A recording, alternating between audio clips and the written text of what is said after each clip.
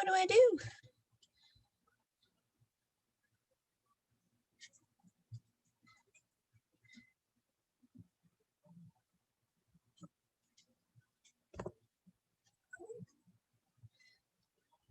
Where am I? Where is it? Oh, here it is.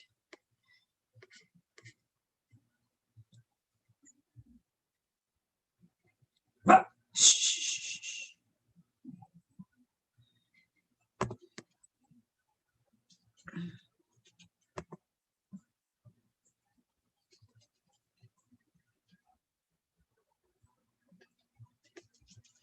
Where's the thing?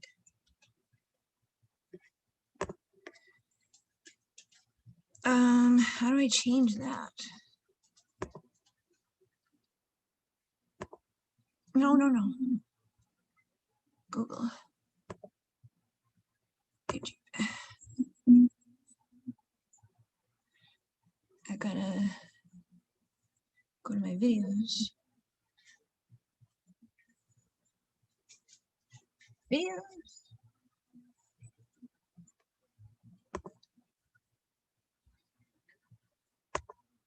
Is this live? Is there people here? Damn it.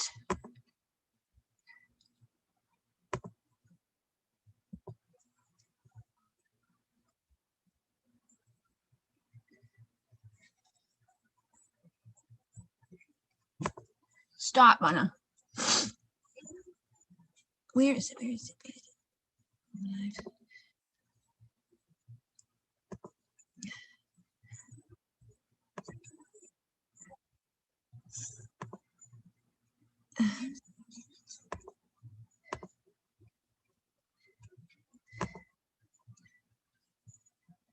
Okay.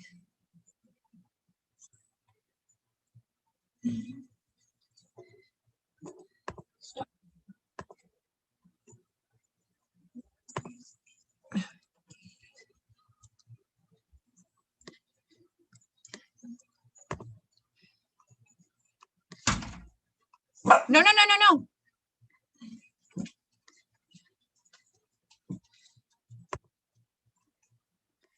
Hold on.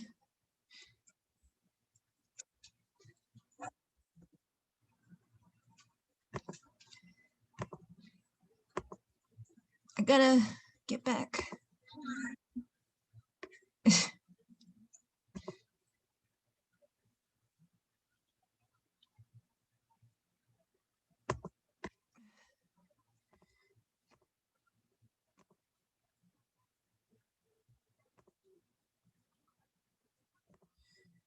God damn it.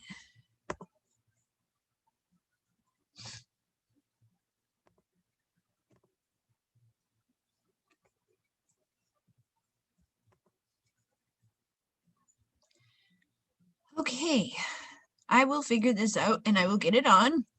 And I've got to find Heather. Oh my God, this is so bad.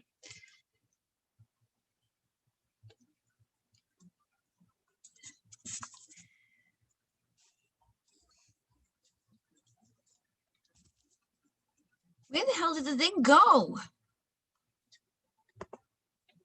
I don't even know what it's gonna do, like where it is.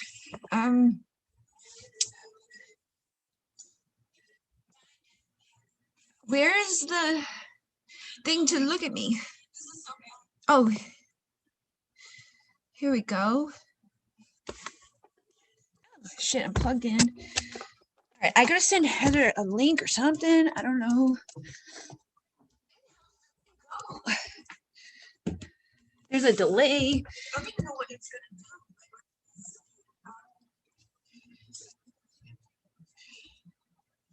There's a big delay.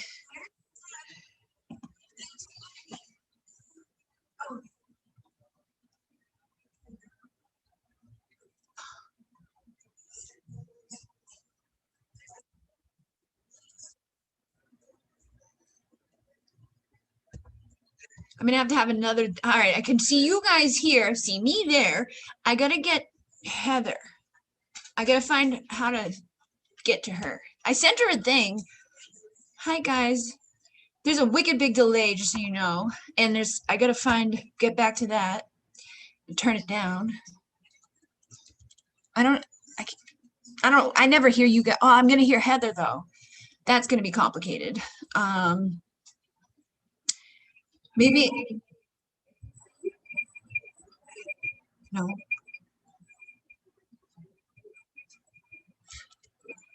I'm gonna turn the volume all the way down. And I'm gonna have to watch it somewhere else. It's gonna record. This is so complicated, and I've been trying for 5 hours to get something to work, and I just paid $150 to get this for one time. For one time. I'm stupid. And I'm trying to get back to you guys so I can see your comments. And I gotta think about how I'm gonna do. Yeah, we're doing live readings. I'm gonna get Heather on here first, though. This has been a really bad day. It's been like, I've been seriously since like 3 o'clock trying to get on here because I was like, maybe let me make sure I know what I'm doing because it's been a long time since I've collaborated with anybody to do anything. And yeah. So I gotta go back to that other video. Just give me a minute to this is my first time figure out how to get Heather onto it. I did send her an email. I think got the notification where live. I just need the Zoom meeting. Okay, I think emailed it to you.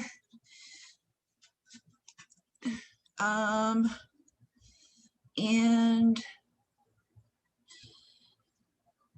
get here. Oh, she's in the waiting room. I can admit her. Hello. I can admit her to the waiting room. This is so complicated. I think I might need to give you permission. Nope. What? Show her. Okay, make it big. Heather, you're black. There you Here we go. But I can't hear you because it's gonna be echoing, so I have to figure out how I'm gonna watch it. I'm gonna have to watch it on here, I think. I'm just adjusting my own. That was like camera. the most complicated craziness ever. Heather, you're black. There we go. There we go. Big delay. Oh yeah, I hear the echo. Echoing, so I have to figure out how I'm gonna watch it. I'm gonna have to watch it on here, I think. All right. I'm just adjusting my own. That was like the most complicated craziness ever. You're black. There we go. Big delay. Oh yeah, echo. I don't know how to do it without like causing a problem. I guess you and I should talk to each other for a minute. With the echo, you mean? My brain is gonna break if I don't figure out something. Well, at least we're on, and right. I'm assuming we're on YouTube. Like I can't see any of the comments or anything, so you're going to have to tell me. There we go. What people are. All right. Unless I look on my phone and then just make my phone silent, I could do that. When I'm here with you, it's me and you are good. Like we're on the same whoop, but when we're on with them, it's like a wicked big delay. So I'm gonna look at them with my phone. Okay. If you want to look at, do you have a phone or anything that you can look at the video? Yeah. No, I've got my computer over there. I have you on my iPod, so I've got my phone here. I've got like everything everywhere. Hold on. This is insanity. Okay. I'll just look on my phone and like make my phone silent. That's what I did. And then I can see. Oh, no, quiet. Quiet, I don't want to hear this. This is insane. Okay, there. Volume's all the way down. Okay, I can see the chat now. Money. I see it. Yeah. I see Jennifer Schmitz. Hi. I didn't even like prepare myself at all because it's been just chaos for 5 hours. Right? Oh like, my gosh. It should not be this complicated. It really should not be. If Zoom, if it's as simple as a button and here you go, like you just, I had it black because I didn't have my camera on, but if that's all it is for Zoom, then like, why doesn't YouTube have this option? I know. Yeah, it is a little ridiculous. All right, I gotta make sure my volume's turned up on my iPod. There we go. All right. Hi, everybody. Thank you so much for coming and waiting and waiting longer and then looking at nothing and then looking at this chaos. This is Heather. This is Heather from Shadow and Shine. Hi. And we decided to make our lives really complicated. Yeah. We never do anything. God. But we do have people sending money. So I think we didn't even like really talk about what we were going to do, me and her, like a little bit. One day I was like, maybe I should do this and you do that. So I think we're just going to like kind of mix it up a little bit. Like she's going to pull some stuff. I'll pull some stuff. But we're just going to like go wherever we're, you know, who we're called to. I mean, people who put the money in, obviously, like we see that just because like, do you notice, you know, when you're even just in like watching, you will probably notice it more, like a big huge green thing go by. So that's why we see like there it is. Boom. Yeah. And I feel bad because people send money. So then I end up doing those ones, but it's not favoritism or anything like that. It's just, it's what stands out. Yeah. Yeah. It's what stands out. And I think also, you know, it's just the fact that, you know, if somebody is paying, you know, naturally you're going to be drawn to want to, you know, give back to someone who's giving to you. Right. Yeah. And that's what it is. And then I end up like going overboard and doing way too much and getting really upset about it. Well, I'm just glad that you got in a shower. Did you get the chance to eat at all?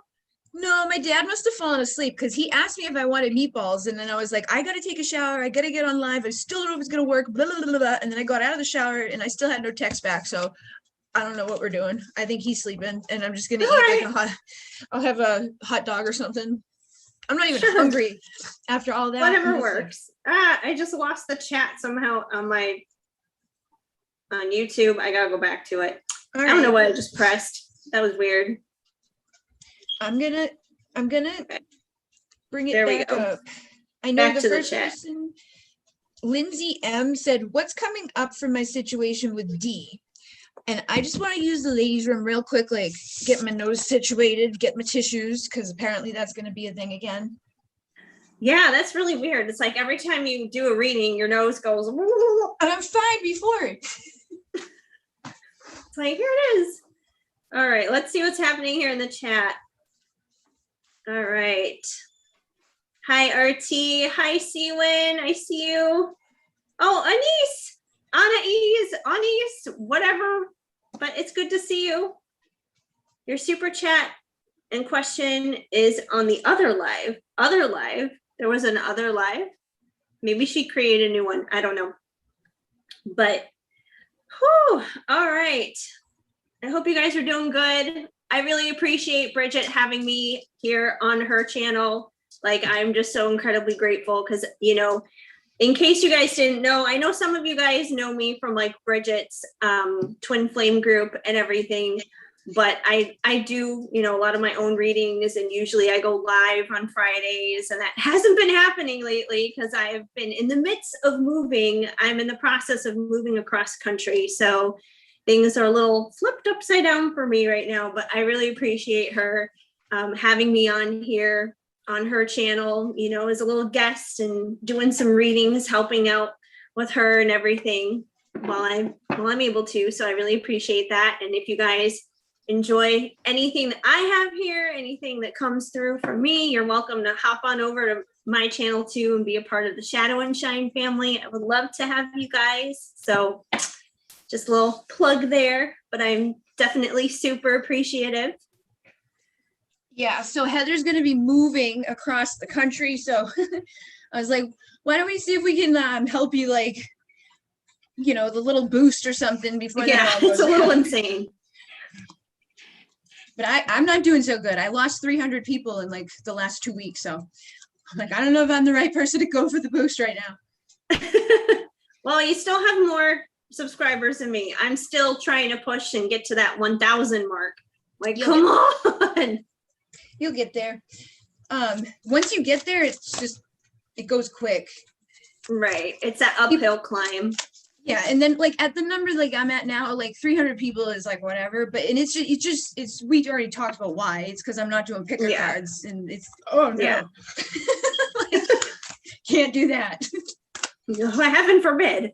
All right, Lindsay, what's coming up in your situation with D? I've got the Divine Tarot out, and again, I'll see what comes through on my end too. Okay. Oh, ooh, this actually looks good.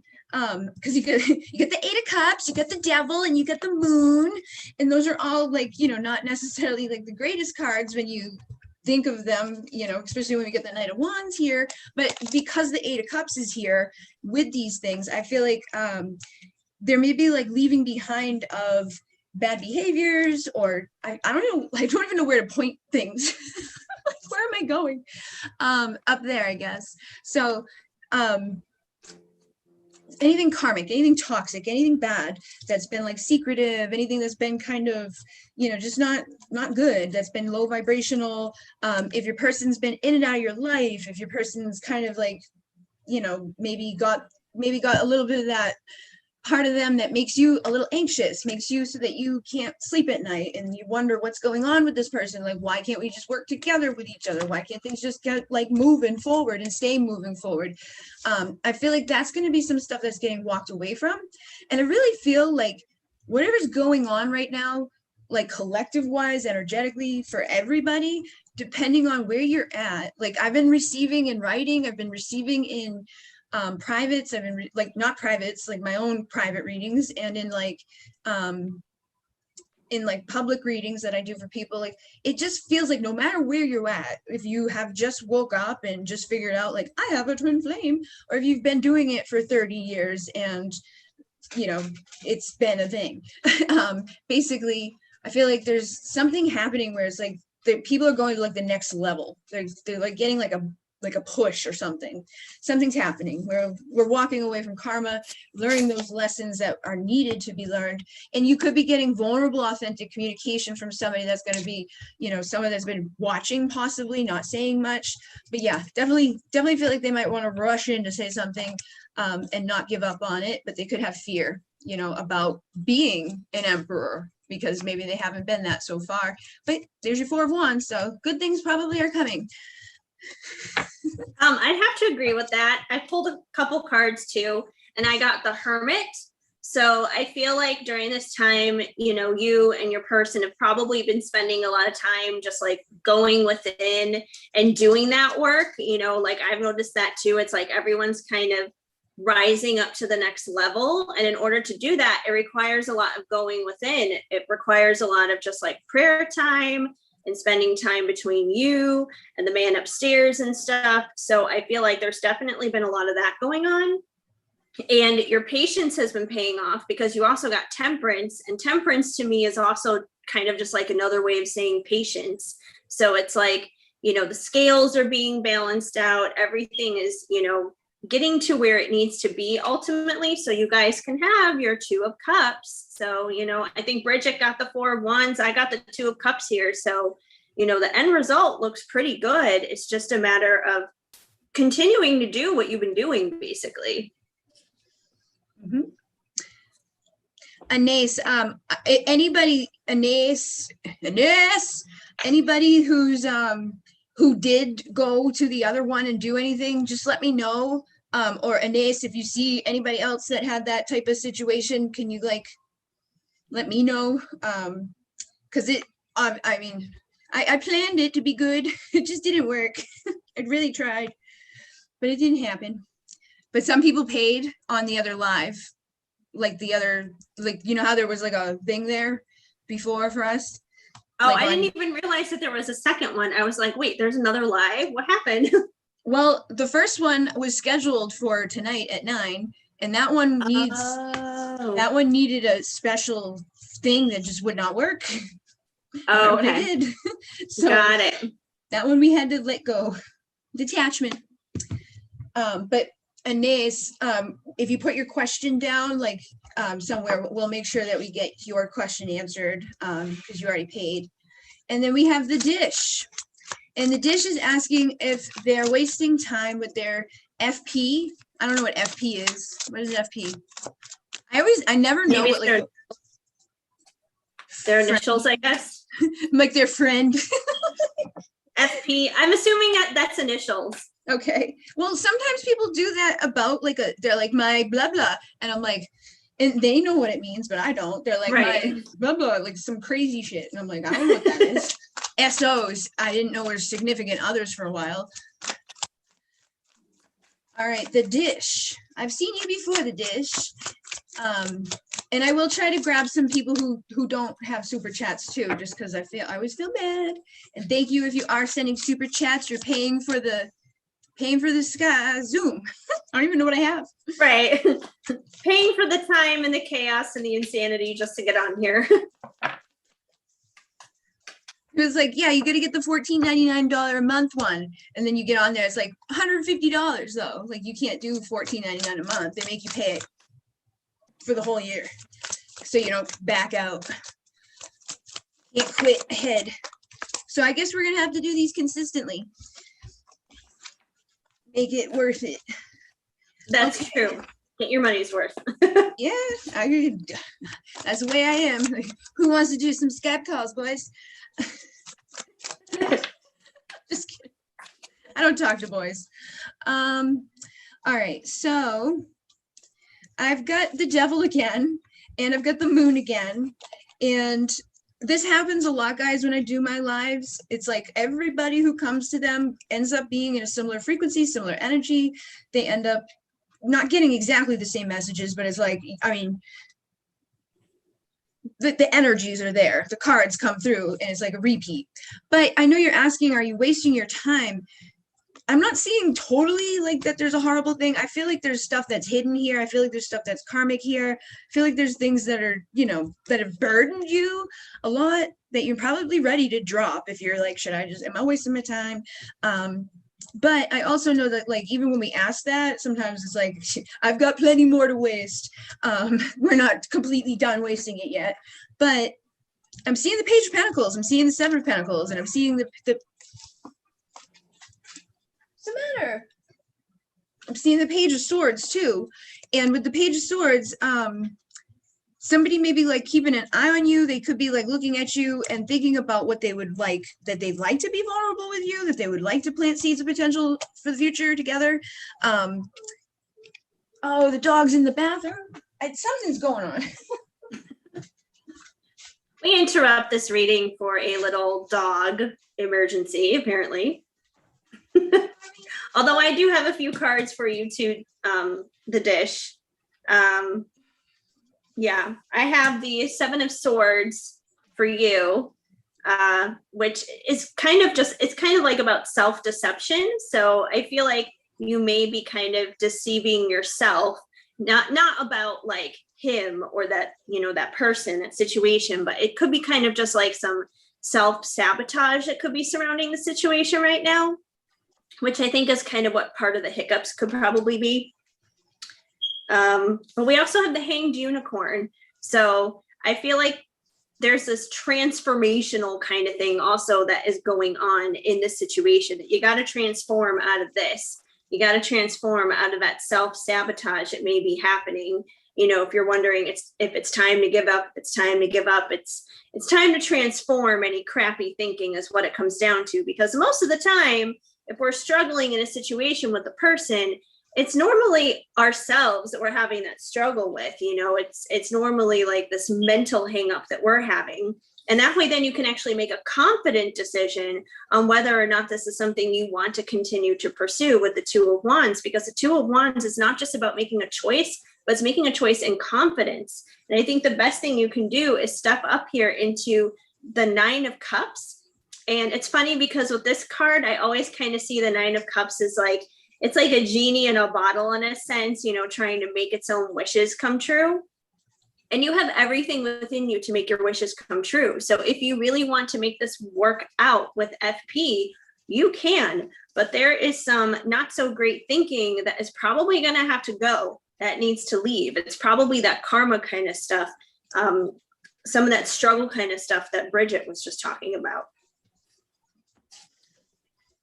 I agree. I see a lot of the, like I was just kind of playing while she's talking, and sometimes if I touch cards while someone else is reading cards, I get like similar stuff while they're saying it. So like I had the 7 of Cups here, which is about illusions and not seeing things clearly. And I think that there's obviously karma here. There's heavy stuff here, but I don't think that's necessarily all that there is here, because with the over here, I feel like one of the problems is that your person may be a hermit, you know, like like guarded and hurt. Like there's something going on with him. He could be depressed. He could be sad. He could be guarded, and it could come across as greedy and mean and like, I don't give a shit about you. But it's more so, I don't know what to do. And I think they look at you, and I think that they, you know, secretly would like to do some things together. They may see you as a Queen of Pentacles, right? Grounded, stable, loyal, committed, and nurturing, and, you know, want to make a vulnerable, authentic offer your way. But they probably have their own illusions and things that are just keeping them from doing it. And I think there might be a little bit of a wait before something happens. So it's like, yeah, it's going to kind of suck sometimes to be waiting for something. So I wouldn't wait. I would actively live your life and actively, you know, get out there and do what feels right to you for now. But I definitely feel like there's denial. So, you know, that could be on your side and their side. And then we have, I'm constantly nervous and insecure, and I'm riddled with guilt, and I'm self-sabotaging. So I feel like that's basically what's going on here, is like, you're not necessarily wasting your time. There is, you know, there's a loyalty there. There's like, you know, the truth deep down in your heart and your soul, but you probably have a real hard time acknowledging it, because they are lying to themselves and you, and they're showing you illusions, and they're not showing you what they really truly feel. So they're not doing anything, and you're just sitting there like, what do I do? But there's really nothing you can do about it until they decide to come out of the denial and do the right thing. And I think that's probably going to take a little bit of time for them to figure that out. But you know, they do say I'm about to break, so it may not be like, you know, eons. They're sick of being in isolation, and they want to know if you trust them. So you're gonna have to, you know, go deep down to trust them and see the beyond whatever it is in the illusion land. Because you also have, I can see beyond the smoke and mirrors with the illusions card. So I feel like you can see beyond the fact that they're not doing the right thing. It may look like they're lying and manipulating and doing all these crazy things, but I feel like there's a part of you that knows that's not true, or you wouldn't still deal with them. You know, like you wouldn't still be like, like, I know there's a good person in there. It's just, they're trying to do the right thing. They're just not good at it. So there is guilt there too from that. They know that, and they're haunted by their past. So whatever they went through, they're pretending to be happy. They're, you know, putting this mask on, but there's a loyalty there. So I feel like you guys will get to where you need to go eventually. But like she said, you know, positive thinking would be much better than the negative, and not, you know, just sitting around waiting either. If you feel like you're wasting your time, go out and live your life and actively become, you know, more woohoo with yourself. But yeah, that's where that 9 of Cups comes in here, because that's all about being single, sexy, confident, just doing you, like living life and having fun, being you. I mean, think about what was your life like before FP came in it. Think about the things that made you happy and the things that, you know, just brought the fun into your life. You know, go and do those things. And I know that that's not always easy, especially during like, you know, COVID and stuff, but, you know, restrictions are starting to let loose and everything. So there should be opportunities to get out there and do things that are fun, that you enjoy again. And I also got this for you, the 9 of Swords. So it seems like there's probably been a lot of sleepless nights, which makes sense if you're kind of, you know, dealing with a lot of this other mental head stuff that's happening. And he's probably dealing with it too, but this kind of stuff, it's not going to propel things forward. It's not going to get things where you want them to go. So it's all about adjusting that mind frame. The battlefield is in the mind, you guys. That's half of the battle, most of the battle for that matter. There is always a battle. So what happened to the other live? I'm not seeing the other live. That's you. Okay. there should be a comment section or something somewhere, but I see a lot of people commenting that have maybe paid, but again, I don't want like that to be like turning into 50 people that maybe didn't. Right. Yeah. I just went through some crazy stuff with my Etsy store that I'm still dealing with, that I'm like, oh God, you know. Oh yeah, the bug thing. She messaged me and was like, last night, acted like we never had a conversation. It was like, I would like a refund, please. And like, it was so weird. And then this morning she was like, refund. Like, Oh, wow. still no. I don't know. People are crazy. Yeah. Definitely. I don't But know. it's like a little kid who's not getting her way, basically. All right. I'm just gonna. And I saw you took all these screenshots of like so many that said like, we do not do refunds. We do not do refunds. We do not do refunds. Like, how many times did you tell somebody we do not do refunds? It's everywhere. And she's like, I would like a refund. I'm like, no. And you lied to me. Like, if she didn't lie to me, I would have given her one. Because I usually do. I usually, like, I say no refunds to protect myself from that stuff. Right. But everybody gets a refund or a new item. All right, so let me look here. We did the dish. Briana is next, but I do want to make sure, because I know people paid on the other one. Probably not tons of people, because like we weren't even there yet. Like there was a niece. Yeah, a niece did, and I saw some other name did, but I want to like find that question before it's like gone in the midst. Right. Yeah, Briana? I see Briana. Yeah, if you want to answer her, like you want to start with her, and I'll go down and see if I can find that anybody who did comment on the other one. Okay, so Briana asks, how does Josh currently feel towards me after I put up boundaries, and what action will he take towards me? All right, let's see. Let's see what's going on with Josh and Briana. Let's see how he's feeling. Let's see how he's dealing with those boundaries. We're going to look into this. See what's happening with Josh and Briana.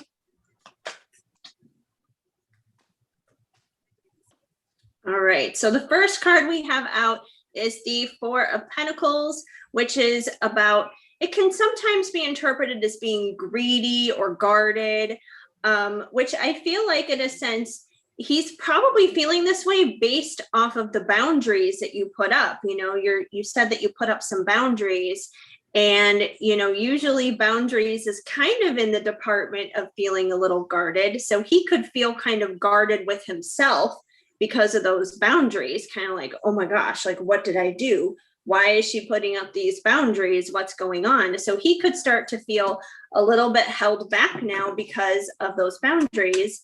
Not that that's a bad thing. I feel like that's just temporary. That's probably just, you know, the shock of him being like, whoa, like, where did this come from? But yeah, he may just feel a little surprised right now over those boundaries going up. So he's kind of like putting up his own boundaries, I guess, as kind of like a defense mechanism. We also have the Five of Cups. So the Five of Cups is about kind of like a missed opportunity. You know, this unicorn is looking down at these three cups over here and doesn't look very happy. The unicorn is disappointed, basically. But even though there seems to be this missed opportunity with these three cups, the thing is there are still two other cups that are perfectly full and perfectly available to that unicorn, but the unicorn isn't paying attention to it. And once again, I feel like that's kind of how he feels right now. He feels kind of guarded based out of the boundaries coming up. And he also feels that he's missed out on an opportunity because of that with you. He's just like, oh crap, you know, like I fucked up. What am I going to do? You know, she's put up these boundaries. I've missed these opportunities. I've messed things up with her. But he's not realizing that there are two other cups here and there's still other opportunities with you. But these are going to be better opportunities that, you know, have those right boundaries. So that way, then it's good for the both of you. Like, I don't think he fully understands that boundaries is a good thing right now. So I think he's a little hurt over it. But he wouldn't be hurt if he didn't care. So he definitely does still care. If he didn't care, then he'd be like, fine, whatever, take your boundaries. I'm going to go live my life and and you do whatever you want to do. So I think it bothers him because he cares. We also got two more that just flipped out. We have the Ace of Pentacles, which means I think this is going to provide a new opportunity for you guys. The Ace of Pentacles is about an authentic, genuine offer. So I feel like the next time he comes back around after those boundaries going up, that he's going to give you a real, genuine offer, something that, you know, fits within those boundaries, obviously, but something that is going to be worthy, something that is going to be something that you really deserve. You know, like if he's just kind of been around for like booty calls or something like that, you know, he's going to step it up. He's going to step it up to like another level of commitment kind of thing. Like, hey, you really do mean more to me than just XYZ, you know, let's add on 1, 2, 3 or whatever. So I feel like he's definitely going to give you something more than what he's already given to you out of this situation. And it's also going to be kind of like this passionate new beginning, because we have the Page of Wands, and the Page of Wands is like this passionate, fiery new spark. So I feel like it's definitely going to bring some renewed magic, a renewed spark, but it's going to be healthy. It's going to be a more grounded kind of way. But he kind of needs to get over the shock of things right now with those boundaries. That it's kind of like his ego is bruised a little bit right now, you know, just his manhood. He's just kind of feeling a little bit down from that, but I don't think he's going to stay there. He just probably needs a little bit of time. We also have the Fool that popped out. So I do believe that he's going to take a risk. He's going to jump. He's going to take a chance again with you, because that's what the Fool does. You know, the Fool just dives in. He doesn't necessarily, you know, look both ways before crossing the street. He just goes. And I feel like eventually he's going to do that. You know, once he's kind of had some time to kind of lick his wounds over his ego, over the situation, he's going to get back up and he's going to take that leap of faith towards you. And he's going to be like, okay, let's give this another try again, which is where that worthy, fresh new start is going to come in, and it's going to have lots of passion. So I would say just give him some time. He's a little bruised right now, but give him some time. He's only bruised because he does still care. That's for sure. So that's what I'm getting coming through. Awesome sauce. Thank you. I have a question. What is the name of your unicorn deck? It is the Crystal Unicorn Tarot, and Okay. I got it off of Etsy. So And Dish said thank you and sent you $4.99. She said thank you to both of us, but you're separately. So I want to let you know. Well, thank you. You're welcome. You're welcome, the Dish. Glad to help you out. So isn't it weird to be like the Dish?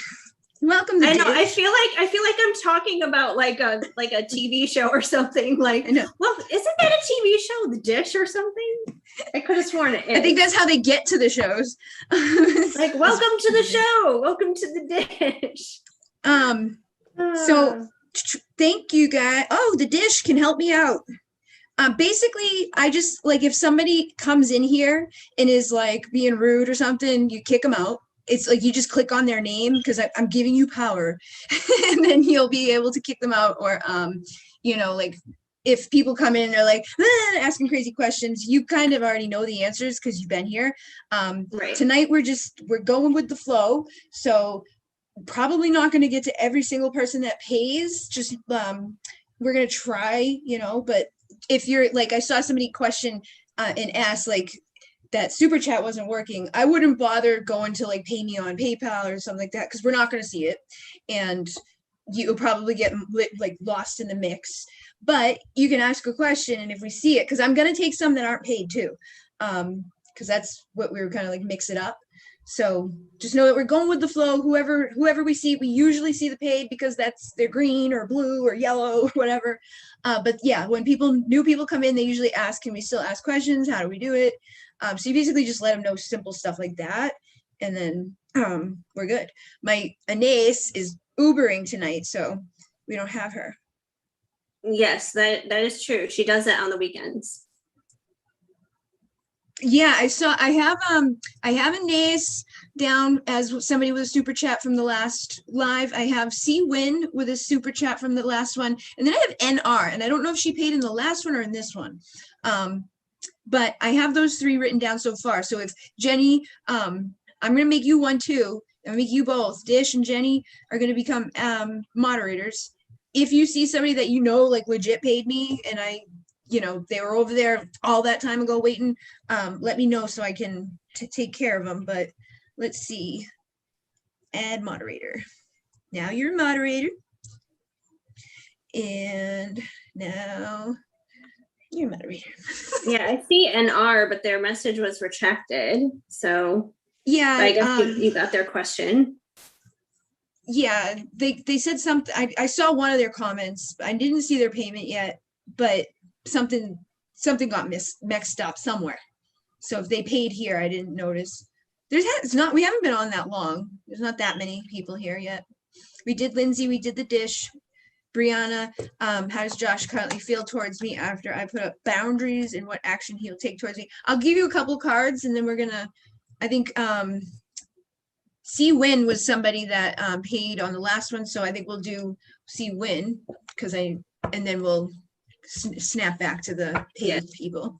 C Win is one of my regular peeps over on my channel. So hi, C Win. Much love to you. I'm just gonna give Briana a couple real quick for her Josh. Oh my goodness, you got the Two of Cups.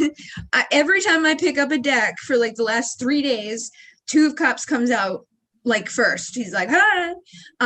So the energies have been really strong surrounding partnership, but obviously this is a good card. But I'm thinking he may be a little anxiety, with the Nine of Swords here as well. So he could have anxiety when it comes to just partnership commitment in general, or he could just be like nervous around you in general. Maybe you bring out that part of him that's like, oh my god, she's so cool.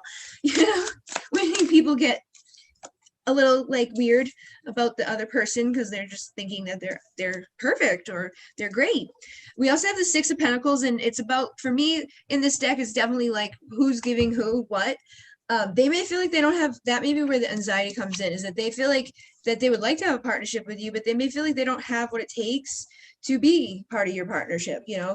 Five of Pentacles would be kind of like being, nervous about being left out in the cold too. So you may feel like you've been left out in the cold, and it may have more so to do with the fact that like they're afraid that they would like eventually have a tower moment, or that they're not good enough, that like you deserve better than what they have, but they're definitely very sexually attracted to you. And I think help from above is coming.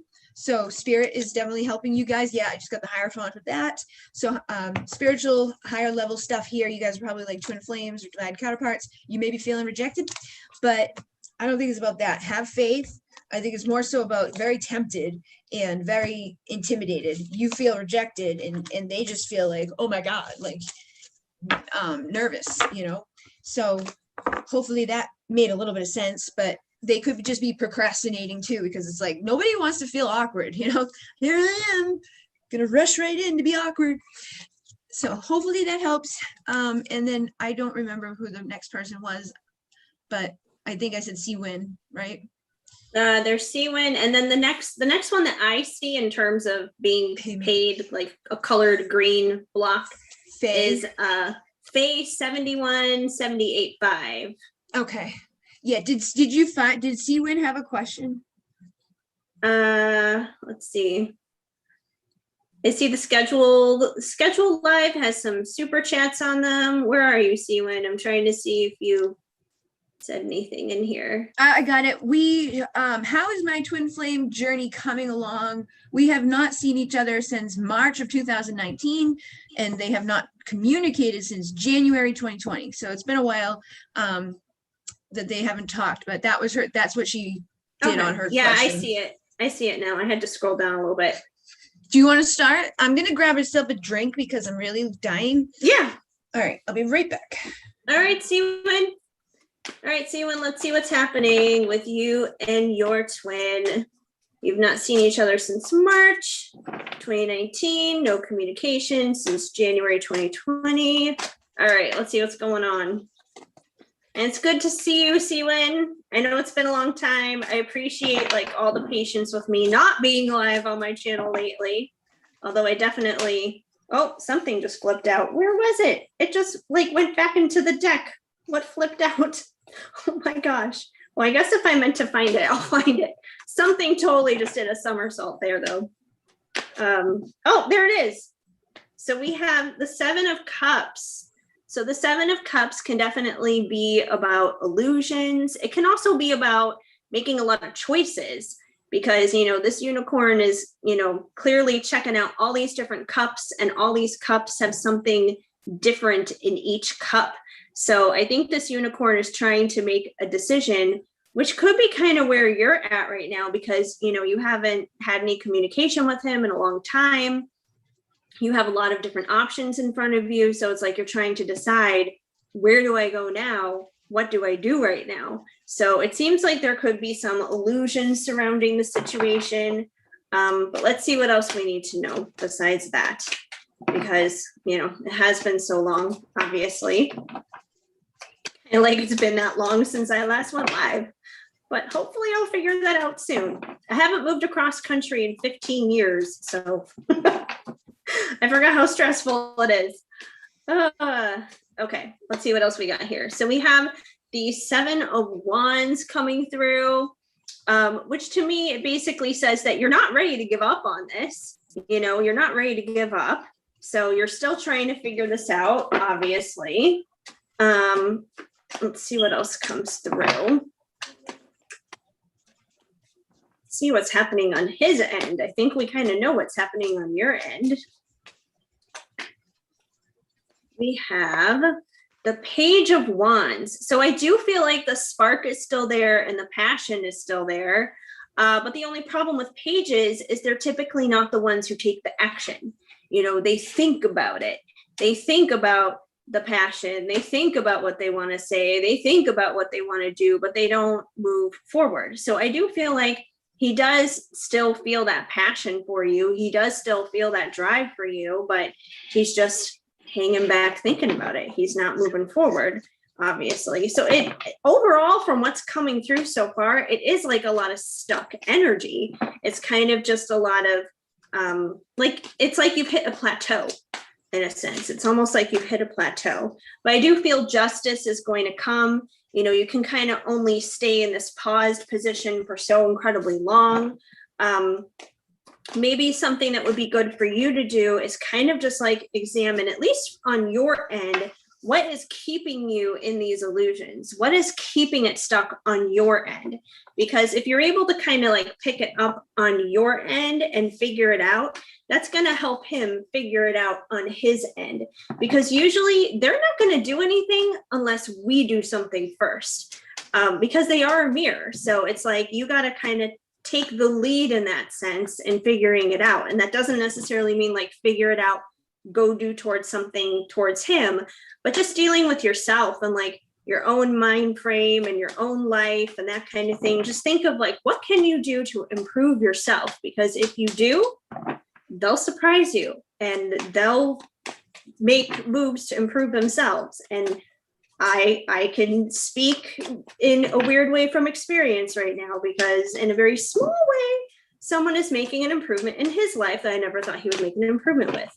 And it has nothing to do with me, but it's still a step in the right direction. We also have the 8 of Cups. So, you know, while you're trying to figure things out here of what you can do, what can you walk away from? You know, I'm not saying, you know, walk away from him, but what type of things do you need to walk away from that are not serving you when it comes to him? You know, what kind of thoughts, what kind of behaviors, what kind of patterns, those kinds of things. What can you walk away from? Because once again, it all goes back to our mind frame. It all goes back to what's happening in our minds. So really think about what you're thinking about. And if you got some stinking thinking going on, you gotta get rid of that. So you gotta start walking away from anything that is not serving you.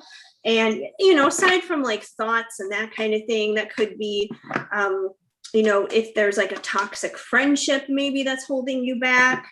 You know, you may not be able to walk away from family members, but if you need to start putting up boundaries in other areas of your life or work, that may help.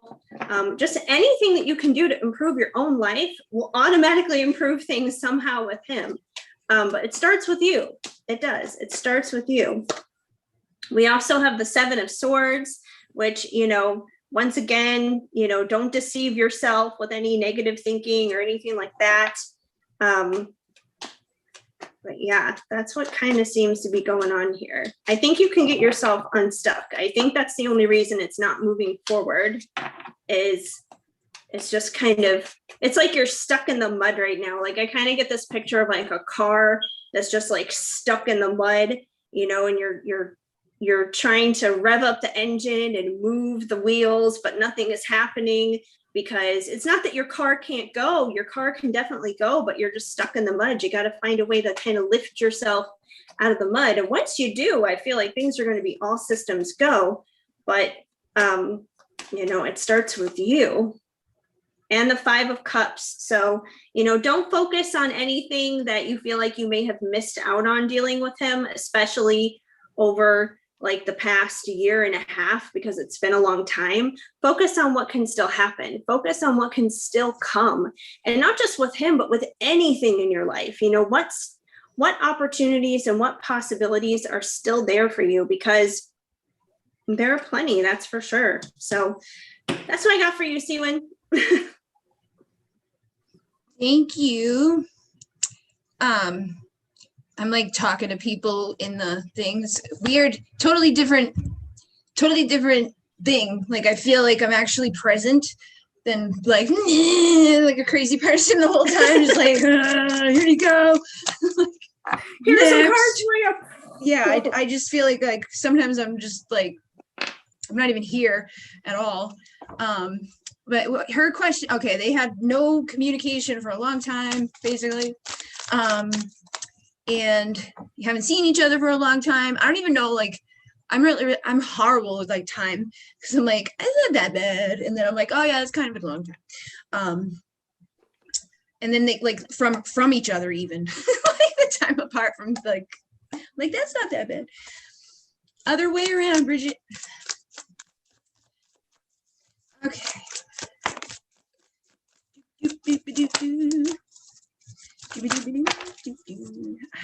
My feet hurt really bad because I was so tense all day. I was like squishing my toes because I'm like, I gotta get this to work. And now they're like, ouch, from like being tense. All right, 2 of Pentacles was the first one out. So I feel like it's like kind of like, I don't know. Like literally, like that might be something like, I don't know how I feel, or I have a hard time figuring out what I want to do right now, because there could be like other people that like pop up in their life. There could be other things in their mind that make them think certain things that they're not sure about all of the details surrounding you, so they may question or doubt or just kind of be like, no. But we have the Death card, so whatever stuff's going on will transform. 4 of Swords is here as well, so it will transform to heal. And we have the Queen of Swords, so they may actually be throwing their hands up in the air, kind of like, I don't know what's going on, thinking that you might be like going to be like dagger them, especially if they disappear for that amount of time. They could be thinking that you're going to be mad at them, and so they're like, I might as well just stay over here because I kind of just disappeared. And most of the time when people do something, they kind of know like what they did wasn't necessarily the best option to do, and they may feel guilty and expect worse than what's actually happening. If you do something that you're like questioning, you may question your next action, and it may put it off and put it off and put it off, put it off. So I'm seeing the procrastination over here and the home card. So they may think of you as like, coming home to you. Like it may feel good to be in your presence, and that's a temptation for them. They find you to be beautiful. But yeah, they definitely, I feel like there's a sexual thing too for them. Like they want to come there and be, freaky deaky, but they need to have faith. And I think you need to have faith. You probably, after so long, you kind of start to be like, I'm crazy. Like they're never coming back. And we say all these crazy things, and they're like, say what you mean. So like when you start saying those things and thinking those things, you start telling the universe that's what's happening. Like they ain't coming back. You don't see them. They're this ghost in the wind that's like literally like a see-through person now. Because you let the fear and the doubt and all of that stuff like self-sabotage. You sit there feeling already rejected. So you just continue creating that feeling of being rejected through it's like a resounding rejection of just consistently being rejected. And you stay in it. But if you can come out of it into this 9 of Pentacles energy where you're like single, sexy, confident, independent, happy, good, like I don't need anybody. I would like somebody, but I don't need anybody. And just feel good about, you know, your current circumstances. I think that will help you to come out of like the mental and emotional turmoil that there could be, and, you know, hang on to get through this little rough patch that you're in. But I do think he's burdened as well. Okay. And I think that he does like you. The 10 of Swords here, I feel like he's probably gone through just as much pain as you have. And that spirit may be doing something to help with this karma within the connection and get him to either open up and be like, hello, I'm sorry. And they may even come with a night of freaky deaky, like be careful that they don't come, you know, knocking on the door for a booty call while they have somebody else. Or, you know, if they've been talking to other people and stuff like that, like make them step up, you know, make sure that they've healed a little bit. Make sure you're getting an Emperor or a King of Pentacles, not somebody that just like happened to see you looking good and was like, hey, baby, you know, let's see what's going on. And then disappears again for 9 months or whatever. So, you know, I don't want to make you scared, but be careful of that, you know, because we have to show boundaries and respect for ourselves if we want someone else to do that too, you know. So yeah, Emperor and Moon are the last two. I think secretly he is like evolving and becoming a better version of himself, but he may not be ready to show that. So when he is, he'll probably come forward. But right now, he's like self-sabotage, man. Okay. So I know there's a lot of people, and I just want to say again, like this is Heather from another channel's Shadow and Shine, and Hi. we've she came to me as like as a person that got readings, and then it just kind of turned into more than that. Like it's just the only person that I've done this You with. make it sound like we're in a relationship, and then it turned into something more than that. We're seriously committed now. I paid for Zoom for you. But I had a lot of problem getting on tonight, so we're an hour late, and the other one is just kind of like out there somewhere. And we're doing our best to answer questions. I'm doing my best to mix it up because we aren't like, it's not like you pay and you get a reading, okay? So don't go out of your way to pay just to make sure you get a reading.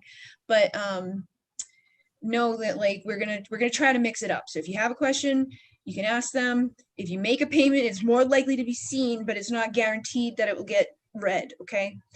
And I think Faye 71785 was the next one.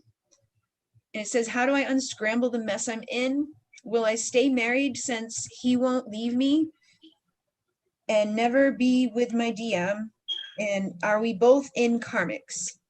Okay, that sounds complicated and crazy, but I feel like you've already, yeah, like that's been coming through a lot. Like that stuff. You can go see my pile 2 on on the Instagram. Yeah, that is like pile 2. That's a heavy one for sure. Yeah. I feel like any of them, especially if you're dealing with situations where people are married, and even more so if they're kids, it just makes it so much more complicated. Yeah, it's definitely not fun, I wouldn't think. No. As I'm so happy that I didn't have kids like in my life up to this, like I'm like I made it. I did. I know, like sometimes I complain about my own situation, and then I think of other situations, and I'm like, you know what? I really don't have anything to complain about. I really don't. No, sometimes I think people want kids so bad, and then they bring them to like the situation that's not so good, and yeah. And then we always think we're doing the right thing. It's like no matter what, just like if you're a parent, take the pressure off, because no matter what, they're gonna get screwed up a little bit. It's like you can't guarantee anything.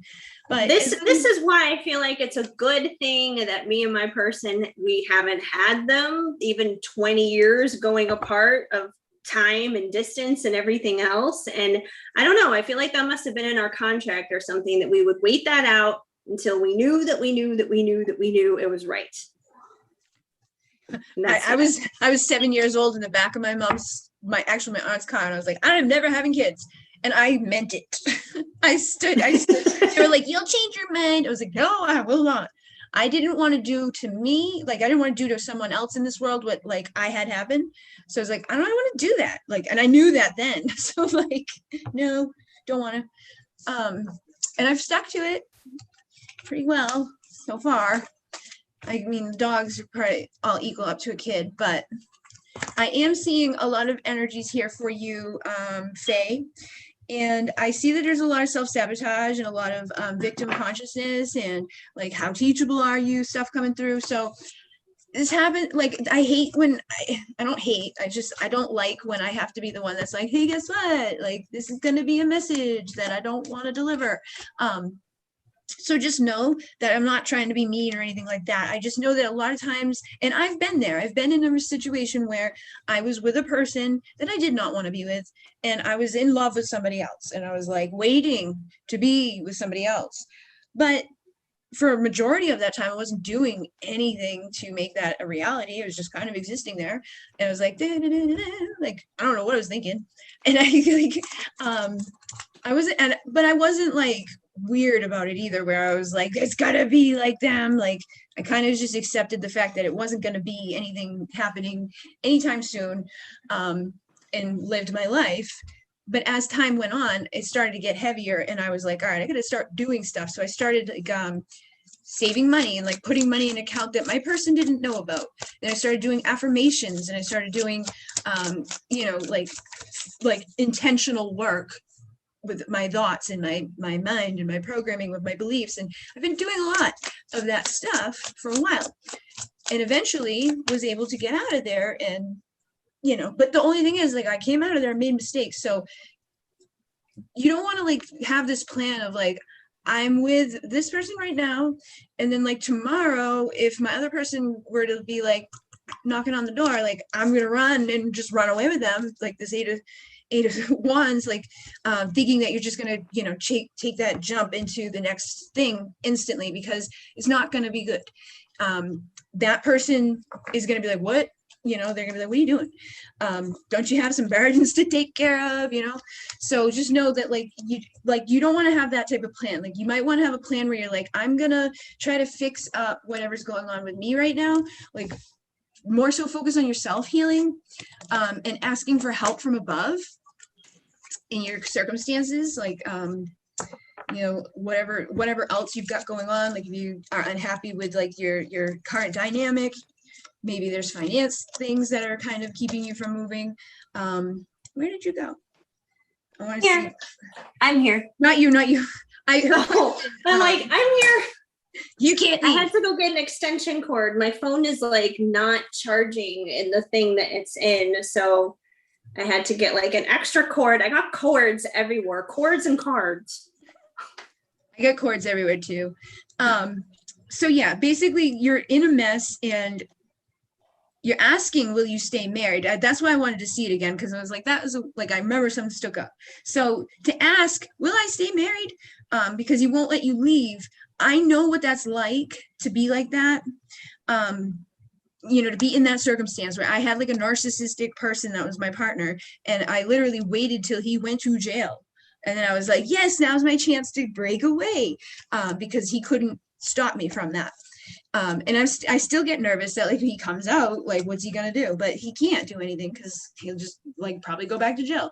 But that can also be a form of self-sabotage, where we look at this as like a big burden of, I can't do this because he's gonna come get, like, he's not gonna let me, or you're giving your power away. It says you instinctively know what is right for you, and you have the power to say no or to walk away at any time. Like, literally, that's the card right here, power. You have the time, you have the power to walk away at any time. But I know what it's like when you're there. You don't feel that. You don't feel like you have that power. You don't feel like it's up to you. Like, you don't feel like anything is up to you anymore. They take away your confidence. They take away your pride. They take away everything. So you become a less teachable person when it comes to like self-confidence and all of that. And we have entrapment here, which partly starts to become your own entrapment because you believe it. You believe the lies that they tell you. You believe that you're not good enough, that nobody's ever going to want you. You're ugly. You're stupid. You're like, you're stuck here, whatever. And he may not even say those things. You may just think that stuff.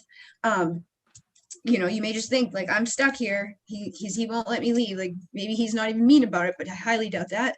He's not mean if he's like keeping you under his thumb. But like they said, you have the power. You don't need to stay there. You have to believe that though. You really got to try to reprogram the mind and start making baby steps to become the single, sexy, confident, independent pre-empress. She's all about being single and building her empire and like doing it on her own. She doesn't need anybody. She doesn't need help, and she also doesn't need to like jump out of where she is to go right to somebody else either. She needs that time by herself in between to heal. And that's the thing that is very important that I think a lot of people don't necessarily like take account for within these situations. I've seen a lot of the people who are married now and their person's married now, like they just like kind of like I don't even think they consciously think about it. They just both are like, yep, we're going to get a divorce. They're going to get a divorce. And boop, here we are together. Like, no, it's probably not going to happen.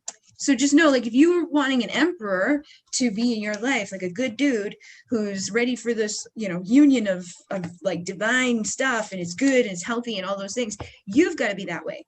So try to give yourself some time to reflect on what your like thing is. Like, what is your idea for what you want to do without juggling your own value and worth, without thinking negatively about yourself, without believing that your person can make you stay defeated, because he can't unless you give him that power to.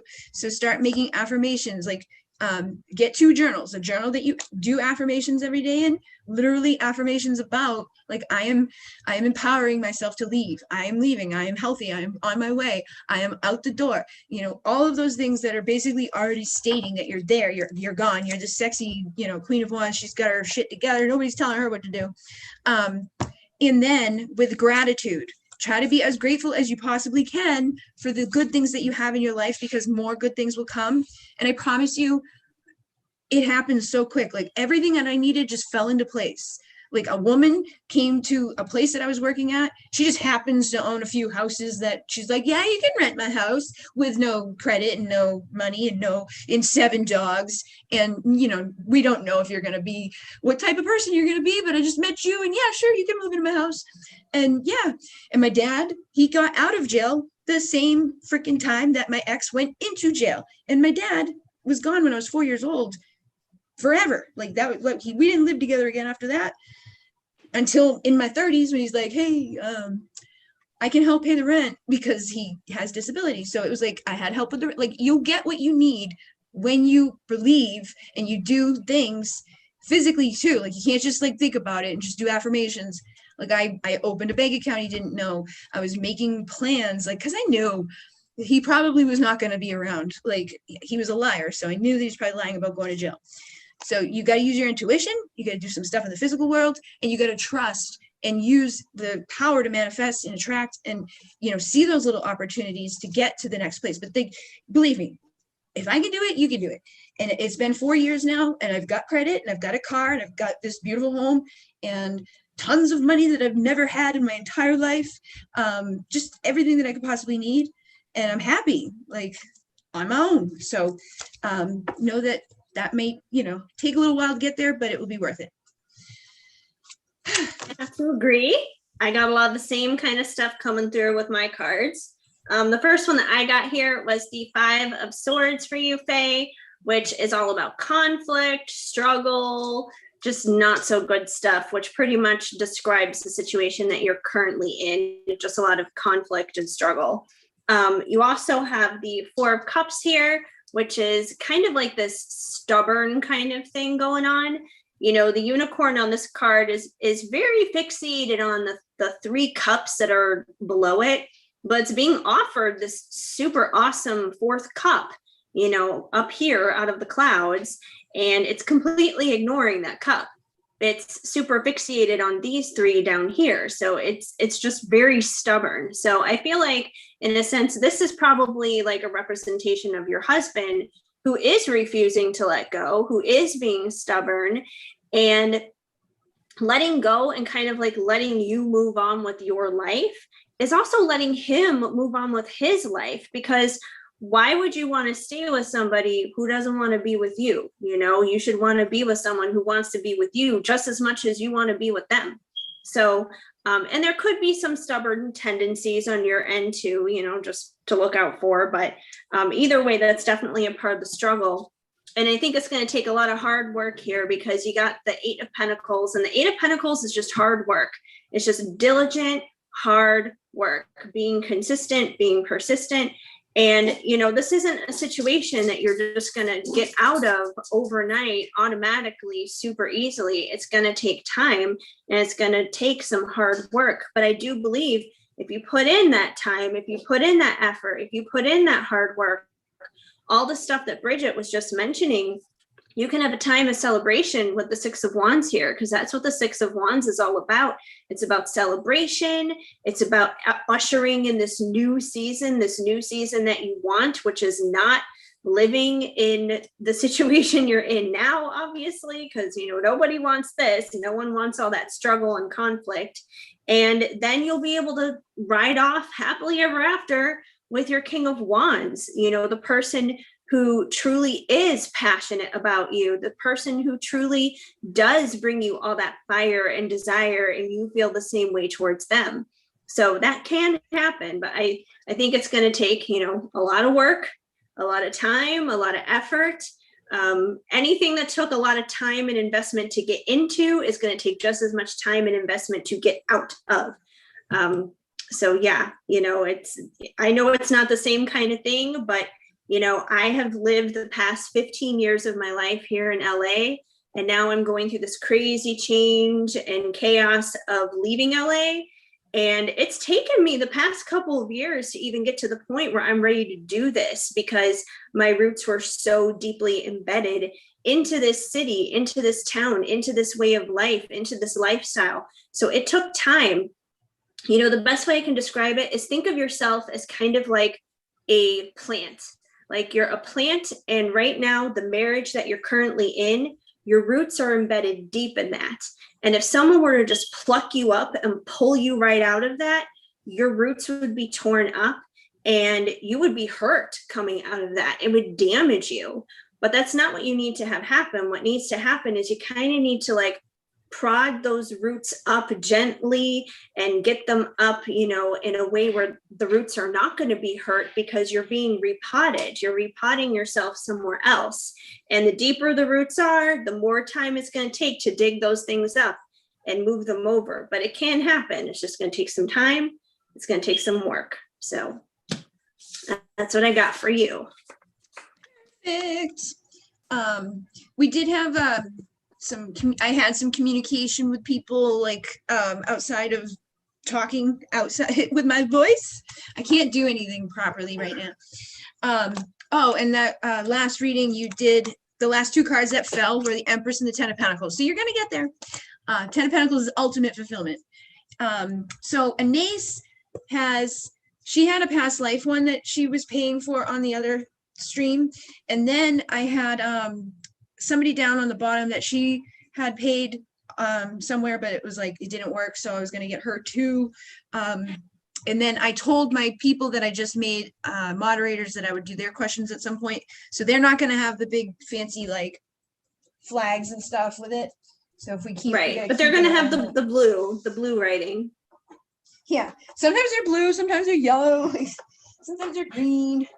They're fancy. Well, the green is the divine darlings. Oh. The yellow is you. Oh. I don't know.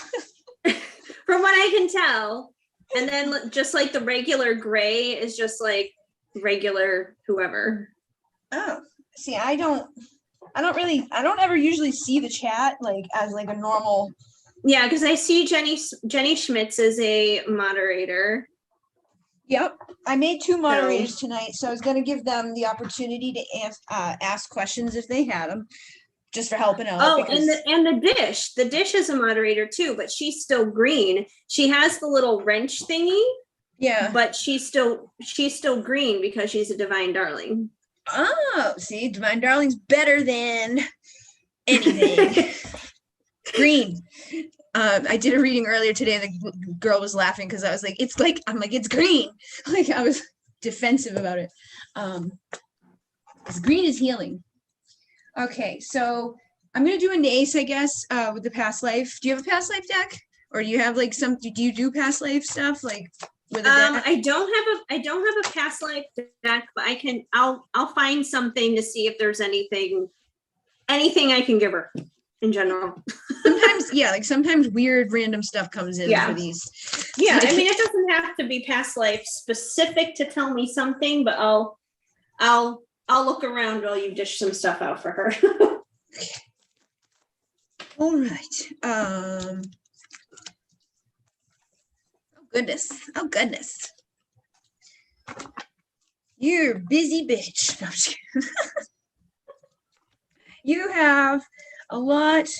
You got a lot of the love cards coming through here, which is funny because there's not that many. There's like literally like five love cards that are like in black and white, and you got all of them. So your love started in another life, which you probably knew, and it will live on for more. So you and this person that you are connected to is why you're still connected to him. That's probably why you still feel like a slave to him, even though there's not like necessarily a physical reason to be. But I feel like there's, it's been around for a while and you guys are probably going to continue being around each other for a while. Now I see the resentment too. So I think that that's going to be a problem that started in another life. You guys, for some reason, this is past life trauma. So something traumatic happened, and I'm seeing Atlantis. So, I mean, that's pretty freaking traumatic in itself. If you guys were there, it wasn't the best of times to be there. And you could have a resounding sadness right now because you were there. Some people really did not do I know I was there and I had a recurring memory of it as a child.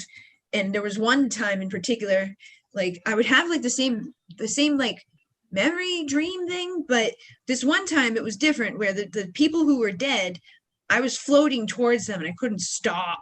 It was I was like, I know I'm getting closer. It was horrible. But those were the extent of my bad feelings with it. It was just kind of a knowing that was something that happened.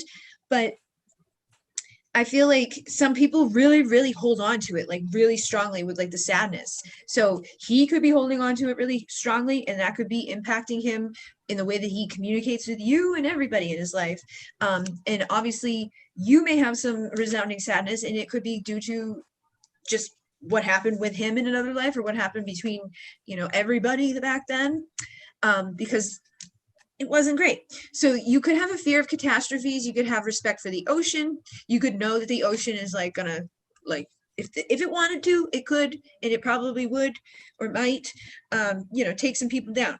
And it says awareness of power struggles here to heal from the fall. So there may be a power struggle between you guys too. You guys may have been part of that that whole thing where some people were about, let's use the power and do good things with the power and stay on, point with that and use the crystals and light. It's basically there was some white magic and there was some not so white magic. And the people on the other side, they were in this energy, this dark entity energy, which it says fights the natural, in this lifetime, these types of people would fight the natural urge to embrace the darkness. The last life was in duality of the light. So their last lifetime was, dark, not good, bad person. So your person may have been one of the bad peoples up in Atlantis, or you could have been one of the bad peoples up in Atlantis. Take it as it resonates. Do you think that you were kind of a dick, or do you think that you were kind of a dick? Because you probably aren't this time, because this time you're going to be the one that's in the light. This time you guys may have both done it, because I've had that. I just mentioned it the other day. Somebody gave me a reading and they didn't know anything to do with me, my stuff, my situation, or whatever. She's like, oh, you and this person were high priest and high priestess in Egypt, and you did some bad things, and you're back in this one to fix it. And I was like, oh, and it was because we came from Atlantis. So you may have done that too. You may have, went to the dark side. And I think some people went to the dark side because they didn't know that it was the dark side. They didn't realize that they were going to blow up the world. It wasn't like intentional. And some of the people above them may have manipulated them into thinking what they were doing was not so bad. But I feel like basically there's, awareness of how a lot of people here are basically slaves, slaves to one thing or another, slaves to their consciousness being kind of shut down, slaves to the dollar, slaves to each other, slaves to ego, like their looks or their money or whatever. And there's full of full of depth and wisdom, not much of a childhood, lived many lives, a very old passing. So I feel like this may be both of you as well, but I feel like it was coming through with his energy more. So I feel like he's got a very old soul, and he's got sadness because he's been around some shitty stuff. But I think you guys can heal this and get back to the love and do what you got to do to overcome, the whatever you guys did in the dark, or whoever did whatever they did in the dark. And then the single card says always alone, breaks up, attracts Mr. and Mrs. Wrong, and you got to open the heart to love. So you may be thinking that you're all open and waiting for him and you're wanting him and all of that, but you could be blocking him by having resentment, by thinking bad thoughts, by being very sad, by being a slave of something in your mind, or holding on to guilt and stuff because of whatever went down before. We also have South America, so I feel like this may be tied into like shamanic stuff. You may have been tied into like the shamanism, and you get dancer, which is bringing into me Syrian energy. So you may resonate with Syrian energy, like the half, like the energy of like the water there. They got the dolphins and stuff like that, but they also have like a fae-like spirit. And I don't know why this is making me feel like them, but this is natural rhythm, loves movement and expression with body, dance and move. So I feel like you've got to move your body to express some things. Get it out of you, like energetically, physically, write what you need to get out, and then burn it. And it could be like unknown, like you may not know exactly what you're saying or what you're doing, but just write and let it go. Whatever comes through comes through. Like I do that all the time. It's just automatic writing, just blah, blah, blah, blah. Doesn't have to make sense to you in the moment. And it usually doesn't. It's usually like, it just sounds like a bunch of chaos, but when you're done and you read it back, it makes sense. So no, like there's some stuff up in there that you got to write. It says a natural ability to express through writing, automatic writing brings answers. This is how you're going to find out who was the one that did what, and where were you, and did you have a slave, or were you a slave?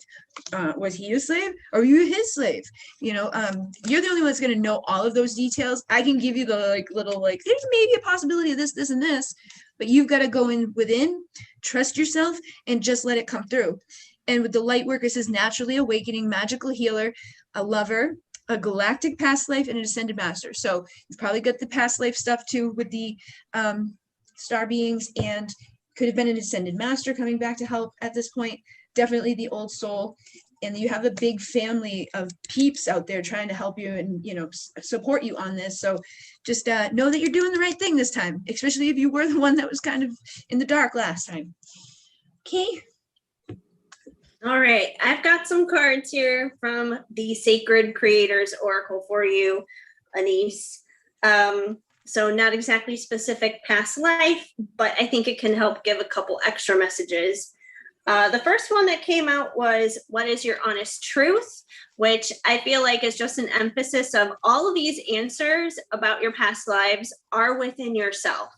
Kind of like what Bridget was saying with the automatic writing. You just kind of have to open up the door in order to discover it, because it's right there. It's right within you. You could do it through automatic writing. You could do it through like a past life regression meditation.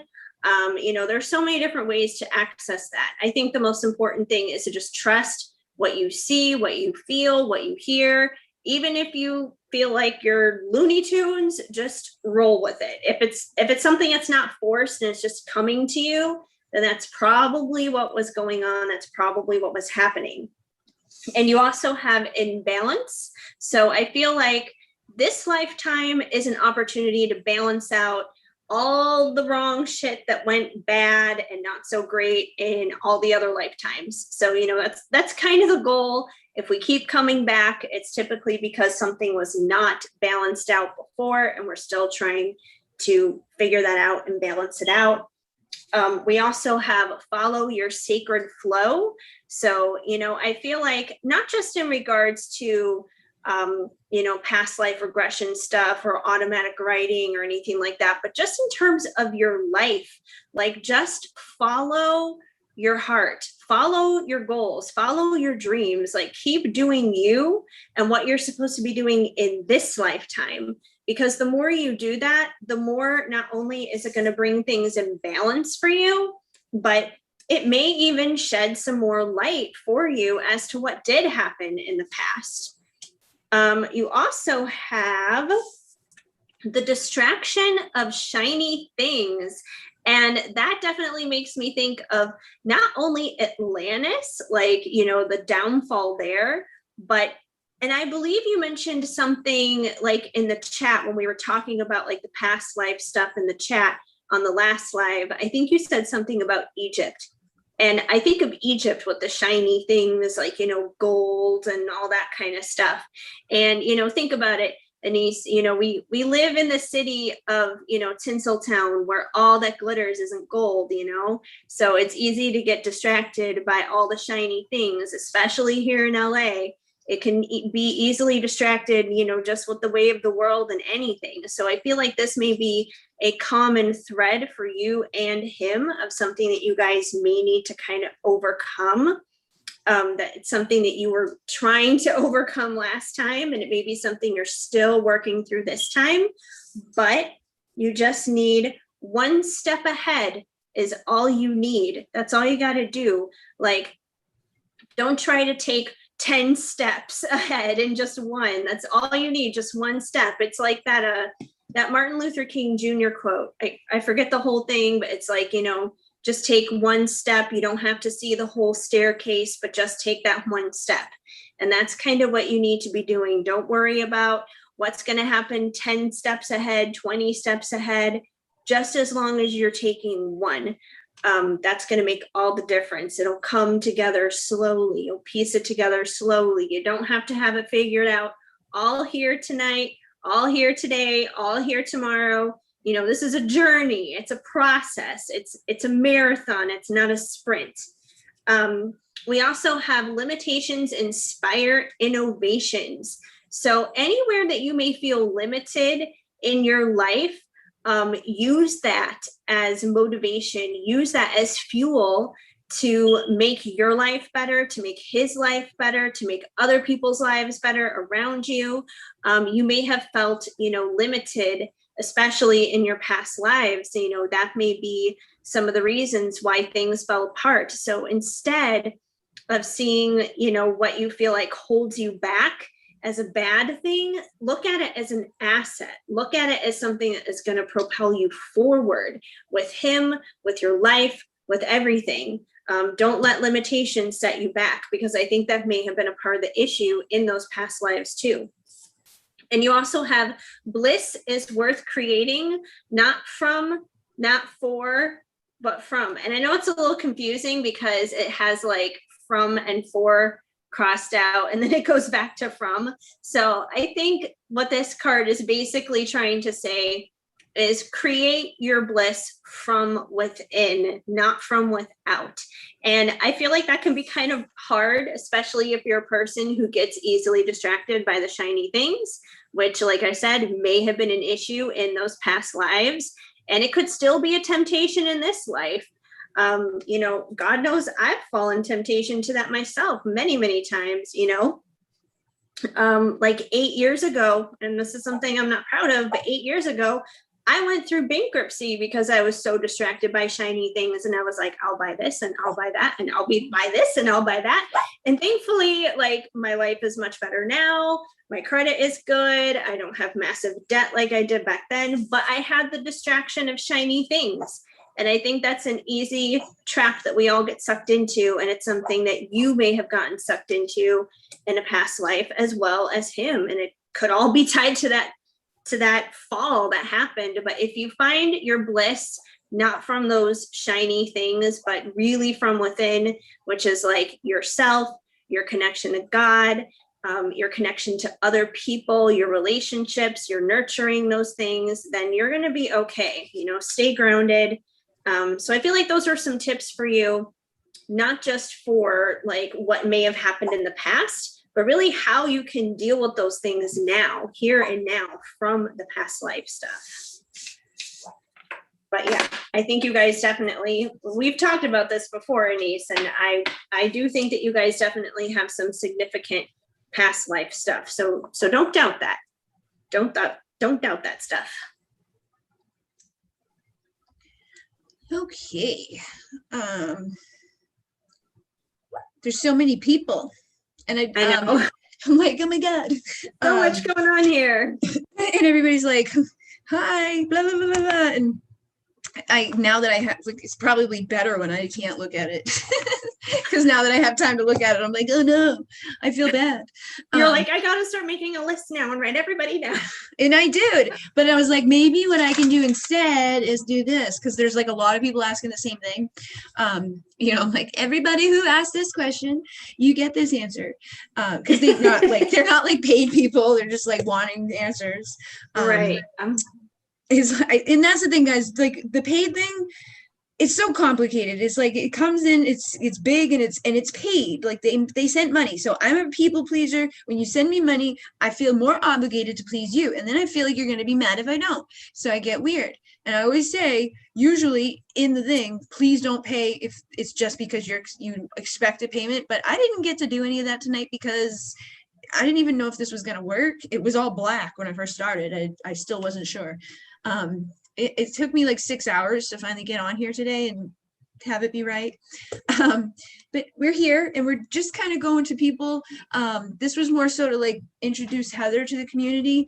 She has her own YouTube channel, and she has, pick-a-cards all the time. So all those people out there missing my pick-a-cards, she's got them. I do have a May pick-a-card. I was supposed to post it this weekend, but moving has taken over my life. I just need to get organized. I think that's the key, because I know the things I have to do, whether it's on YouTube or the packing thing or saying goodbye to people or whatever it is. I just need to get organized, and organization is not my strong suit.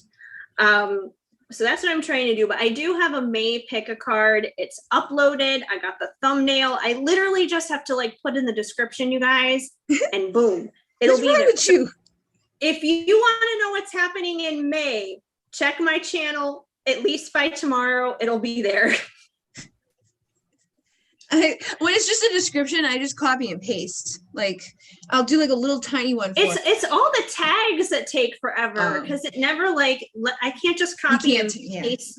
Yeah, no. I'm so annoyed with them. Why can't they just make it so I can copy and paste the tags? They used to. You used to be able to.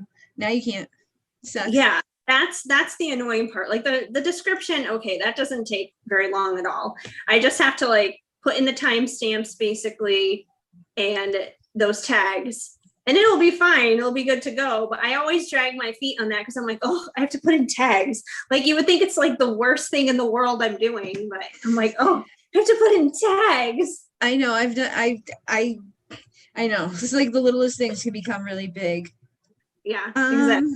But it'll be up. So and just to preface the May pick-a-card coming up, I always do them general, just to kind of leave room open for whatever, whether it's love, career, just general for the months, as they come along.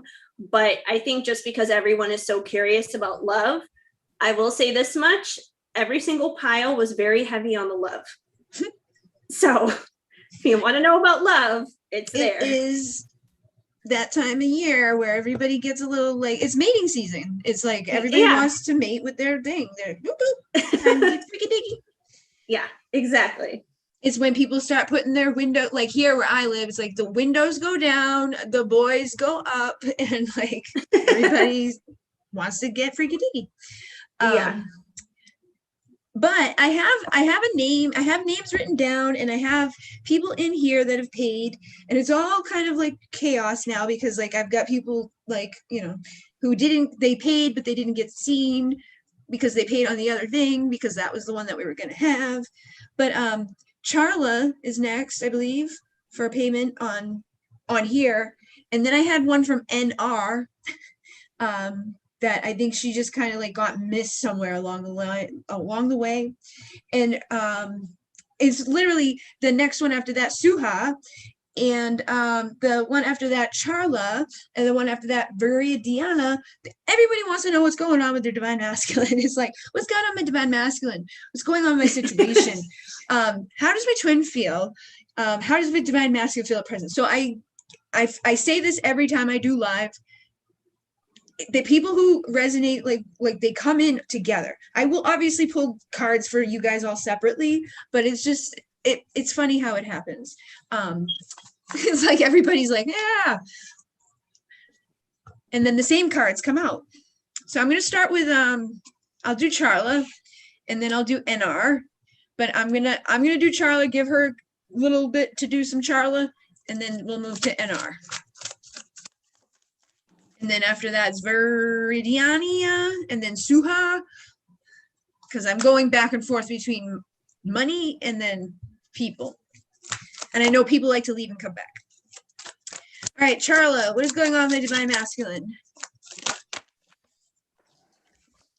And again, guys, if you're asking questions like that, take what resonates, because you're here for a reason.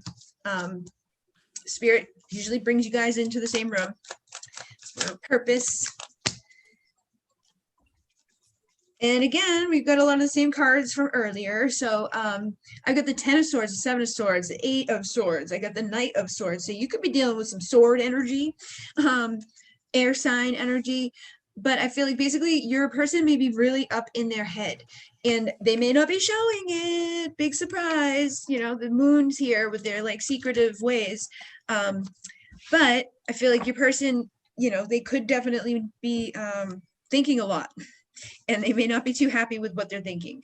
They could be very fearful. They could be fearful that like if they don't get their shit together and come say something soon, or you know, just kind of like if things don't like spin in a new direction because the Wheel of Fortune's here, if things don't like happen, or if I don't do something, like I'm gonna end up, you know, losing this person forever, because you get the 10 of Swords, you get the 7 of Cups. 7 of Cups is you know, illusions and like, you know, not seeing things clearly.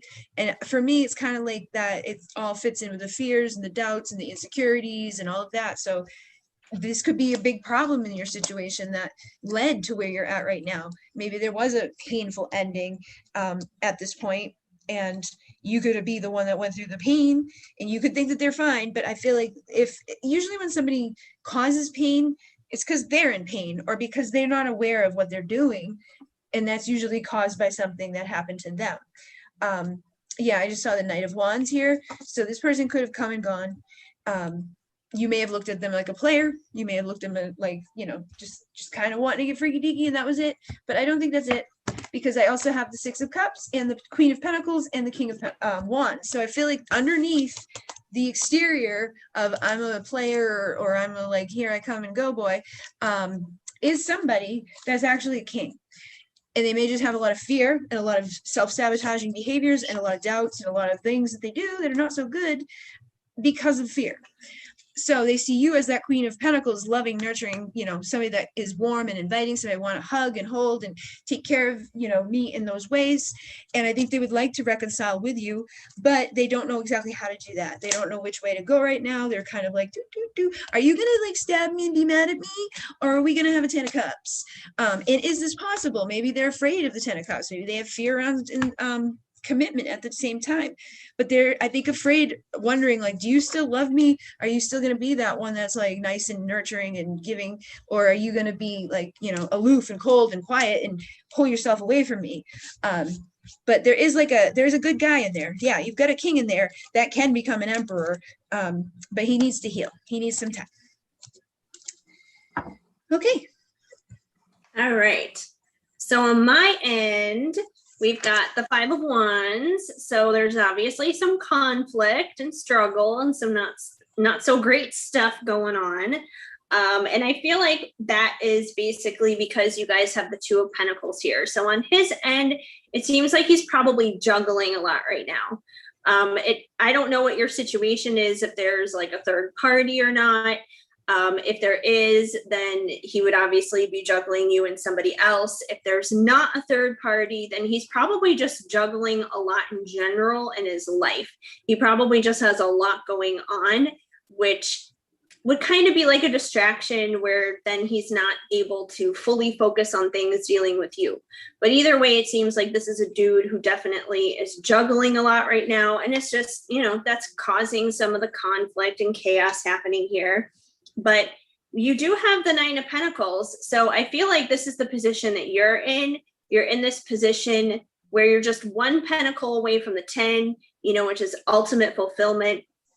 So just keep staying in this energy. It's confident, it's single, it's sexy, it's you having all your coins basically together. So keep doing this. That's going to be a good thing. And as long as you keep doing that, it's going to lead him to a place where he's going to feel confident enough to come your way and make a decision. Because, as opposed to the 2 of Pentacles, which is about juggling, the 2 of Wands is about making a confident decision. And that way, then maybe he can stop so much here with the juggling and actually make a confident decision to bring his cup of love your way, because you got the Page of Cups here. So he does have an authentic love offer for you. He does want to express emotions. He does want to share with you his heart and where he's really at. So the key is, though, is you gotta stay in this, though. Don't fall out of that 9 of Pentacle energy. Stay strong, stay confident, stay sexy, keep doing your own life, keep living your own life.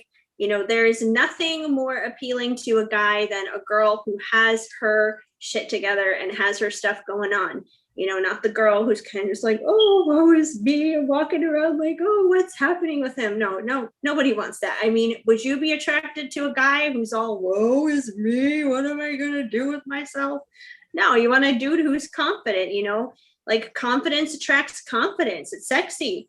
And if you keep doing that, he'll bring in that cup of love, and voila, you guys will have your 2 of Cups, your partnership together, and it'll be able to work out. So, as usual with most of these things, it's a process, but, if you put in the work, if you do what's required, it can happen. It can come together and it can click. So that's what I got, Charla. Thank you. I'm like, thank you. It's my natural instinct to thank people too. I don't know why. I don't know what I said I was going to do. I think I said I was going to do NR next. Is that what I said? Or a paid person? I think I said a paid person. Was that a paid person? No, there was NR because she was from the old live, the previous one. Okay. So there was NR, and then there was like maybe a couple of other people, and then there was we had Charla, Diana. We just did Charla, right? Yes. All right. So I think NR will be next because NR is on my list, but not like next on here. So I'm trying to like. Yeah, she's definitely Paige. She's from the other one. Yeah. I just couldn't remember, even though I just said it because that's my brain. Like, I think that's what I said. But people are like asking. They're like, when am I? Okay, so NR is going next, and then Verana is after that. And, what was NR's question? Because I never saw the question. It's just how the twin feels. Oh, okay. How her twin feels. Sorry. I have it written on my paper. Whoa.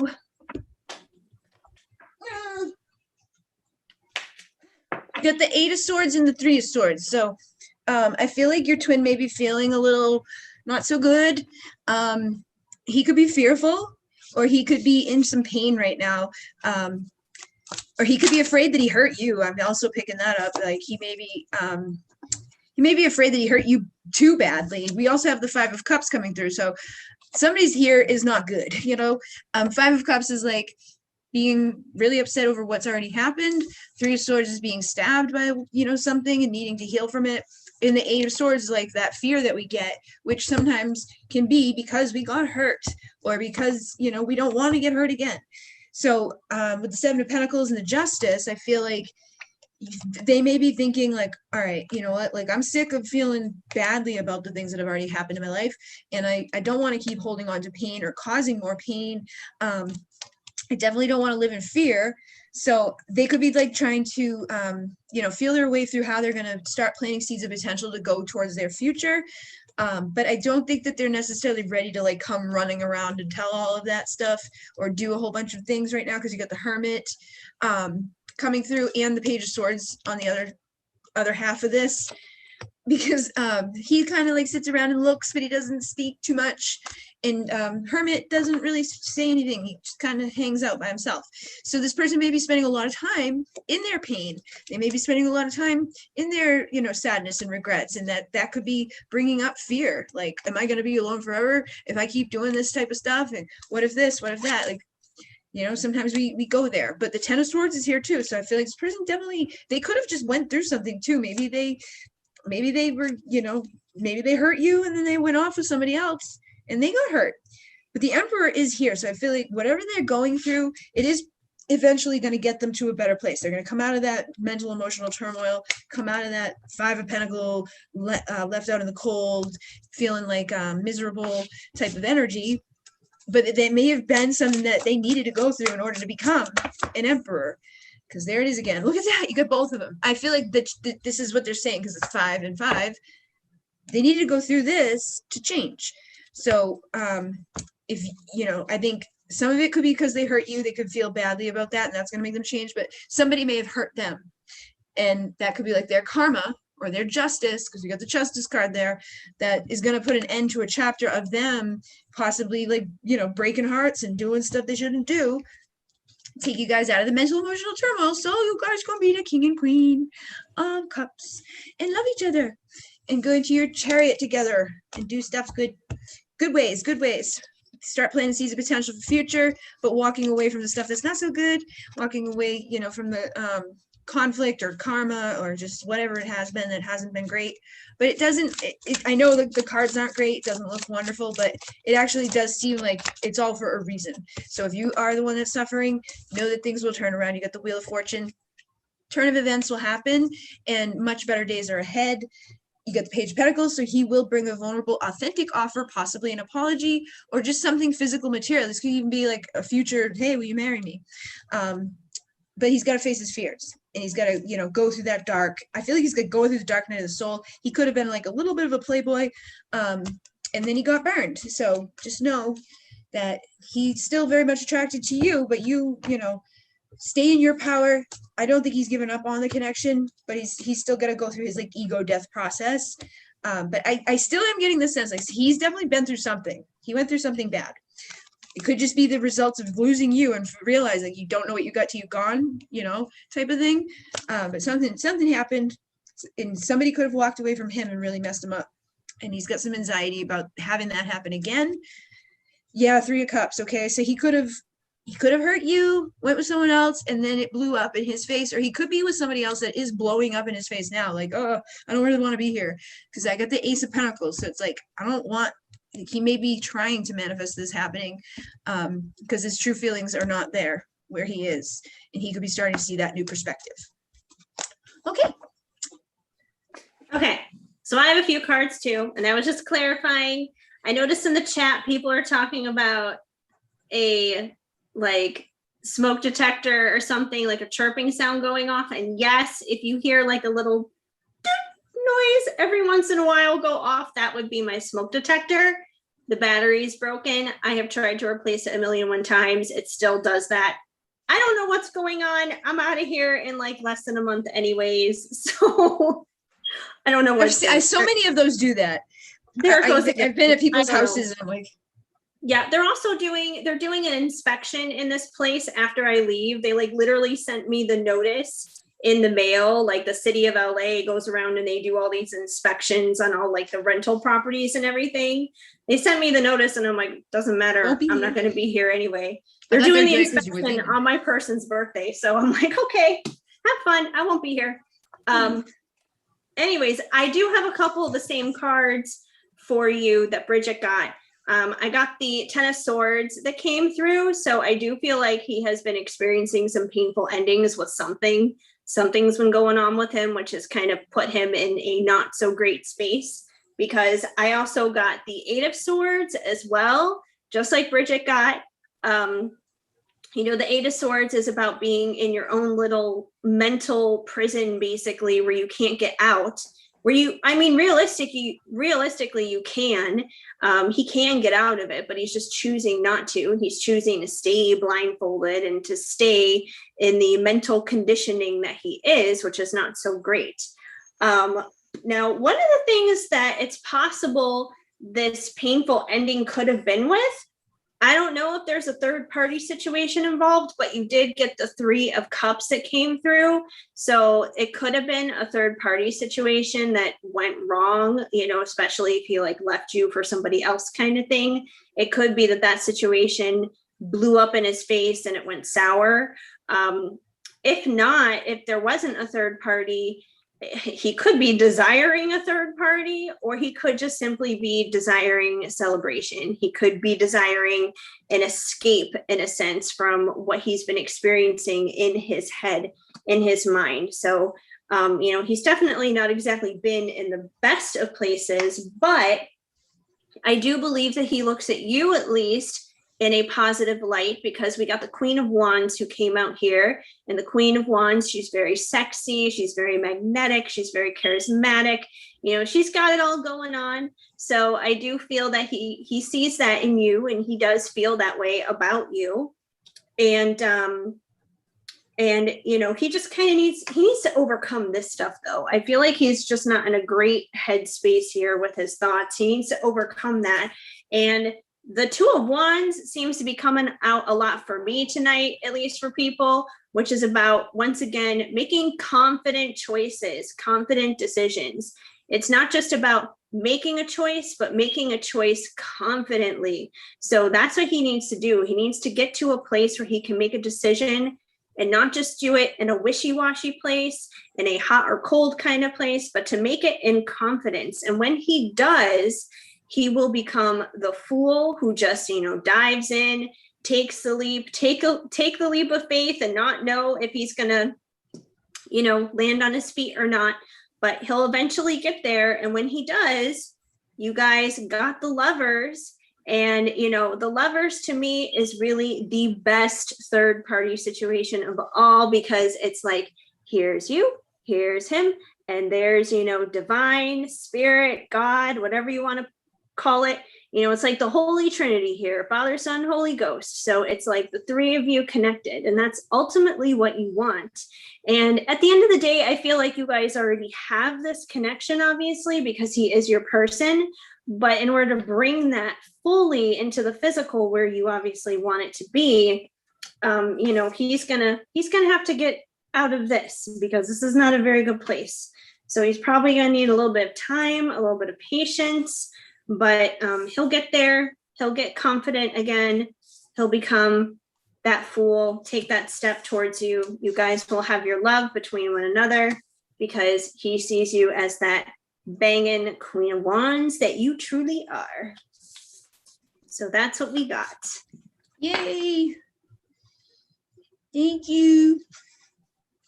I guess I'm going to say thank you for the people. That's all good. I'm sure they're all thankful. Yeah. I say thank you like all the time, to like a weird point, I guess. People are like, why are you saying thank you? I don't know. Because you talk to me. So you did, all right, we did NR, we did Charla, Verana, I think that's her name, Verana, Vivi. I'm really tired too. I haven't slept. Like, I was planning to sleep today in between stuff. I was like, I'll go to sleep. And so much for that. Well, last night I was like, I'm going to record this thing and then I'm going to go to sleep. But I kept sitting there, like falling asleep, like sitting up. So I never went to bed. And like, I just kept like trying to do something I couldn't do. And so I got nowhere. And so then it was like a whole night of not sleeping. And then, a whole day of it. But my like adrenaline started going when I couldn't figure out how to get the thing to work. Cause I'm like, I need it to work soon. So Suha, I think, is after we did NR and then Suha. So Veridiana Lopez is saying, what is going on with my situation with A? And then I see Elizabeth, you were asking about, super chat under there. Anybody who's having trouble with super chat, I do have other ways to pay, but it's really not worth it because it's probably going to get like lost in the mix.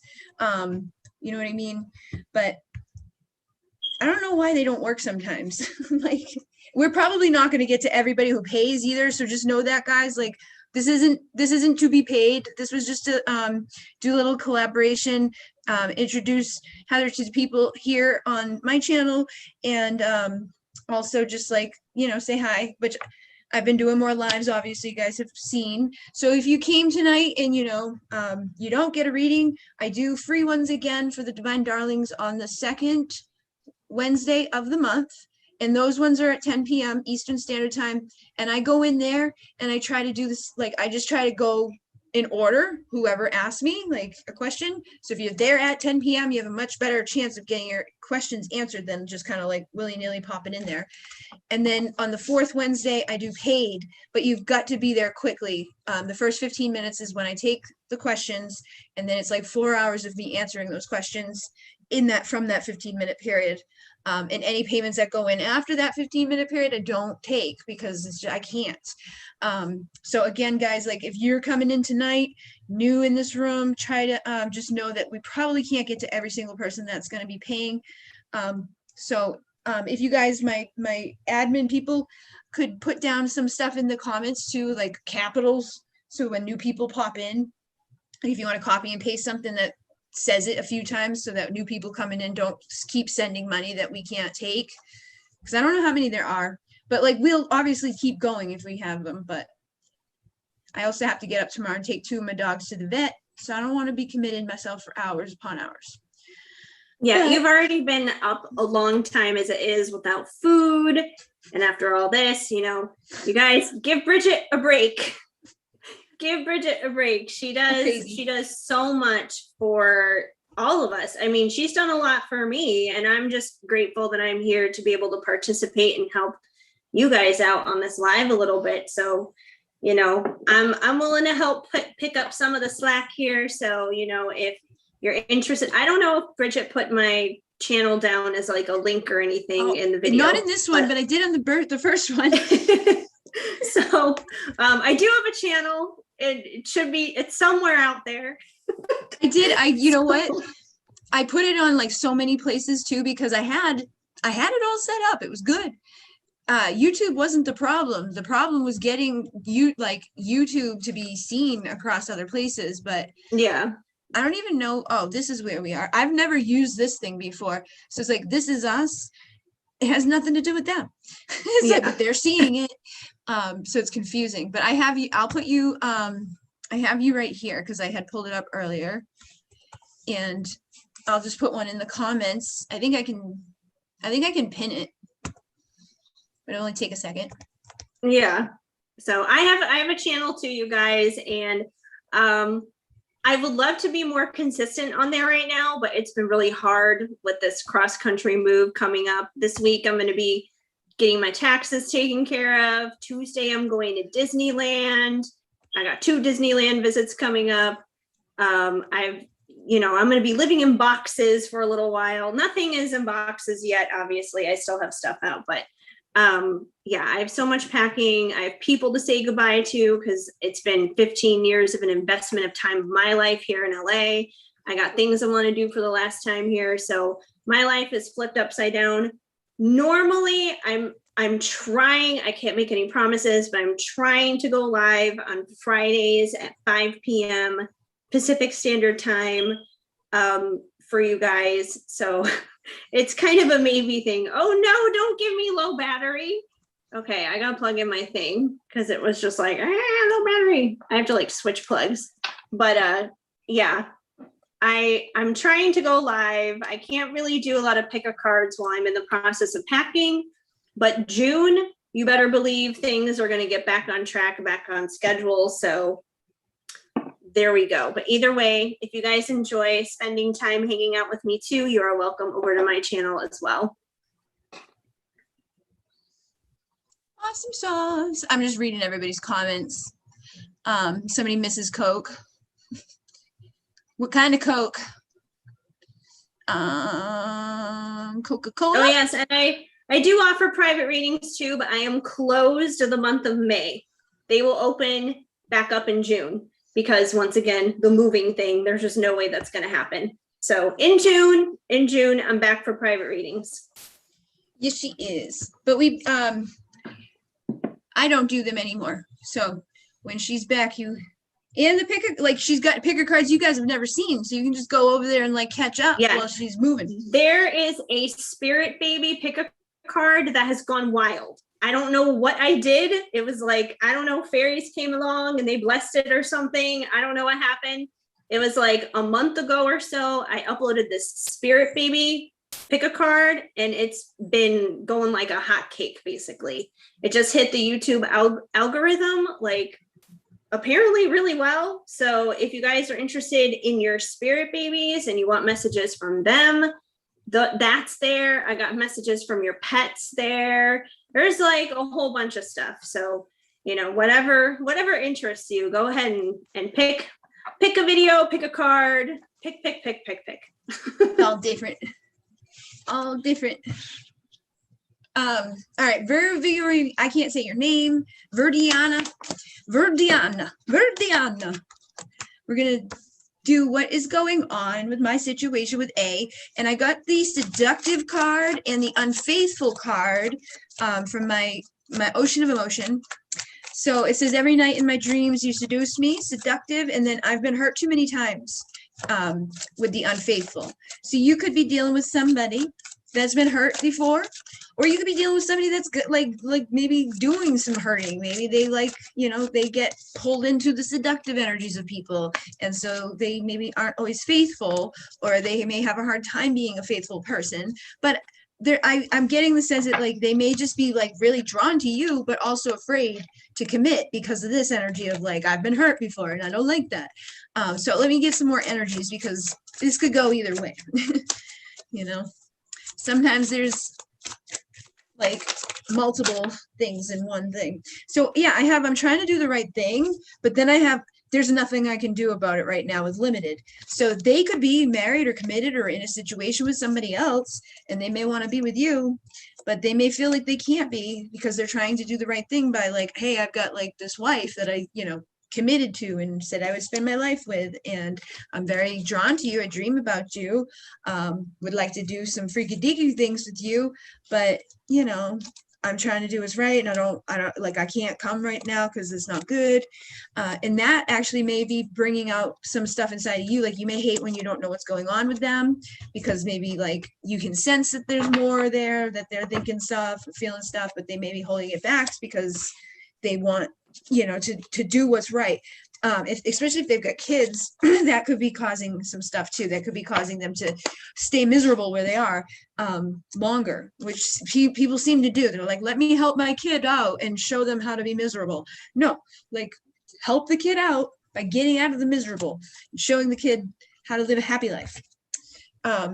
So we have doubt that says, I want to give you more of me and I want more of you, but I'm filled with fear and doubt and regret. So again, they may be in a commitment or were in a commitment. This could also be the fact that they were like in a commitment, tried to do the right thing in their life. Somebody cheated on them, messed with them. And so now like your seductive qualities and things like that, they may like it, but it may freak them out a little bit. They may assume that you're going to hurt them too.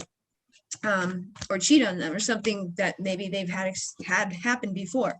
But I definitely feel like they feel like regret, they feel like I would like to do something, but I'm afraid to do it. I don't know if I'm as strong as you think I am. So they don't know if they're strong enough to take the action that they would like to take. And they don't know which door to go down. They don't know which pathway they want to go. They say, thank you for caring when nobody else did, with the compassion card. So you could have showed up for this person when they were like, nobody else was showing up and they're very depressed and by themselves, and people weren't really knowing or caring about them the way that you did, or maybe it wasn't even all that much that you offered. But when nobody is really helping you and somebody offers a little bit of something, it's a big thing. So with this energy, I feel like they may be pulled to you, drawn to you, but they may again need to make a decision when it comes to you. Like, do I want to be with them or do I want to stay where I am? And I think you intuitively kind of know what's going on with them anyways. So it's like me like answering you, you're going to know exactly what resonates and what doesn't. based off of just your own intuition with them, this is probably somebody that you have a significant connection with, that you've been waiting for something to happen with. Like maybe you're waiting for them to go through a painful ending. You're waiting for them to drop those burdens at the situation that they're at. You could be the one that's in the Page of Swords, just kind of looking on from afar, like, what are you going to do? You know, hoping that they're going to follow their heart instead of staying in this energy of not following their heart. And then maybe communicate, bring their truth, rush in with that. So yeah, that seems to be kind of like what's going on there.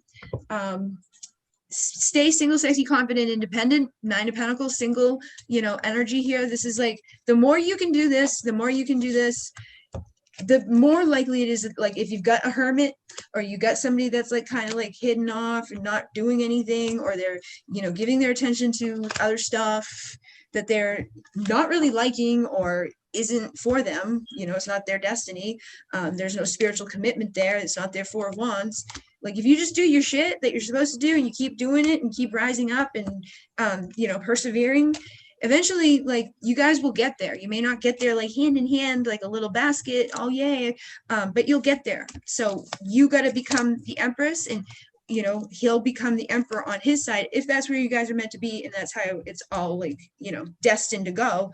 But instead of, you know, putting your life on hold or anything like that, try to make sure that you're going forward, facing your fears, and just being the best you can be, that makes them want to come be near you. So that's what I've got for you. All right, I've got some stuff too. And the first thing we got here is the Devil. So I think, yeah, he's definitely tempted by you. That's for sure. There's a lot of temptation, but I think that's also an indication that there is some karma, obviously, that needs to be worked out here in the situation between the two of you. You're probably going to know what that is, what kind of karma that needs to be worked out. But, you know, once again, I do think, you know, kind of piggybacking on what Bridget was saying, he does find you very attractive, because we also have the Knight of Wands. So he may want to like rush in and, you know, get his freak on with you, basically. You know, he's highly attracted to you, but, you know, I don't know if that would necessarily indicate, though, he's ready to put strings attached to that. The fire and passion is definitely there, but I don't know if he's ready to, you know, attach the strings to that, because we also have the King of Swords, and the King of Swords, kind of look at it as a double-edged sword in a sense, because he probably does have a truth to express to you, but at the same time, the King of Swords can also be kind of icy and cold. He can kind of be like the ice king. So, you know, if he has been kind of cold and shut down and shut off from you, it's not because he doesn't want you. Like, he clearly wants you here. But he may have some issues in handling his own emotions, which a lot of the times that they do, no matter what it is that they're balancing. And, you know, we also have the Queen of Wands that came out here. So that's kind of, once again, emphasizing the fact that he sees you as very sexy, very appealing, very attractive. He's very drawn to you. And he knows that you deserve more than just, you know, like fly by night, one night stand kind of thing, because we also have the Queen of Pentacles, and the Queen of Pentacles is very grounded. She's very stable. She's like a good mother figure. She's a good wife. She's a good businesswoman. You know, she's got it all going on. She can balance it all, basically. So, you know, he sees you as someone who's very grounded and stable, but also probably a little bit of a freak in the sheets too.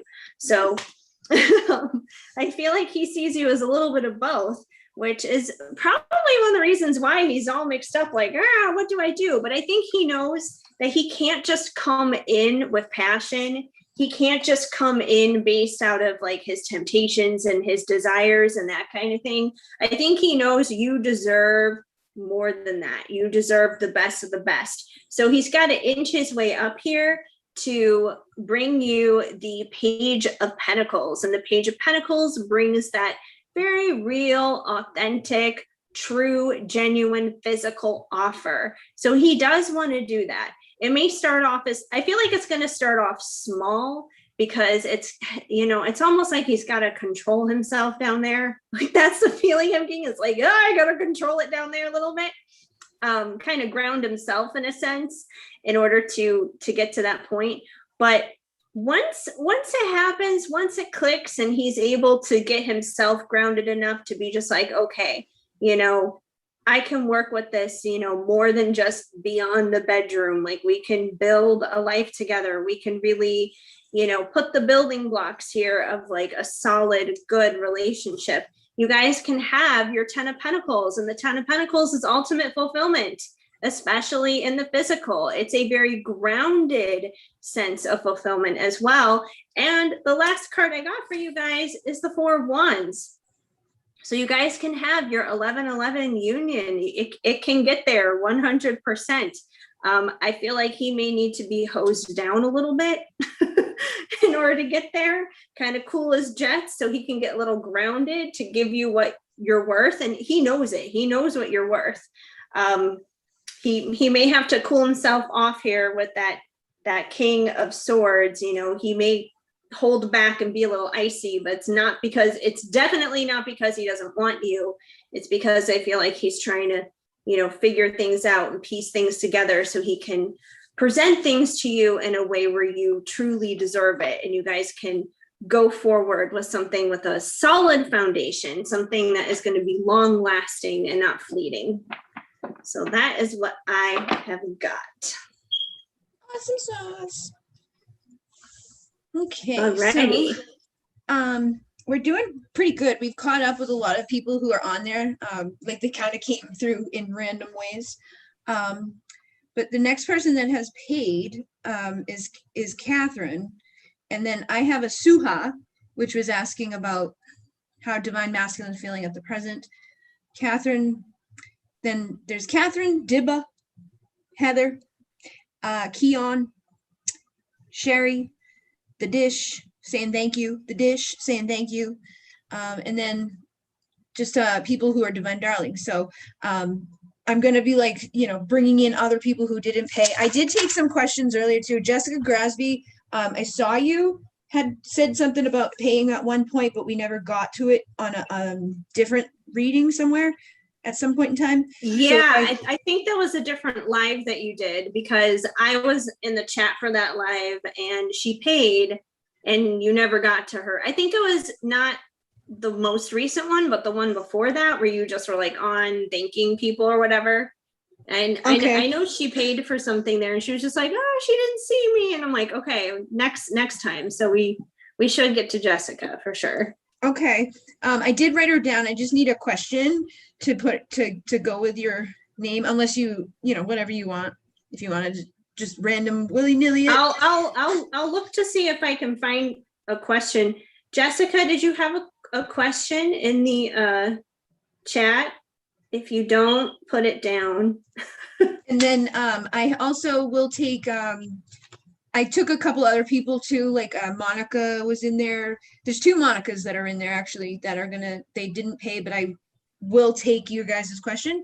And then Lexi B asked one, and Late Night with Yanni asked one. And there's also Jenny Schmitz too, because she's a mod.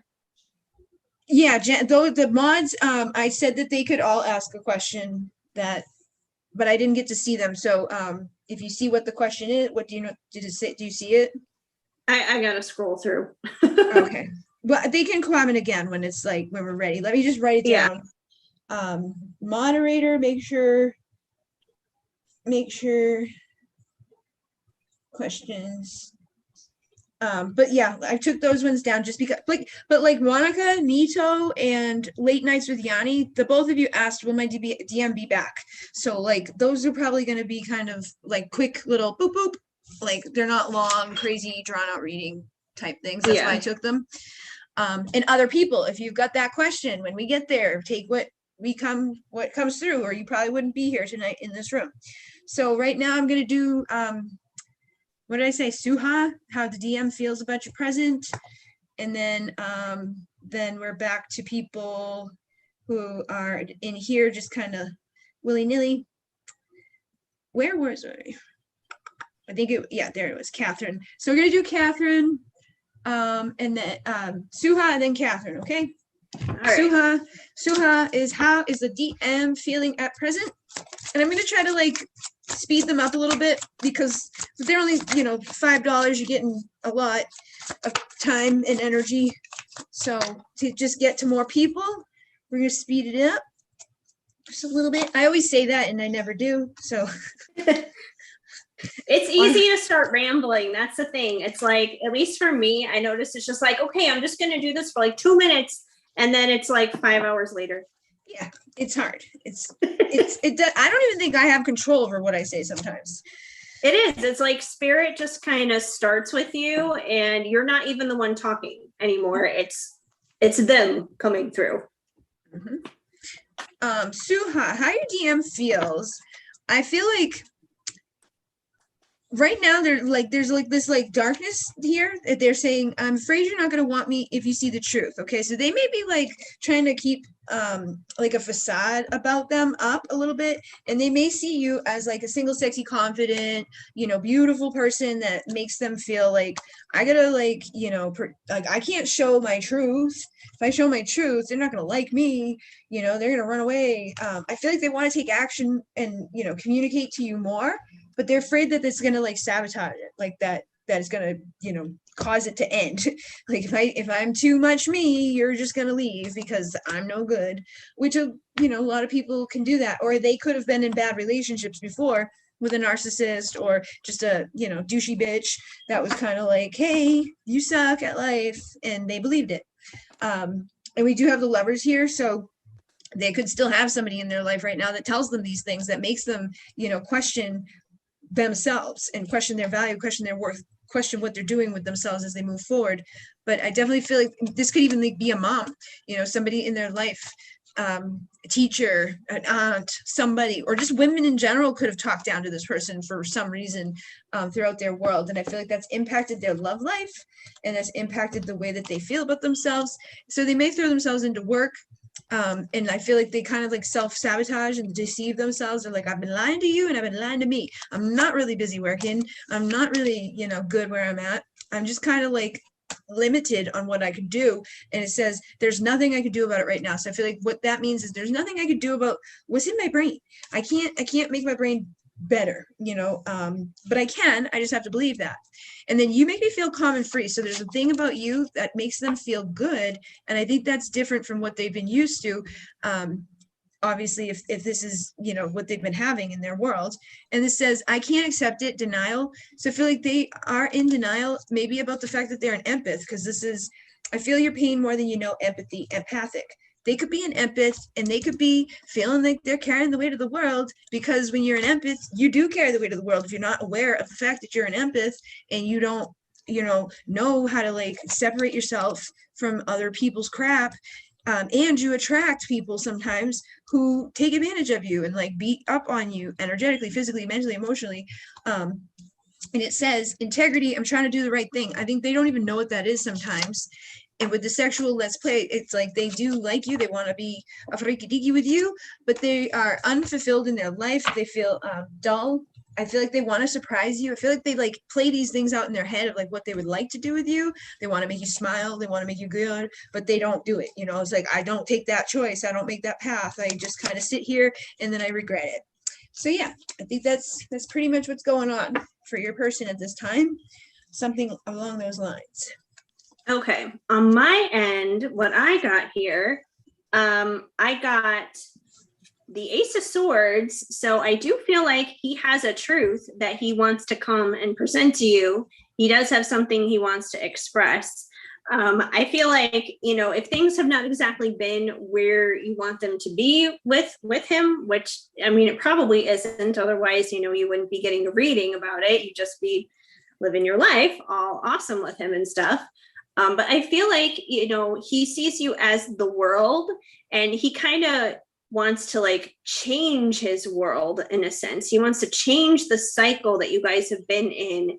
And, he wants to show you a whole new world. And I don't know why Aladdin just popped in my head with this. So I don't know if Aladdin has any significance to you, but all of a sudden it was just like, a whole new world. So yeah, he may want a whole new world with you. He may want to show you the world. He may want to give to you more than what he can right now. But I do feel like he wants to give the world to you.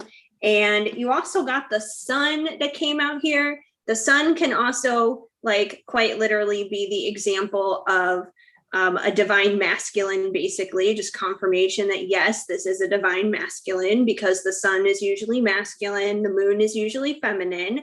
But even more so than that, I feel like wherever there has been illusions, wherever there's been secrets, wherever there have been things that have been hidden, I do feel like those things are going to come out. Those things are going to be revealed to both him and you, whether it's dealing with your own lives separately or your connection, or just whatever it is that you guys need to work through in order to get this to where it needs to be. And at least for me, a lot of times the Fool has been popping out here tonight. So I do feel like there's a lot of dudes who want to take that leap of faith, that they want to come forward. They want to just jump and they want to take the risk. So I do feel like he wants to do that. And I feel like the big risk for him when he does do that is going to be telling that truth, because it's hard. It's hard to, be real and be authentic and be genuine and transparent and just say, this is my truth. It's so much easier in the world that we live in these days to just wear a mask and just be whatever it is that everybody else wants us to be and just do that thing. It's hard to be like, no, this is who I really am. This is how I really feel. This is what I really want to say. But I did pull a few cards from Enchanted Embrace for you just to see what he may want to say. And I have to hide my feelings for you. So I do feel like he wants to express those feelings, but for whatever reason, there's something hiding him back with that right now. It could be a third party situation. If it's not a third party situation that's holding him back, it could just be his own ego, his own pride, his own fears, just any of that mental stuff that may be tripping him up. A lot of the times, even if it is a third party situation, a lot of the times it is always the mental stuff that gets in the way with everything in our lives. Our minds are the most powerful aspects of us, and we can either create an amazing life with that, or we can create a super crappy life with that. So it's kind of up to us when it comes to our thoughts. But we also have our journey is a never-ending story. So, as much as you may want to get off this roller coaster ride sometimes, I don't think you necessarily can, because it is a never-ending story. Every time you think it's over, it's done, they reappear, the whole thing pops up again. Just stop repeating the cycles. So at least that way, then maybe you can move on to the next chapter of the story. But he does believe that you are his destiny. You're a part of that. And he wants to spend his lifetime loving you, and he can't help but to fall in love with you. So the love is definitely very much so there. And these may be some of the truths that he may express to you when he finally does come along and do that. That may be some of the sunshine that comes radiating in and that truth. So that's what I got coming through. Nice. Sunshine and lollipops is what I heard in my head. Okay, so Charla is after Katherine, and then Deba is after Charla. Wait, didn't we do Charla? I don't know. We did Suha, right? I think. I don't know. No, like way earlier. I could have sworn we did a Charla. I might have. I did like. Unless she sent another question. I might have taken her name earlier. Like, I don't know, because that was my list of people that didn't have payment that I took. No, there was a Charla that paid. I know we took a Charla that paid. Okay. I don't know. I just have Charla on there, and it says what's going on with my DM, but I think there was something to do with that. I don't know. Most of the people who have written down, there's a reason for it. But I have Katherine, who's paid $5 that we're going to do now. And then I'll go down and check to see what's happening down there about Charla, because I'm sure Charla knows. So what's going to happen between me and Liam? We were supposed to meet on July 16th after 3 years, and we broke up. Am I wasting my time? I can't even read anymore. Like the words are moving because I'm sort of overtired. But you disappeared. Are you gone? Oh no. I'm here. I'm like, I can't see anything. No, I'm here. I swear. I did not leave. My phone is plugged in. There you are. It's got like it wasn't on the screen anymore, but it was. I only see me frozen, so I was like, oh no. Oh, maybe it's you then. Well, like when we first came on here, I had YouTube on, so I paused the video, but you disappeared. I'm standing there froze, like not moving, so I thought something was bad. Thought we disappeared. No, I think we're good. I think we're still good. Okay, so Liam and you guys broke up 3 years.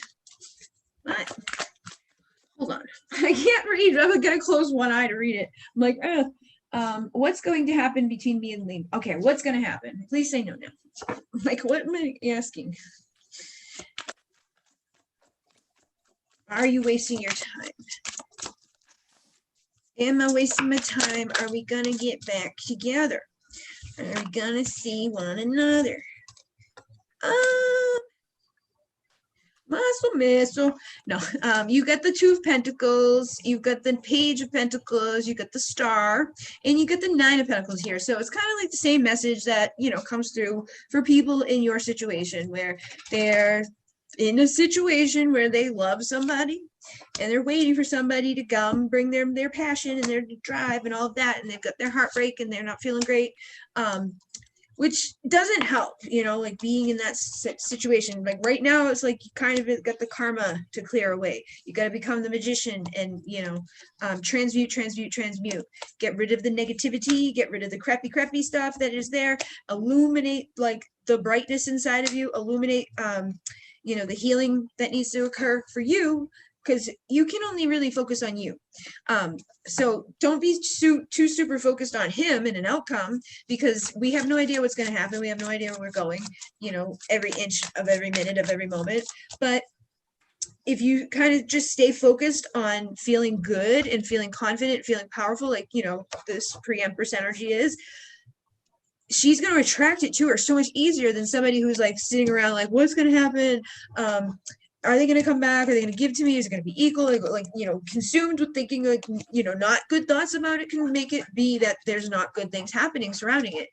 But if you come into the energy of feeling very confident, knowing that like, there's no way that like you're going to be unhappy forever. You just got to decide to be happy, you know, be happy now with who you are in this moment, be happy with the fact that you even met that somebody that powerful that you know, had that type of energy with, and that there's even a possibility that they could return. That's, you know, a good thing to have in our world.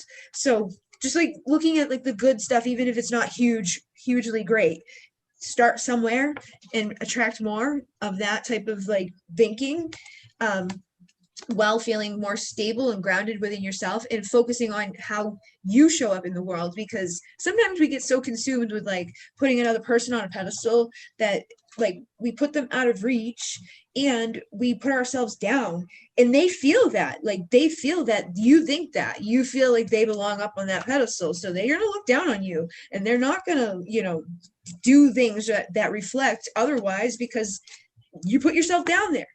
You know, you got to get yourself up and show them your value, show them your worth, show them you're not somebody that deserves to be down on the, you know, beneath the pedestal, somebody that deserves to be seen and somebody that deserves to be, you know, taken like charge towards. And with the Queen of Wands, the Queen of Swords, you may need some boundaries too. You may need to be like, I need to be a little bit of a bitch. Put some walls up, protect yourself, you know, only come and work together with people who are going to be reciprocal with you. And with the 8 of Cups, you may need to walk away from this for a little bit, you know, like walk away from like the part of it that's like just not feeling good, that's feeling heavy. And I feel like if you walk away, this person may actually feel kind of guilty. They may feel like shame and badly about it. Like they may take for granted the fact that you're still like there, you know, openly waiting for them.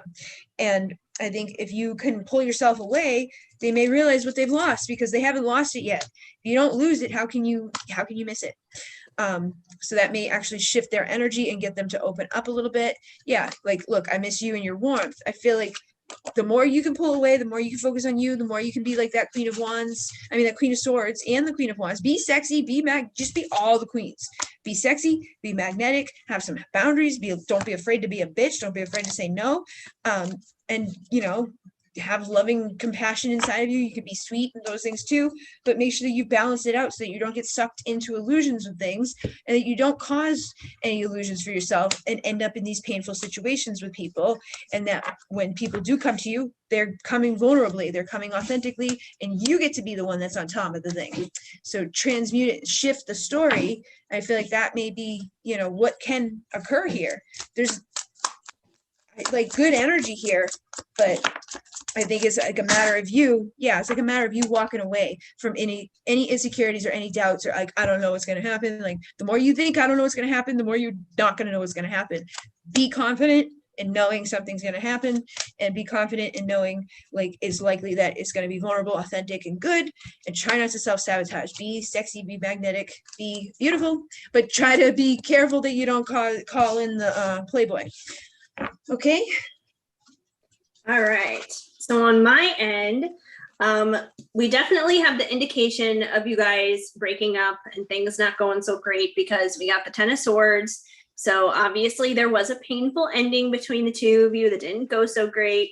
And I feel like where it's kind of left you right now is the Eight of Swords, which is this feeling of feeling trapped, just being trapped in your mind basically about it, because you are sitting here wondering like, am I wasting my time? Should I stick around? Should I wait? What should I do? And that's kind of like a form of mental imprisonment.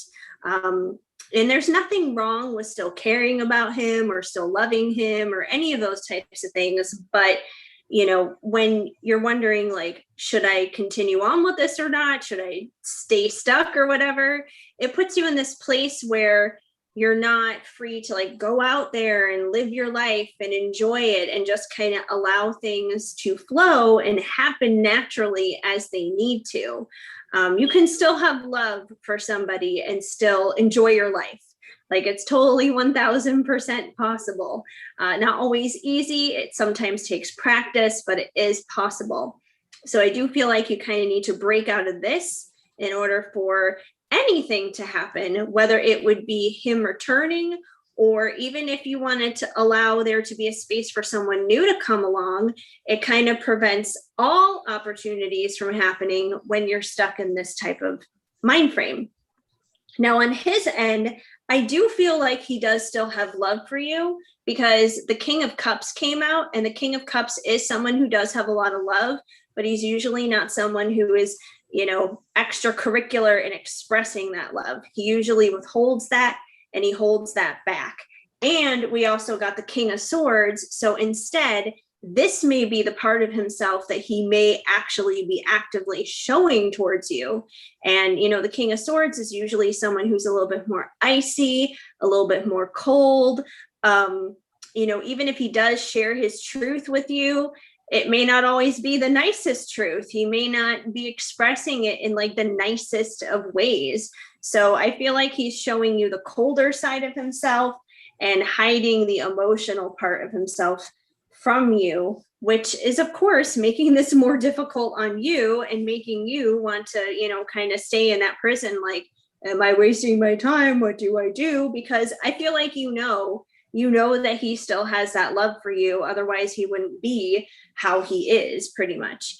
But I do feel like if you're able to step out of that mental prison and start living your best life, because think about it, before you met him, you probably were out there living your life, enjoying life, doing things that you love to do.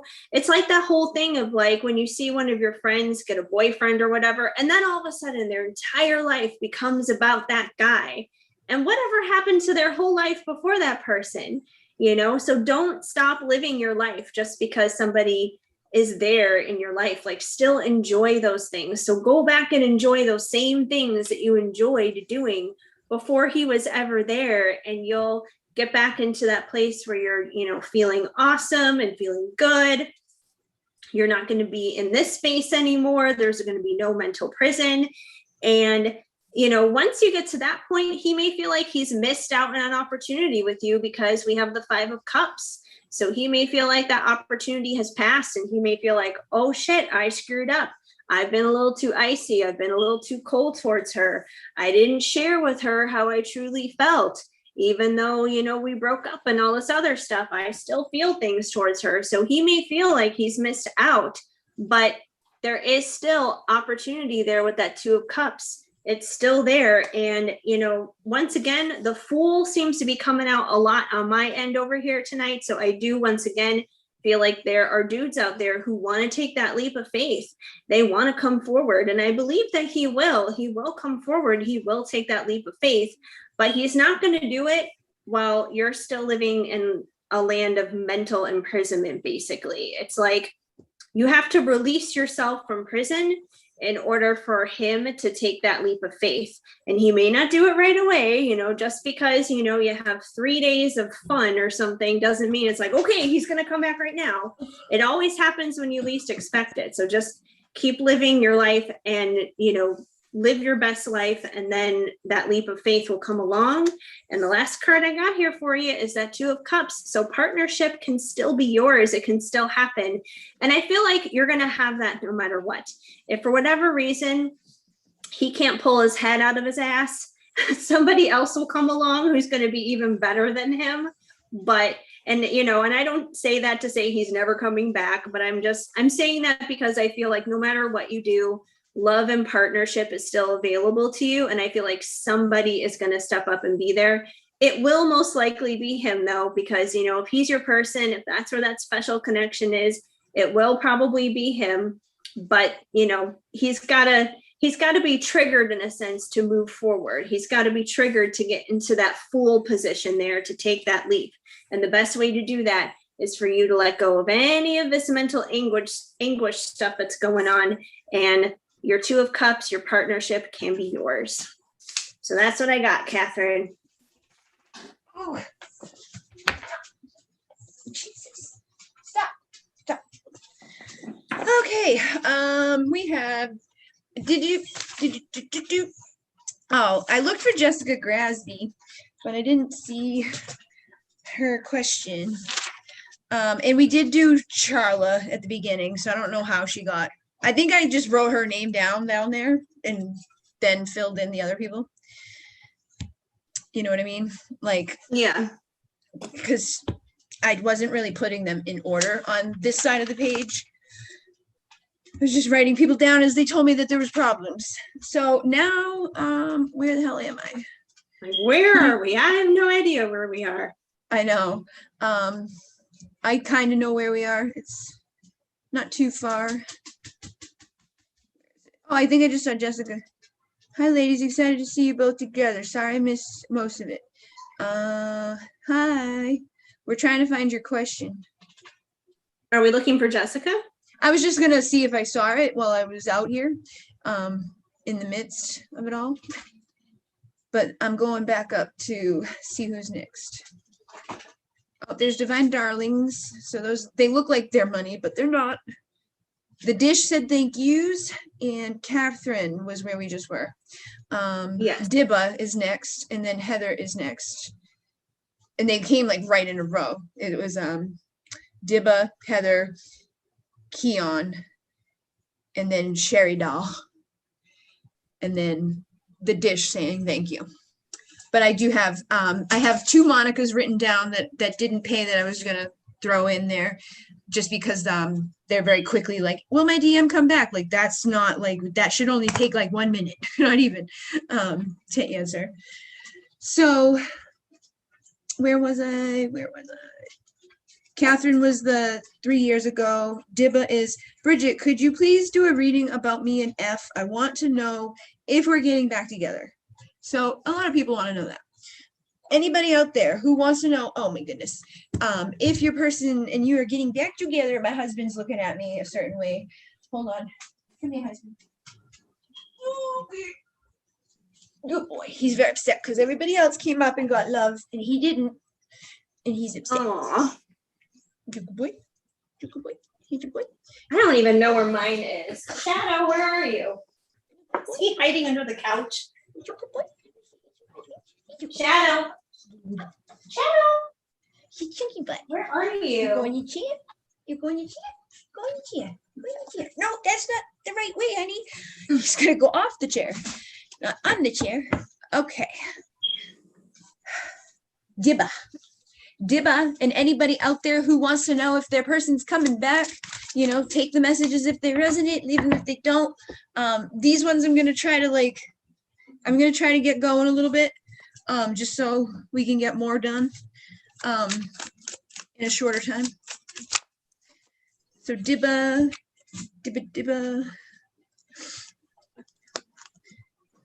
That was like weird. Hold on. I'm gonna do that again. He's pushing me off the chair.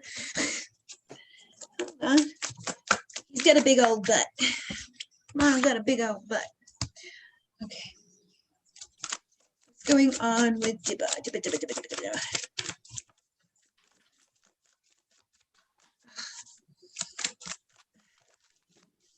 Okay.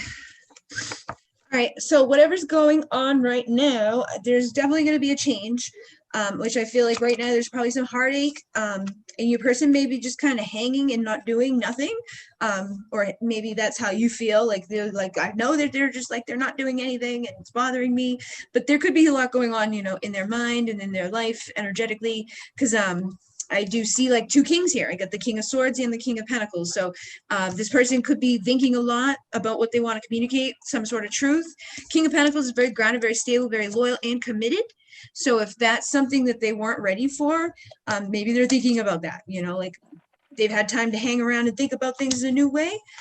Or that's maybe what the wheel is going to bring to you in the future. You could be, you know, sitting in this heaviness right now, but when you shift this energy of sad and miserable and upset and, you know, not feeling too good about the current circumstances, I think the universe is going to give you an opportunity of blessing where you get to be the warmth for that person again, because it says, I miss you in your warmth. So obviously if you're sitting in this energy of like, I want them to come back and it hurts and it's like, you know, kind of cold, warming up may be the answer to getting them to notice and like want to come, you know, fill that space that's there, and communicate their truth to you, and feel like that it's safe to come communicate their truth to you and find the strength to do so.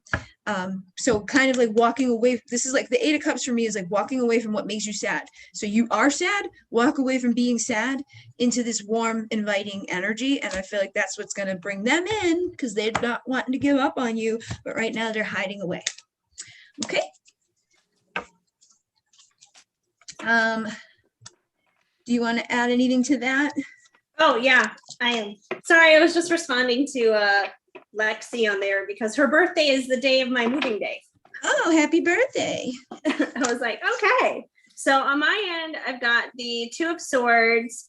So I feel like in terms of, you know, is he going to come back or not? I feel like it's kind of undecided right now. I feel like there's a lot of anxiety and a lot of thinking around this on his end. I think there was a part of him that wants to, and another part of him that's held back for, you know, whatever reasons that he's holding himself back in his mind. So I do feel like he's kind of at an impasse right now. He's kind of got a split decision going on here.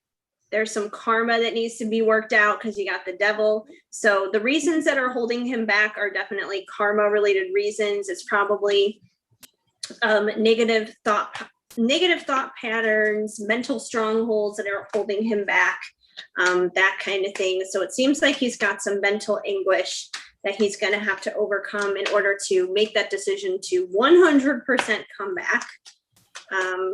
Let's see, but we got the Fool. I'm telling you, the Fool is like the card of the night over here on my end. He just wants to keep popping out. So I do feel that when he gets past like these negative thought patterns and everything, I do feel like he's going to take that leap of faith. He just has to get to that point because he's got a split decision right now. He doesn't know which way he's going to go, but I do feel like he wants to take that leap of faith towards you. Let me get one more to see if he will, if he's going to stay in karma. Yep. we got the Knight of Wands, or not Knight of Wands, Knight of Swords. But the Knight of Swords does rush in with the truth.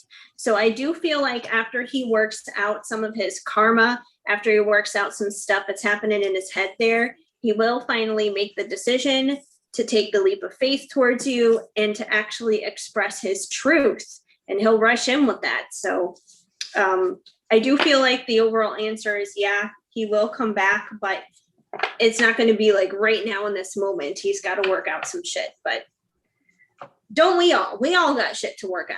So yes, we do. We freaky weirdos. Huh, we freaky weirdos. Okay. oh, peppers.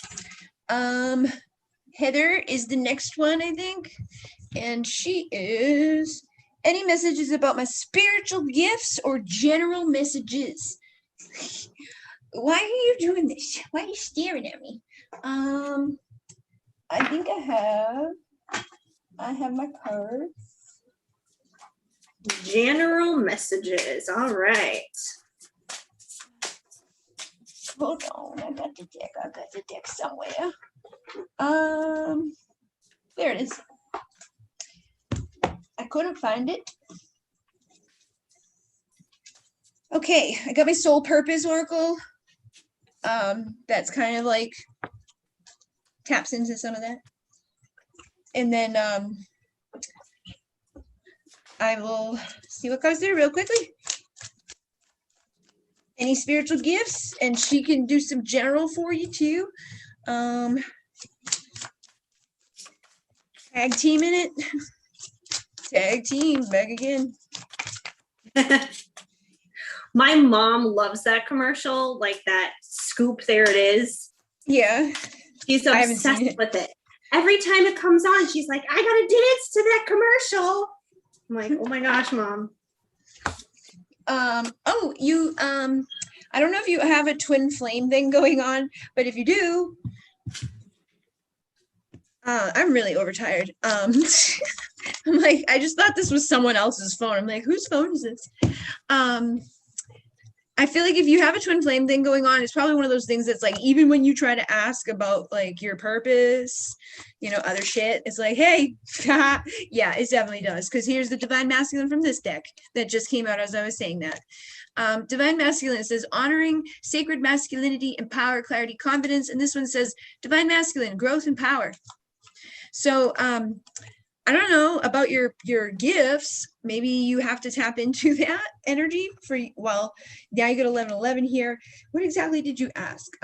Your spiritual gifts or general messages. So, I mean, in general, maybe your person is wanting you to know this or be kind of like aware that there's something going on here. There's some sort of transformation happening, something like I feel big. And I said that earlier today when I first started this, that I feel like a big change is happening for everybody within these connections, whether you just got into it or you've been in it or you're going to be like moving cycle parts of it. It's like you're going to the next phase or the next wave or the next level or whatever you want to call it, because everybody's got their shit that they say about it. But I feel like something's happened with your divine masculine because you get the remover of obstacles here. It says chanting and channeling with your voice helps to eliminate suffering, and it heals blockages for yourself and others. So if you have a masculine that's been quiet, or if you have masculine energy inside of yourself that's been quiet, I feel like this needs to be channeled. Like it needs to be spoken. It needs to be like brought out so that it can clear and heal and harmonize things. So don't hold back. And I'm seeing the Emperor over here, which is divine masculine energy, with the Master of Transmutation and the Seer that sees beyond delusion. And 1111, this is about awakening, mirroring, synchronicity. So I feel like right now it's time for you to get rid of whatever's been in your way. It says you are a master of the process of transmutation. Saint Germain and the violet flame work through you. And I saw you guys, some of you guys in the comments actually talking about this earlier, Saint Germain working with you guys. So that's probably confirmation for somebody out there that he is. and you have the eyes to see beyond illusion. Like you can see this stuff because you are the high priestess and your person's the high priest, or vice versa. And it says, trust your inner sacred knowing and share your feminine essence like with the collective. So your masculine needs to see you sharing and trusting yourself, using those eyes that see beyond the illusion and communicating it out freely, like not holding back, not wondering, like, am I wrong? Paying attention to the signs and synchronicity, the confirmations that you get, and, you know, transmuting all the crap in your life so that they can also feel confident in doing it with themselves. So I feel like you're kind of like leading the path a little bit, just even in general with like maybe all people. Yeah, now we get the Three of Pentacles. So it's like working together, the collective consciousness, to help people by using your intuition. So like you're asking about your gifts. I feel like your gift is basically just to listen to the inner voice, to your, you know, clear knowing or your clear hearing or whatever. And with the Empress, you have like that nurturing energy about you as well. It's like you are the divine feminine. You are the Empress. You coming together with your divine masculine is also a part of your purpose for being here. And it says you are fully supported and loved, released through feeling. So you may be dealing with a situation where you need to feel for the other person too, sometimes, because they don't always feel as much as you feel. Feminine is the feeler, masculine is the doer. So I feel like that may be something you need to know, or something that will help you to kind of go through the process. And your soul carries ancient wisdom teachings. And the Lyran energy is here, which says, allow the light of Lyra to bring in strength, confidence, abundance, and wisdom. So something's definitely going on with masculine energy for you. I think you need to channel this to get more confident about your gifts, about the fact that there's loved ones on the other side that are going to give you messages, and the fact that you are a frequency shifter, here to shift the frequency, to remove obstacles, transmute, see beyond, and, you know, trust what comes from within, because it's all ancient wisdom that's coming from within. You just got to open your mouth and start speaking, and it will come through, and lead by example. Okay, so hopefully that made sense. Okay, I have some cards too. I'll put Shadow down. Say hi. Say hi. Hi, Shadow. Hi. I'm so excited. Oh, like, big yawn. Just yawning. He's so excited. I'm sorry. Are we boring you? Are we boring you? What's going on? Are we boring you? Yeah? Oh my goodness, such a silly boy. I'm going to put you down. You can have your greenie. Enjoy your greenie in your bed. Okay, anywho, so I have a few as well from the Sacred Creators Oracle, and we have the Sacred Mirror. So I know Bridget was talking about you like being connected to your person, divine counterpart type of situation. So, you know, once again, they're probably your sacred mirror, basically. So definitely pay attention to what's happening there, because whatever's happening with them is definitely reflecting back on you, and vice versa. So I think that definitely confirms some stuff. And we also have Creator Air. So, you know, the air is obviously thoughts. So, you know, kind of like what I was saying for some other previous messages earlier tonight, is our thoughts create our lives, basically. Our thoughts affect our emotions become what we express out of our mouth, our words become our actions become our character becomes our lives. You know, it's a whole snowball effect, basically. So really pay attention to what you're creating in your thoughts. Make sure that it's what you want. Make sure that it's good stuff, not stuff that you don't want. You know, it's okay to dream big. It's okay to dream big, because, you know, it's better to do that than to dream small and to get it all. At least if you dream big and you get even half of that, that's still awesome. That's still like a testimony. That's still something to celebrate. So, you know, really think about what you're thinking about. And, you know, I don't know if there's any like air sign type of stuff going on in your chart or in his chart, but it could be confirmation of that too. If there's any air sign kind of stuff going on there. You also got fill your cup with sacred giggles. So I feel like this is a reminder to just laugh. Life does not have to be as serious and, you know, as like sour as we, you know, make it out to be sometimes. Remember to laugh. You know, life is meant to be lived and enjoyed. So take a break during the day to make sure you laugh, you know, think of like a private joke between you and a friend or something like that.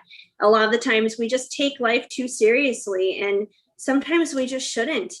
And, you know, especially if you're dealing with any inner child stuff, inner children want to laugh, they want to have fun, they want to play. So get in touch with that. And, you know, it's okay to do that. It's okay to take a break and just not be an adult for once. You know, like for me, for example, I'm in the process of moving. I'm going to be close to, like, in close vicinity to my mom for the first time in 15 years. She's already lecturing me on how I should be decorating my place. And she's just like, you're an adult. You need to like decorate it in an adult kind of way. And no, I still decorate like I'm 16. I got Christmas lights in the background. I got a Twilight poster back there. I got a 98 Degrees poster back there. These things are not changing. Like, that's me. It's what makes me happy. So do the things that make you happy. Do the things that make you giggle. Because if you do that, it's going to make your soul shine. People are going to see your soul shine. People are going to see your soul sparkle. Keep doing that. Keep radiating. Keep sparkling. Keep doing that. You know, that's something that I tell people all the time over on my channel. I tell people to never stop sparkling. Keep doing that, because I think it's so incredibly important. And that's kind of the theme as to like where I got the name for my thing in the first place, Shadow and Shine. You know, Shadow, yes, my dog's name is Shadow. He is part of the inspiration behind that. But not only that, we all go through shadowy and dark periods of time in our lives. And when we do, it's an opportunity to shine through that, to sparkle through that. So do that. Be a light in a dark place. It makes a huge difference. You also got limitations, inspire, innovations. So anywhere you find limitations in your life, anywhere you feel that, you know, there's a struggle, that things are not exactly right where they should be, let it inspire you to, you know, take it up a notch, basically. If you see a problem, you know, be the one to fix it, basically. Be the one to step up and do something, because somebody should. There are too many people out there who won't.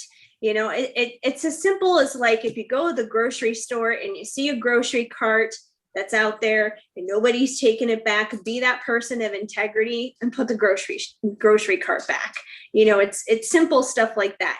You start simple with little things like that, it can just escalate into bigger things that where you can make a big difference, a big change in the world. Which is funny because, as I say, change, you got the changes card. So I do believe changes are underway for you, and don't get scared by that, because I don't think it's going to be bad changes. I feel like a lot of the times we always freak out thinking it's going to be bad changes, but anything that changes is usually always for our best interest, even if it feels scary, even if it feels hard and difficult first.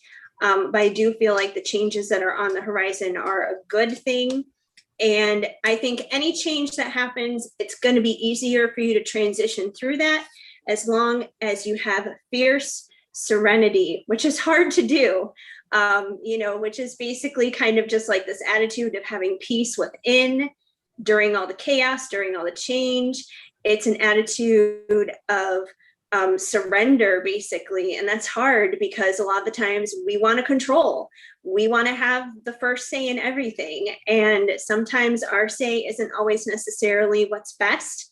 But if we let go, you know, it's the whole thing of let go, let God. You'll be surprised of what can happen. So that's what I got for you in terms of just like general messages, things that you need to know as to what is happening right now. Thank you.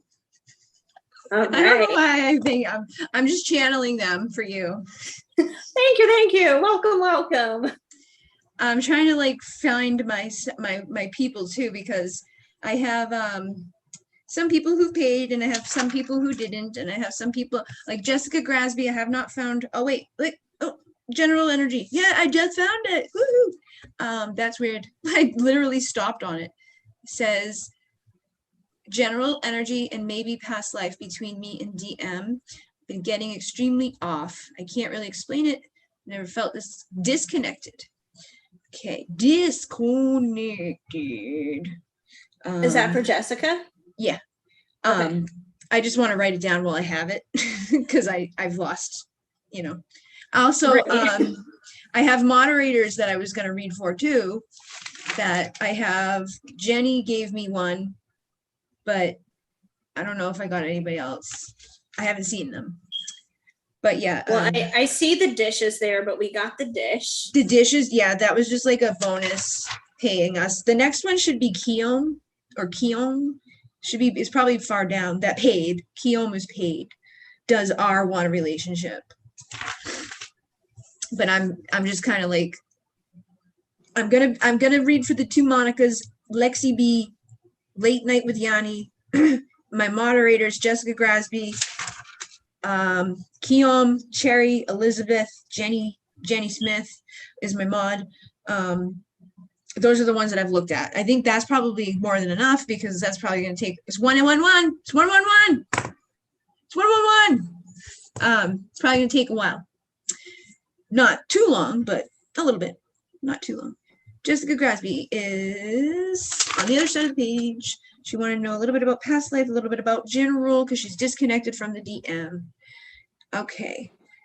And that's about it. And yes, again, I was asking, I know I asked somebody else too, but people leave too. That's the thing. Like people come in and they leave.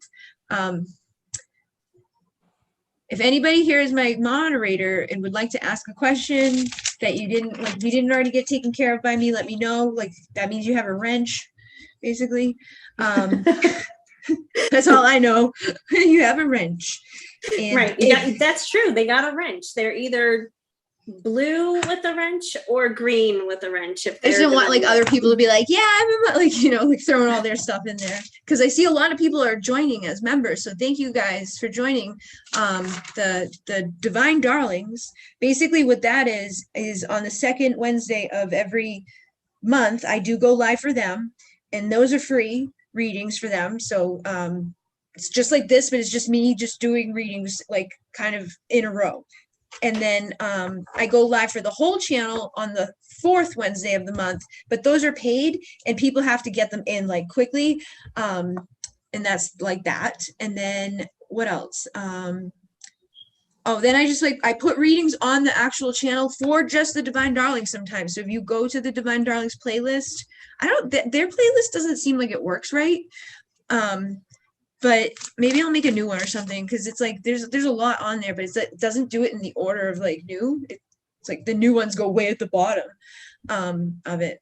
But there's like hour-long videos for the Divine Darlings. Okay, so we're gonna do Keom does R want a relationship? Let's see what Keom wants. Or Keom does R. What's the R want? Keom.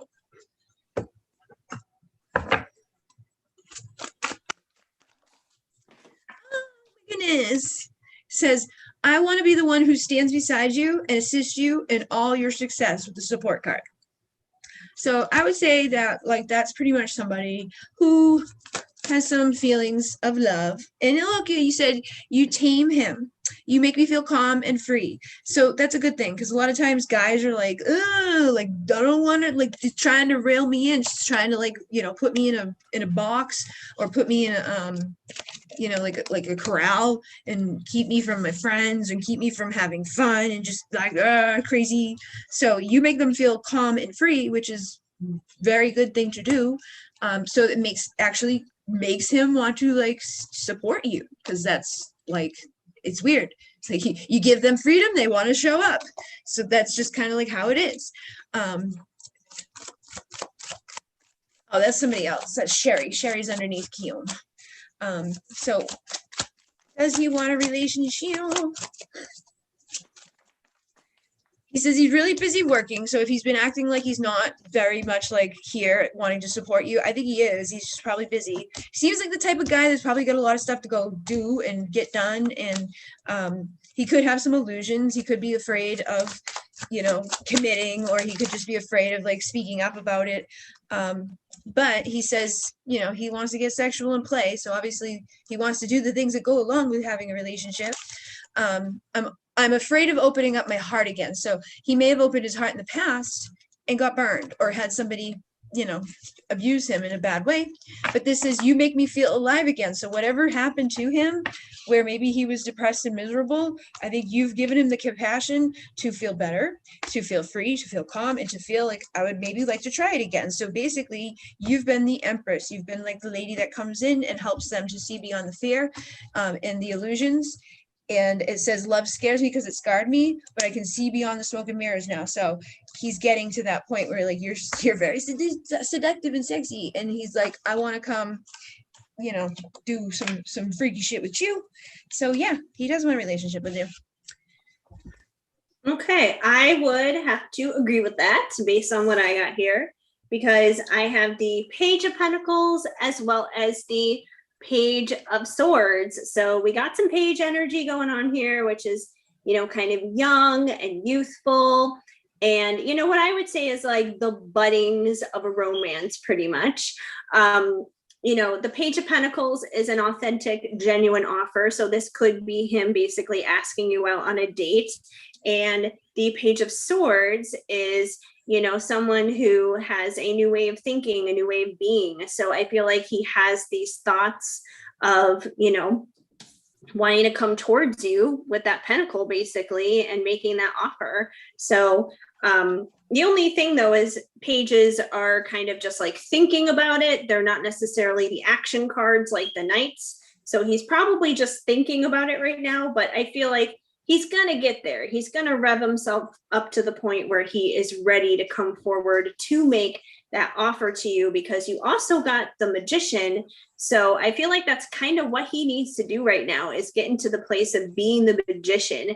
The Magician has all of the tools at his disposal in order to make his dreams come true, in order to make his desires come true. He's got the swords, he's got the pentacles, he's got the cups, he's got the wands, he's got it all. He just has to put it all together and make it happen. And he can do that. It's up to him. It's up to him to be the magician in his own life and basically turn that stuff from just being a page where he's just thinking about it to actually making action, going more so into that knight type of behavior.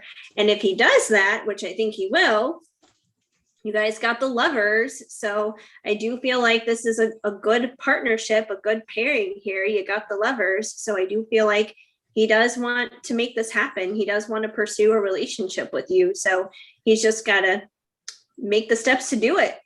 Simple as that. But yeah, the emotions were there. Okay. For sure. Okay. So now we have Sherry. Does Tevin feel? How does Tevin feel? How does Tevin feel? I want to know. How does Tevin feel?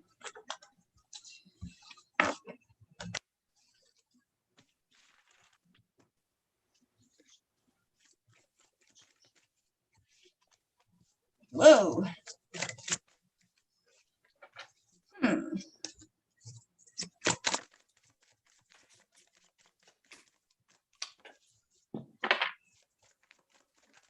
I've been hearing rock music. That's how long I've been up now.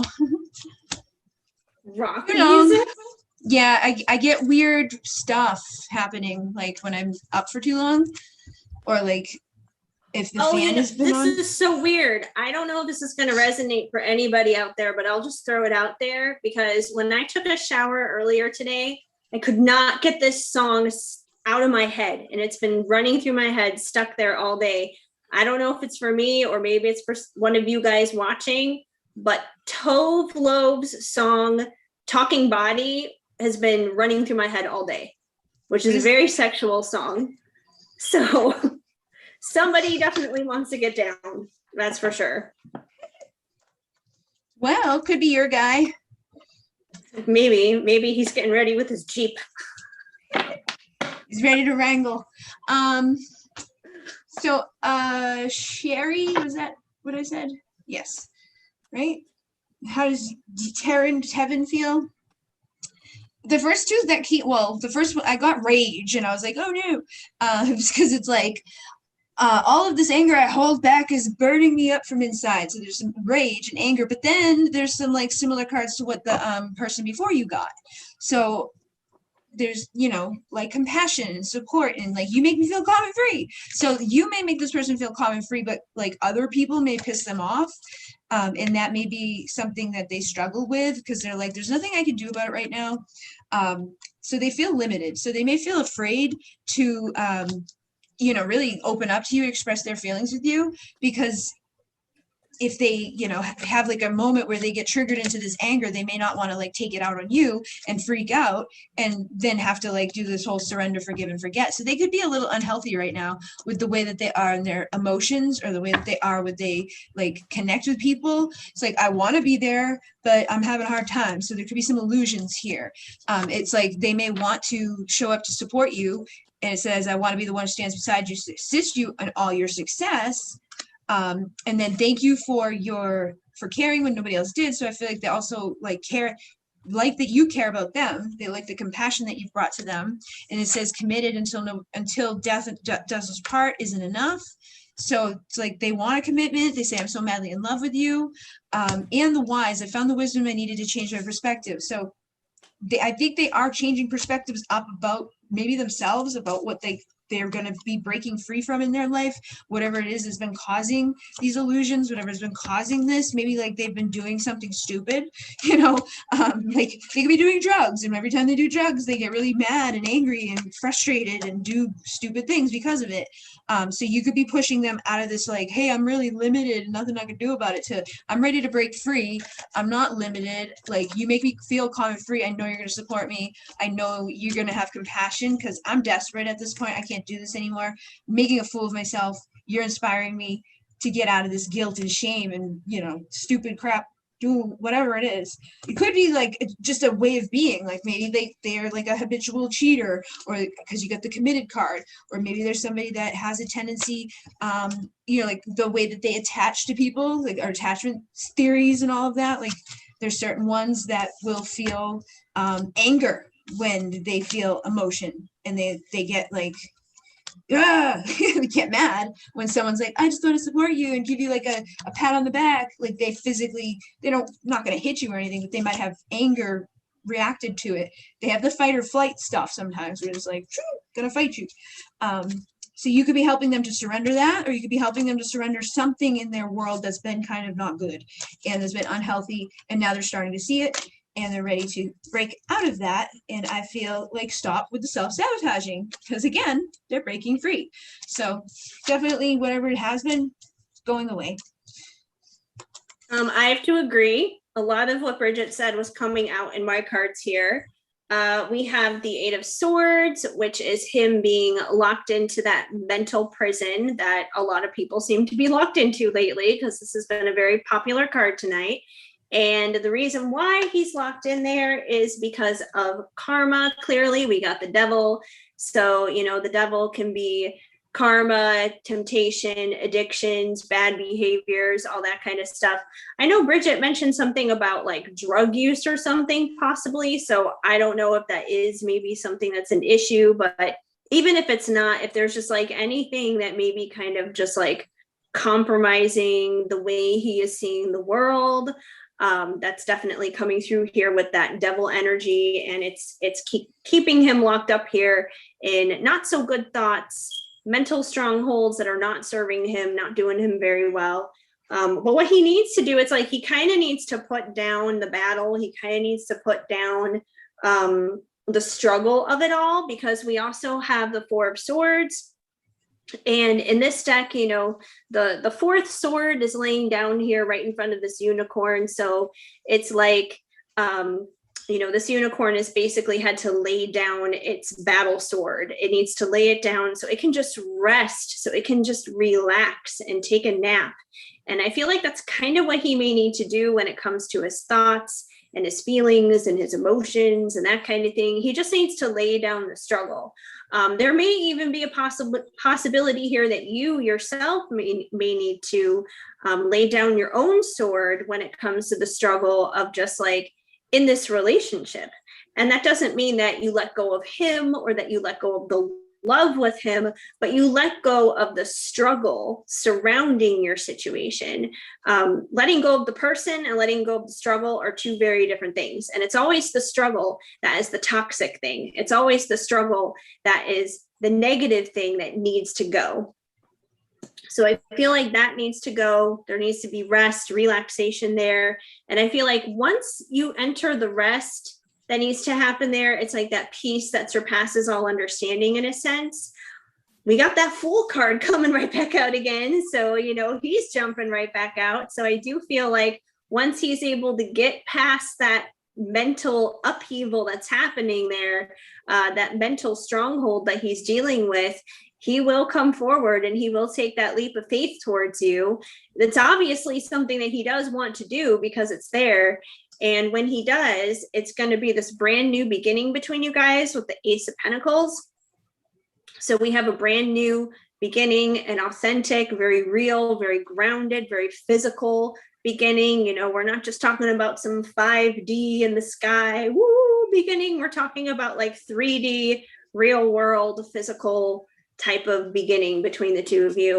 And you guys also got the Lovers here. So, you know, you guys can have that. You guys can have that connection of, you know, you and him and the divine, the three of you together.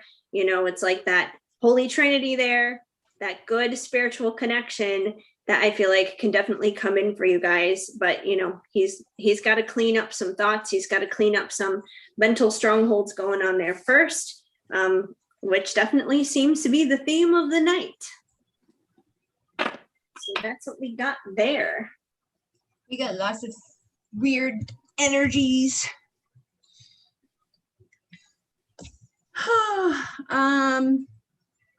Elizabeth Hernandez wants to know about the energy with her masculine. And then we have the mod Jenny, who just wants a general check-in for her energy with her DM, and then Jessica Grasby, and the two Monicas, Lexi, and the late Nate thing. But those are all like, is my DM coming back? So I could literally just be like, no, like yes or no.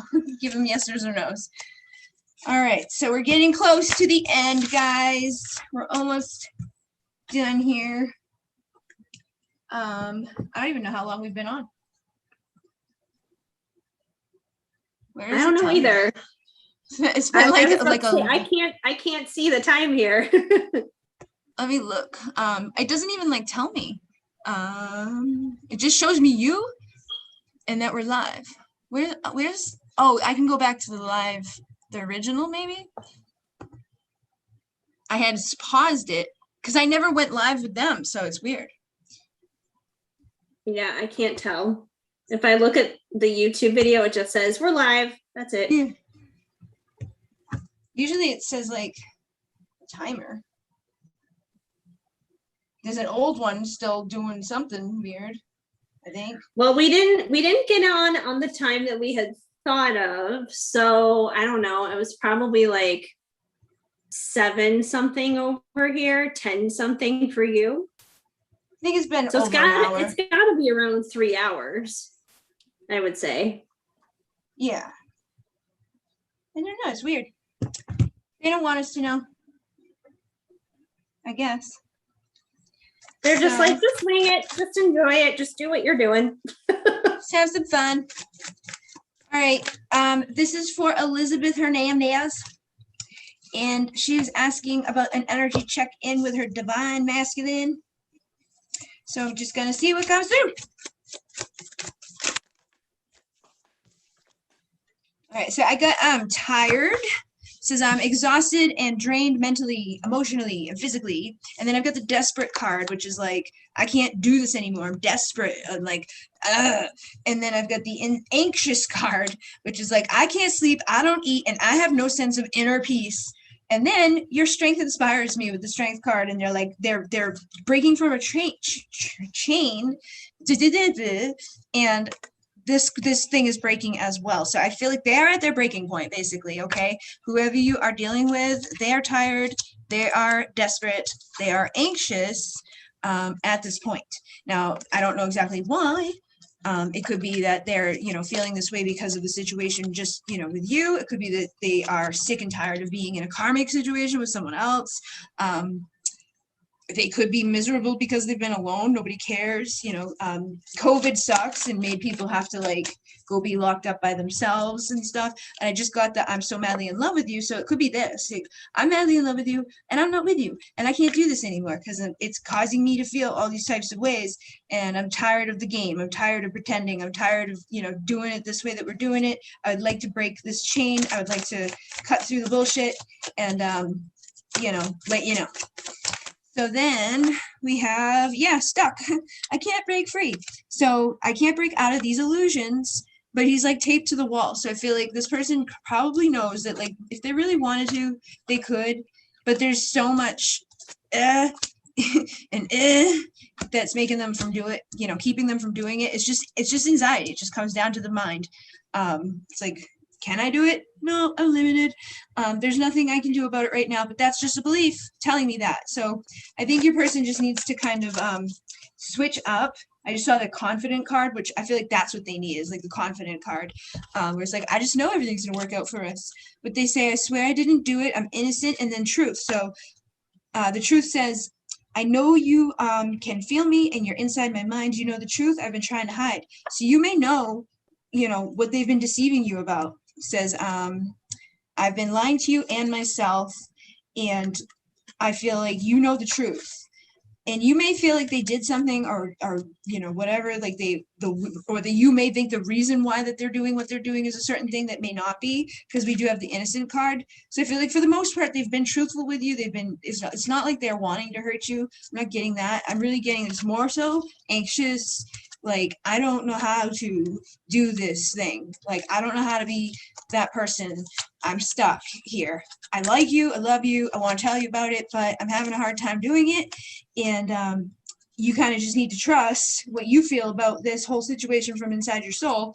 And, eventually I think this person will break out of this stuff because they are in love with you, but it might take them a while to do it.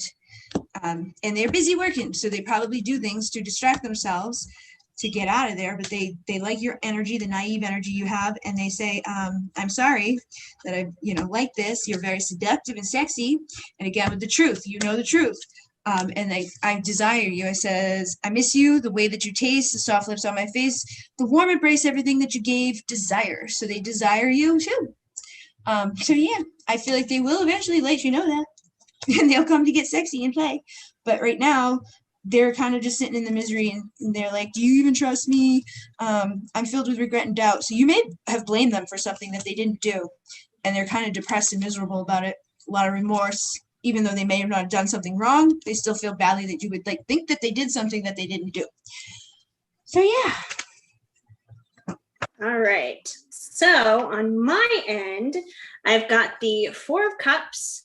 So I feel like he is kind of stuck right now. It's that stubborn energy, basically. So, he's way too fixated on whatever's happening down here with these three cups, which is usually stuff that's probably not serving him very well. So it seems like he is a little consumed with that. And I feel like the fourth cup up here is basically you. You are like this wonderful, amazing thing that the universe is presenting to him on a silver platter. And he's like, I'd rather pay attention to this stuff down here, kind of being stubborn. But, he's not happy with what he's paying attention to. Like, does that look like a happy unicorn? I don't think so. That's not a happy unicorn. So yeah, I feel like he's being a little stubborn, and what he really needs to do is he needs to walk away from the things that are no longer serving him with the Eight of Cups. So we do have some of that going on. So I feel like he needs to walk away from something. It's probably whatever those three cups are that is, not making him very happy. He probably actually needs to walk away from those things. And instead, he needs to be focusing on working on the things in his life that actually make him feel good and make him happy, because we have the Seven of Pentacles here, which is pretty much you reap what you sow. You put out into the world exactly whatever you put out there is exactly what you're going to get back. And right now, he doesn't seem to be getting back much of anything that he really enjoys. Obviously, he is having a lot of that stuck stuff going on. So he's got to transform that. He's got to start putting forward the things that he does want. And, you know, if that is things with you, he needs to start doing something about that. And I do feel like he has love for you because we got the Page of Cups here. So he has a genuine, authentic, real love offer that he does want to present. But I feel like he's going to be on the slow side getting there. You know, he's got this stubborn streak in him, obviously, that he kind of needs to get out of.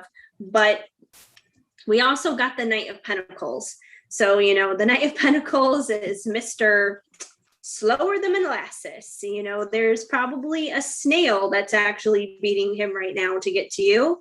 But the good thing about the Knight of Pentacles is slow and steady wins the race. So while he may be very slow to get there and kind of turn it all around and walk away from those things that are no longer serving him and come your way, he will do it though. Like he's going to be solid. He's going to be stable. He's just going to take his time is what it comes down to. He's going to take his time, but you got the Two of Cups here coming out as that final outcome. So I do feel like you guys can still have that partnership.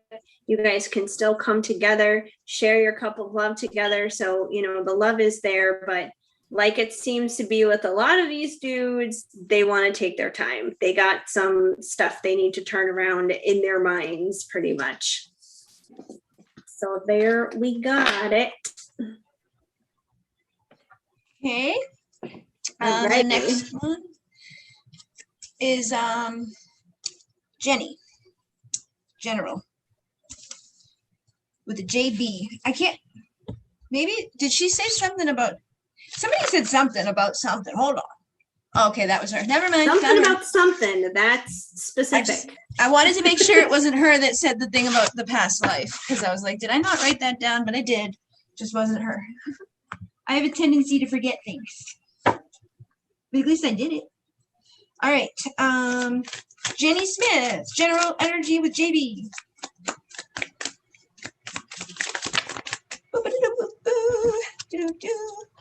Okay. So many of the same cards, and it's like it gets boring after a while because I'm like, yeah, there's another message of the same thing. It is a lot of the same thing, and I think it's really funny because I think we both have had like the same cards pop out over and over again, but at the same time, we've each had different cards pop out. Yeah. So yeah, and that's interesting. I don't like I like that to do that because it gives people further confirmation. But it's like, hey, you just got that Eight of Swords that took like everything the same twice. But Right. But then it's like, okay, I get it. After the fifth person, it's like, we don't want that anymore. Maybe we just need a new type of question. Like, I don't know, just a new type of question. I know. Well, that's the thing. So many people ask the same, but this happens every live that I do. It's like a different question. It's like one person says it and then everyone else is like, me too. I'm like, okay. But this is why whenever I've come on your readings lately, I'm like, I'm not going to ask something specific about him. I'm going to ask about like my move or something because it's something different. Thank you. Thank you for watching out. You're welcome. I'm like, I gotta, keep up the spice of life here. It's variety, but at the same time, I genuinely needed to know the answer to those things too. I was like, this is what I'm dealing with. So yeah, and that can be a thing too. There's like if you are consumed so much with your one part of your life and it's a person, then all other parts will eventually start like if you go and you can't give up your question to something else in your life, that's not a good sign. And I was there at one point, so that's why I'm saying that, because there was a time where I was like a psycho with readings. Like I would binge watch them and I was like never ever like satisfied. Give me more. And I didn't care who I was watching. It was like any title that sounded okay, pop that on. Just got kind of unhealthy really quickly. But This is for Jenny. So Jenny, you got a mixture of stuff going on here, but it doesn't look like it's like a horrible thing. It's just like everything we've already said tonight has come through here somewhat. With the Two of Pentacles, this is like somebody that, you know, the energy could be, I don't know what to do. I don't know if I should go near you. I don't know if I should stay over here. I don't know if I can give to you equally is kind of what I was picking up too. And that could be because of third party, like maybe they're with somebody else at this time. Or maybe they're, and maybe they just got something going on in their world that keeps them from being able to. But I also got the Three of Swords here. So they could be in a third party situation that they're, and if they were to come towards you and try to give to you equally, then they would end up having to juggle with them at their, whoever it is that they're, you know, whoever else could be that they're in their connection with.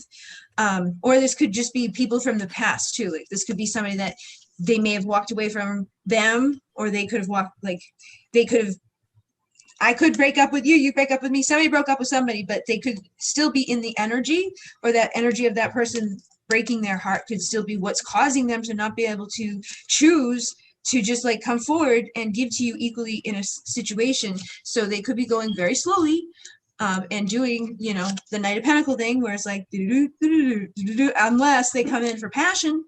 And then when it's that, it's like they may come in real quick and leave again really quickly. So I don't know. I don't know exactly what's going on here, but I'm seeing like it's like almost like you've got everybody's story here, like a little mix of it. You got the Magician here too, with the Devil underneath it. So this could be a time where you're going to be able to actually get rid of the toxic stuff. So this would be like if they have a third person in your situation, this may be a time where that's going to come to an end and they're going to walk away from that so that they can go towards something better. Or whatever the third element has been. Maybe it's been a drug addiction, or it's been a belief system, or it's been their behavior of coming and going with, you know, leaving you in heartache and leaving you confused and leaving you not knowing what's going on, you know, seeing all these illusions surrounding the situation because they're not giving you clarity. So I also feel like Spirit is making judgment calls at this time, trying to help you with the transmutation of things, trying to help you to come out of the mental emotional turmoil that you may be having to go through as a result of the situation. And with the Eight of Swords, I feel like there probably is fear on both sides. Because if you've been through this situation that I just described, he's going to leave you having some fear either way. You know, some people get hurt and then we get weird. And I think that's kind of what's speaking here. It's like, I don't know what to do because I've been hurt before, or I don't know what to do because I don't want to hurt you, but I do like you and I want to eventually get there. I would like to have the Four of Wands, Twin Flame, 11-11 union. I would like this chapter that I'm in to come to an end. So this person could be going through an ego death, and everything I just said could be a version of them from their past that's now ready to become more so like a spiritual commitment, next level commitment to you, to make you happy, both of you happy, with your Nine of Cups and your Ace of Cups. This is a brand new start in love that's going to lead to 10 of Pentacles, which is ultimate fulfillment, which would be karma, balanced out justice, and, you know, getting everything that you're supposed to inevitably. Like, oh, look at that, when I heal my karma, when I do what I'm supposed to be doing, when I like put some pep in my freaking step, and I in balance with each other, and, you know, listen to the call of Spirit and the signs and the synchronicity, and I don't give my energy to things that I know I shouldn't, or people that I shouldn't. When I close those chapters out, I get my Two of Cups. I get the perfect partner that I was meant to be with. So I think things will work out good for you. And that actually felt like everybody on the channel could probably listen to that. So take it if it resonates, but I think you guys are headed in a good place. You're going to get an Emperor eventually that will take their leap of faith with you, and you get your 10 of Cups. Yeah. I have a mixture of stuff on my end over here too. It was definitely like a whole garden of stuff, I guess you could say. We got roses, we've got thorns, we've got it all. So we have the Eight of Swords coming out. So obviously there is some mental imprisonment happening here. Once again, I feel like it's probably on both sides. This is probably something you guys mirror to one another. So there's definitely some of that stuck energy going on, some of those mental strongholds that need to be transformed, need to be gotten out of, because this is not going to propel anything in a direction that you actually want it to go in. So we have some of that. And we also have the moon that came out. So I do feel like there's some illusions, there's some secrets, there's some stuff that's hidden here that needs to come out and needs to be revealed. That's probably where some of this mental anguish is happening here too, with the 8 of Swords. The moon is also like the representation of the divine feminine, which would be you in the case of this. So, I feel like that's just confirmation of that, stand strong in your own feminine energy and your own feminine power in this. But I do feel like there are some secrets and hidden things that need to come out. And I do feel like those things are going to come out. I feel like, whether you want it to or not, whether he wants it to or not, Spirit is going to make a final judgment call here. We got that judgment card. So I do feel like, it's like even God sitting on the throne is like, looking at the clock, like, come on now. We got to make a final judgment call. We can't, sit in limbo forever. This is not beneficial to anyone. Things have to get moving. And once again, there's been a lot of struggle. There's been a lot of conflict here with the 5 of Swords. So there's definitely been some of that happening. But despite all of that, I feel like, going back to the fact that you are the divine feminine in this with the moon, I feel like, you are doing the necessary work. You are taking the necessary steps on your end, because we do have the Empress, and the Empress is the embodiment of all those queens. So I do feel like you are doing that.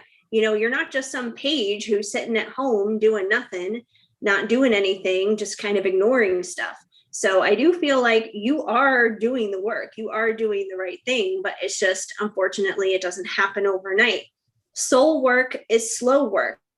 And I feel like you know that, and you just have to stand strong and stand tall in that Empress energy. And I think he sees that in you too. He sees you as an Empress. He doesn't see you as just like some random slut or something. He sees you as, this beautiful, magnetic, smart, powerful, loving queen that you basically are. And that's probably pretty intimidating to him too, which is just another reason why there's all this struggle. Because if he's not in his Emperor energy just yet, which the Emperor did not pop out here, he's probably not ready to handle you just yet. You may be a bit much for him to handle, not in a bad way, but just in a way where he's not ready. He's not at that level yet. He's still working on it. He's still getting there. But I do feel like he's working on it. And I do feel like he wants to do that, because we also got the Knight of Cups. The Knight of Cups obviously has a lot of love. He has love that he wants to bring forward. The interesting thing is, in my unicorn deck, the Knight of Cups, he moves kind of slow, kind of like the Knight of Pentacles does, simply because he's holding this cup on his back. He doesn't want to spill it. He doesn't want to spill over that cup. So I do feel like, he feels kind of fragile and delicate with those emotions, I guess you could say. So he feels protective of them, but he's still trying to make the effort to move forward, like slowly but surely. And he does have an authentic, genuine offer that he wants to give you in the physical here with that Knight of Pentacles. He does want to bring that your way. And I just feel like if you guys somehow muddle through this, keep doing what you're doing, keep being that Empress, uncover what is hidden there, get beyond a lot of the struggles, allow Spirit to come in with that judgment call, that eventually you guys can get there to that 4 of Wands, because the 4 of Wands, 11-11 union, it did come out, so this is always available. This can always happen. But, just because Spirit throws this card out and says, here's your 4 of Wands, that doesn't just means the 4 of Wands is handed to you on a silver platter.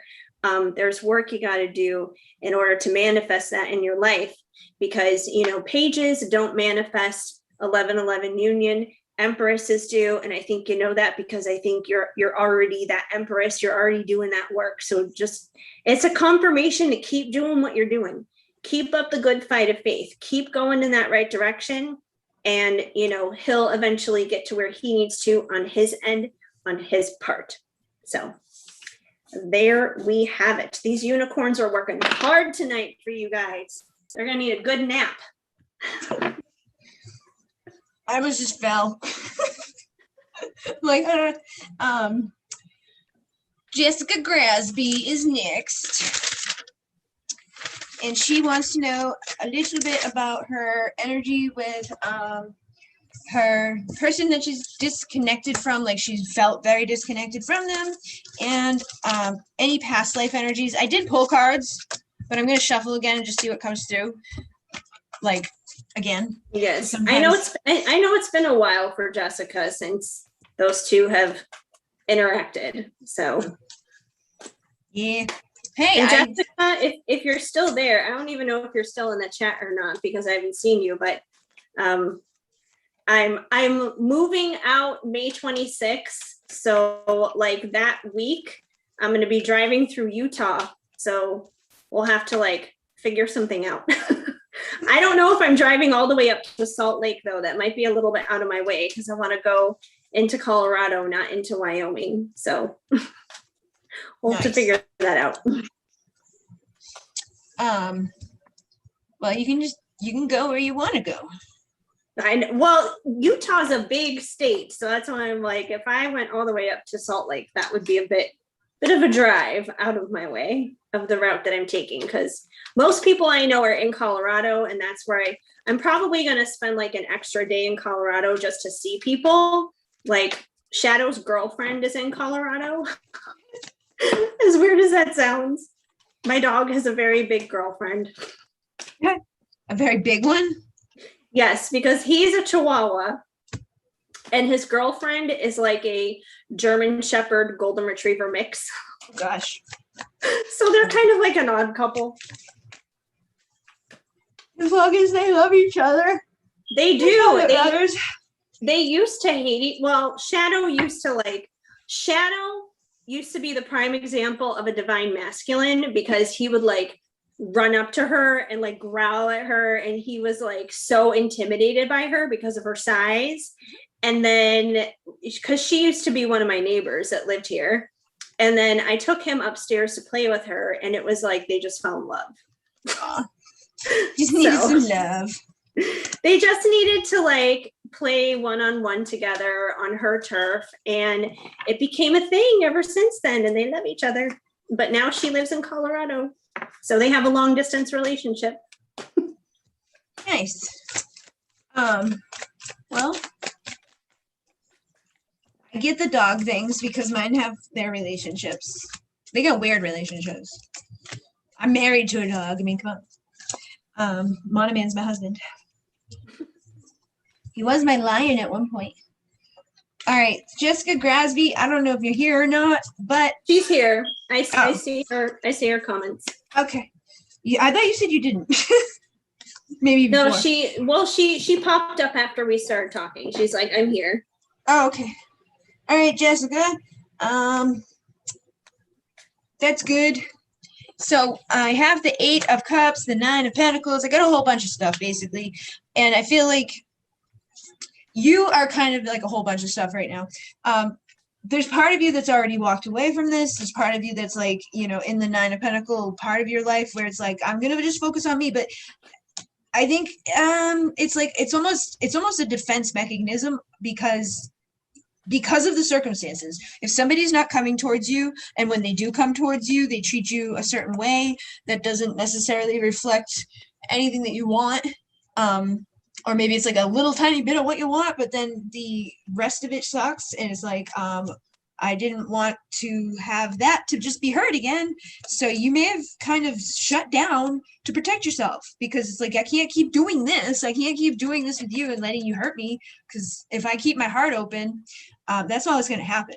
So you could be really like, you know, just distracting yourself. But if you let yourself feel, I guarantee you probably go right back into feeling for the person. But right now you're not letting yourself go there because you're keeping yourself safe and you don't know where this person's at. So if they're, you know, still exhibiting behavior that comes from a place that gives you conflict, competition, chaos, maybe they're, you know, they see other people or they don't see other people, or you don't know what they're doing because they're not telling you, but it causes tower moments in your life, at some point self, is like, I gotta walk away from that and stop, because it's going to impact my career. It's going to impact my money. It's going to impact my other stuff, my friends, my family. At some point we learn a lesson in our lives to like not let those types of things continuously just keep doing it over and over and over. So I feel like you're at the point where you're like, you're detaching from it, which is a good thing. You're becoming a healthier version of yourself, realizing that you don't need to be there, and that it doesn't have to be like, obsessed, like some points on the journey when we are obsessed. Now you're at the other point where you're like, yeah, I know what this is, but it's like, is it even? You could be wondering, doubting, is this real? Like, was like the whole thing made up? Was it just me being crazy? I don't think it was that. I think that you're just at that point where you are actually healing from detaching. Like, that's what you need to do, is accept where you're at, even if it sucks, and do your own work for you for a while, and not care what they're doing, not care what happens with them. Like, literally still keep working on yourself, just because it's you, just because you care about you, because you deserve to have that done. So using your intuition, going within, overcoming the painful ending in the, 5 of Cups energy that you're probably living within, which is probably still kind of there, but not to the degree that it could be. Like, I feel like it was like you kind of did this like thing where it's like, I'm either going to be absolutely miserable, where I'm going to like want to kill myself because of what's going on here, or I'm going to like do something and kind of fill myself up with something better than that, so that I can get through this, so I can get to the other side. So I'm going to walk away from the misery. I'm going to walk away from sitting around crying over spilt milk, because there's nothing I can freaking do about it. I'm going to pick up what happened and, pull myself away from living in that frame of mind or that energy that I was in, so that something better can manifest as I go forward. You may not know what that is moving forward, but at least you're not like super freaking weird about it anymore either, because that gives the space that you need for more balance. So like, if this person does come back into your life, you're going to be in a position where it would be much easier for you to be like, fuck you, you're not bringing that to me. And if you got a bunch of this shit coming around, I don't want it. And it's much more likely that they're going to sense the energy that you're emitting is different and changed. So they're probably going to be different and changed, because if it's your twin flame, that's what happens. One of you changes, the other one changes. You go down one path, they're going to shift their path. So this chapter of, I feel like this chapter of maybe the Knight of Wand type of energy, where he just, comes and goes. He doesn't stick around. Could have been somewhat like doing stuff other places and all of that. That's coming to an end. While all this other stuff's going on for you, it's probably on his side maybe going to be a slow ride for him to get to the place where he comes to you to give you a vulnerable, authentic offer. But when he does, he's going to be coming as a King of Pentacles rather than the Knight, of Wands. And it's going to bring you to your Temperance, which is my yes union energy of balance and of passion and emotion. So you get your clarity, and you get the king, the Knight that turned into the king, the Knight that was like, I don't know what I want, I don't know what I'm doing, didn't really, like, he didn't set out to hurt you, he didn't set out to be a dick, but he did. He ended up becoming one. And so he's going to have to grow up and see things and, put an end to that and let that part close. And you've got to do it on your side. You've got to put an end to what you were dealing with and what you were doing on your side of the situation, so that a new beginning can happen at some point where you're not holding on to all that other shit. And I think that for past life stuff, if you do some automatic writing, if you can just trust yourself, believe me that you have the gift to do it. Like, everybody has a gift to do it. They just have to do it. You literally just put your freaking pen in your hand and you write and you trust, and you just keep writing until like you can't write anymore. Sometimes it's going to be like just words. Sometimes there's going to be symbols. Sometimes there's going to be like a picture. Sometimes there's going to be like you're writing like a whole story. You don't know who it is or where it came from, or if it's from you, or like whatever. You maybe get a poem, but there's something in there that wants to come out. And if you want to get answers, I feel like it will help you to get those. So you got to trust. Okay. That's something that is just trust. I don't know how else to like really inspire people to do that exercise, because I've been doing it since I was a kid. When I was a little kid, I used to just sit there and thought that I was writing in my book. Like, I would be like, I thought that I had cursive writing. Like, I have books full of that, but then I'm like, my alien writing, like, what was I doing? but I have books full of that. So I've been doing it since I was little, just letting it come through. Energy. Just think of it like that. Like when you were a kid, you didn't think about it, you just did it, and let it happen. Then we have the witch and the warlock energy here, and it says connects to earth, natural healer, murdered for a lifestyle, and you may be afraid to express yourself. So you could be afraid to write. You could be afraid to just like let yourself feel it. You could be afraid to just like let it flow. You could be afraid that people are going to laugh at you or whatever. And even if you're not going to show people or do it in front of people, there's still going to be that subconscious thing that makes you feel weird and awkward and like, I can't fucking do this, and walk away. So don't let that happen to you. If something happened to you before, you can do soul retrieval. You can do past life meditation. You can just do set intention to go back to the time that it happened and ask to retrieve, the piece of yourself that could be living in sadness now because you were killed for who you were. And that could be keeping you from really embodying who you are in this life and being happy with it in this life. And if that's the truth, then that could be causing some issues, with decision making and stuff like that with your person, because your person may need you to be loving yourself unconditionally, fully, and wholly, like always good with who you are 100%, for him to do the same back. Like if you can't love yourself unconditionally and accept yourself unconditionally and be happy unconditionally, how can he be? You feel like you're being rejected and things like that, but this is the key to healing it, is to rising up out of that. And I think he can meet you there because he's got his own illusions, his own bullshit, his own karma to heal, and his own decisions to make. And then with the sadness, I feel like there's a resounding sadness that's originated in another life. So something happened somewhere along the lines that just made you sad. And if you do the writing, I feel like you're going to find out some of it's probably connected to this. I feel like you lost a child. I don't know why, I just do. And that's what I mean, like right there. I don't know why, I just do. That's the stuff that you just got to trust when it comes through and not question, like, because there's some reason, and you'll probably continue to get more synchronicity about that as you go. And then we have Africa and Asia coming through. So for some reason, these lifetimes, or like these energies of your past lives that are coming through, connect to this. So this could be further confirmation for you in some way that you're going to figure out when you do some writing, or you're going to figure out why you were so sad because maybe you lost a child and you were in Africa, or you were in Asia, or whatever. You got to trust. And even just doing a past life guided meditation where you go into like a very relaxed state and the person guides you back.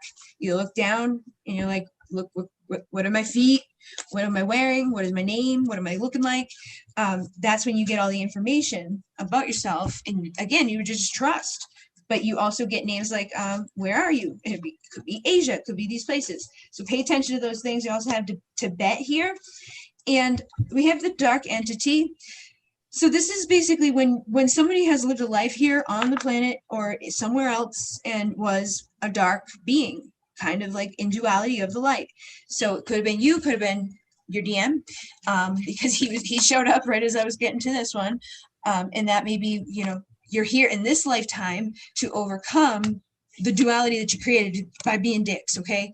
So if you guys were like mean and evil and did some mean, evil things, you gotta, fix that stuff this time. So it's gonna probably take some time, some dedication.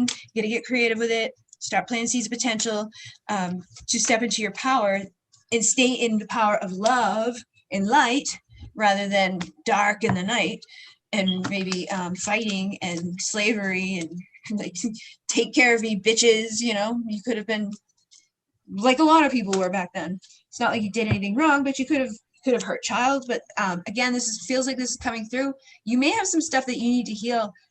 It's not an inner child, it's a child that you lost, that you need to connect with, and again be the light worker in this life, because the last one you weren't the light, you were in the dark, or your man was. So you got to heal that for him, help him to come out of there, just hold space for him so that he can cross that mental emotional turmoil that he's going to be probably experiencing. And you could be a doctor, a healer, a nurse, or just instinctively heal with your hands. And you can heal yourself too with your hands. So place your hands places that you feel you need guided to put them. Like when you feel a connection to, maybe I did lose a baby, or when you feel hurt in your heart, put your hands there. And I do think that you will get to the marriage that you're supposed to have with this person. You could be a little bit, having codependencies in this lifetime, but I think you'll eventually get to where you need to go in this situation. Okay, and you may not even want that right now, but I think you will get there. You're gonna get there with who it's supposed to be, when it's supposed to be. But loving yourself and all the other things we talked about is how you're gonna get there. And somebody probably hung or burned you for being who you were. Okay. All right. So on my end, Jessica, that was a long one. Like, woo. Okay. On my end, I have a little bit of stuff too. I don't have the past life stuff, but I got some stuff just as to what you need to know happening here right now. Okay. So over here on my end, I have a lot of wand stuff over here, which I'm going to get into the wands in a minute because I have like wands flying out for you like gangbusters.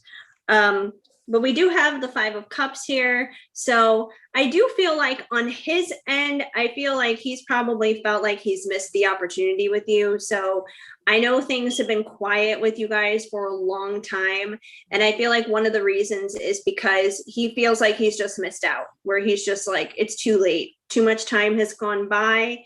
If I were to say or do something now, she would probably write me off. She'd probably laugh in my face. She's probably over it and done with it. So I feel like on his end, he feels like he has this missed opportunity, even though he clearly doesn't, because there are two cups sitting there where obviously the opportunity is available, because I think we both know if he did decide to like speak up and say something, you would be like, oh yeah, here's the cup, it's here now, here's the cup. Like you would be excited for it. You wouldn't be like, oh no, get away from me or anything.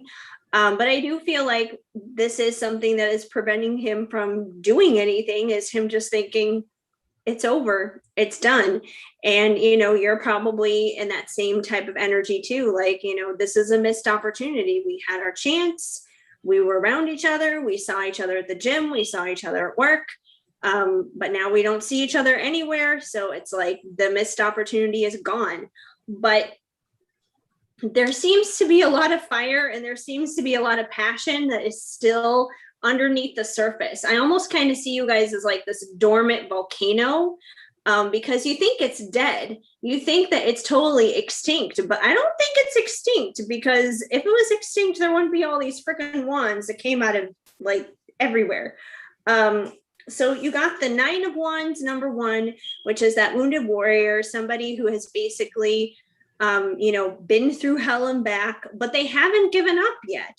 So even though there is this part of you, and I think a part of him that has kind of settled on, well, what's done is done. The cups are spilled. This isn't going to happen. I feel like deep down inside for both of you, it's a divine connection. You know that you can't just walk away that easily. So there is that piece of you way deep down inside that still has that spark, that still won't necessarily give up and that won't walk away. I mean, clearly, if you didn't care, you wouldn't be here. You wouldn't be asking that question. So there is a part of you that doesn't want to walk away, that doesn't want to give up. And you also got the Page of Wands as well. So, the Page of Wands is somebody who, wants this brand new spark, this brand new beginning. I feel like that is available to you guys. When the time is right, there will be that brand new spark, but I think it's going to have to come from a place of confidence, making a confident decision to come forward with that 2 of Wands. I don't feel like either one of you are there right now, because both of you are kind of looking at the missed opportunities, but I do feel like once you get past that, you guys can get to this place of moving forward in confidence.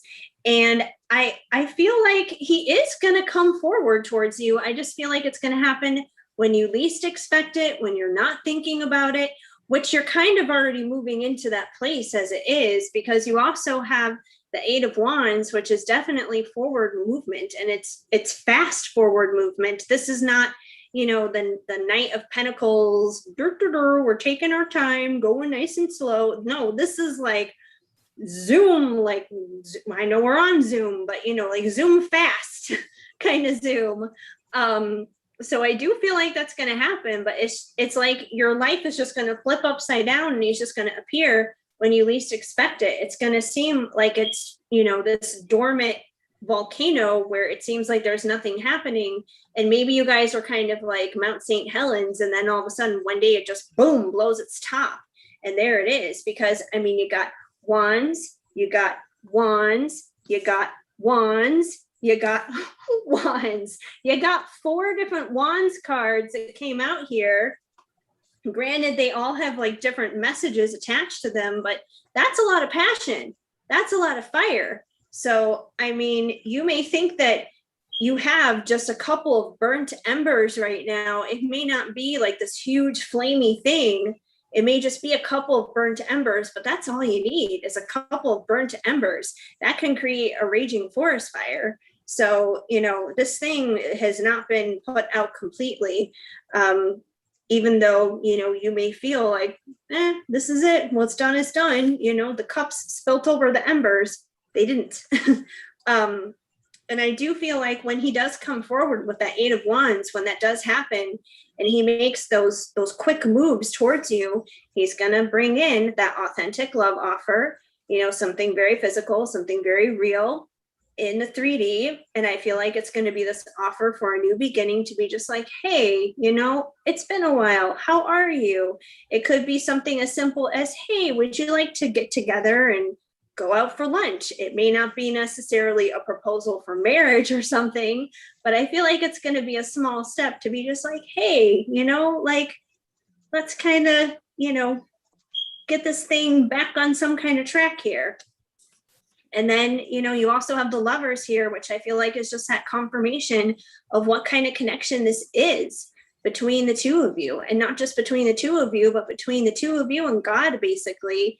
You know, the Holy Trinity there, Father, Son, Holy Ghost. You know, this is not just a linear thing between the two of you. It's a spiritual thing. It's a spiritual thing between you, him, and, you know, ultimately the universe, the creator of everything. So this is a divine connection. It's a struggle, and I get that, because usually these things are, but, you know, you can't necessarily fight it. The spark is still there. It's good that you're doing you and you're taking care of you and you're doing those things. That's a positive thing. I completely agree with Bridget on all of that stuff. But at the same time, I would say don't shove it down to the point where you're just like, this isn't real and this doesn't exist in my life anymore, because you're trying to extinguish something where there's still a lot of passion. So it's okay to acknowledge that the embers are still there, but the important thing is you're not letting the flames consume your life, which is the important thing. So that's what I got here for you, Jessica. You hate surprises and booms. Oh gosh. Well, you know, that kind of happens with these things, surprises and booms.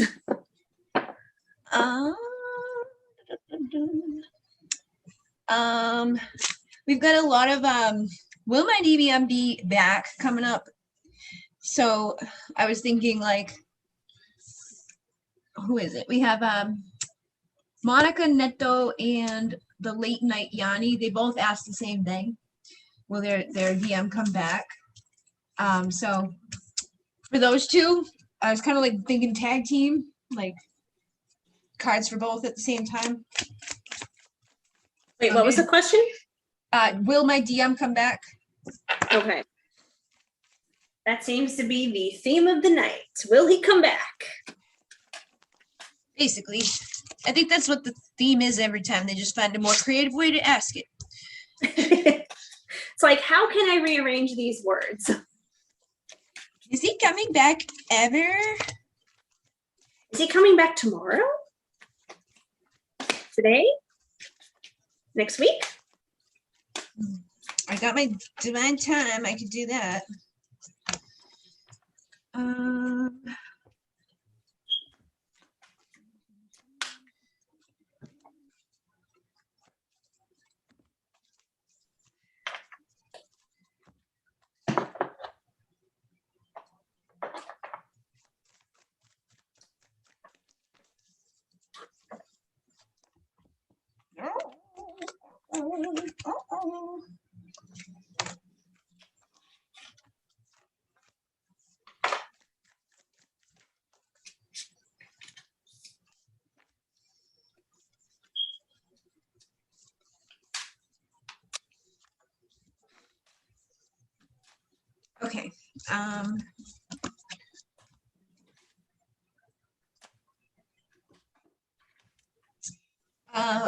Monica and late night Yanni.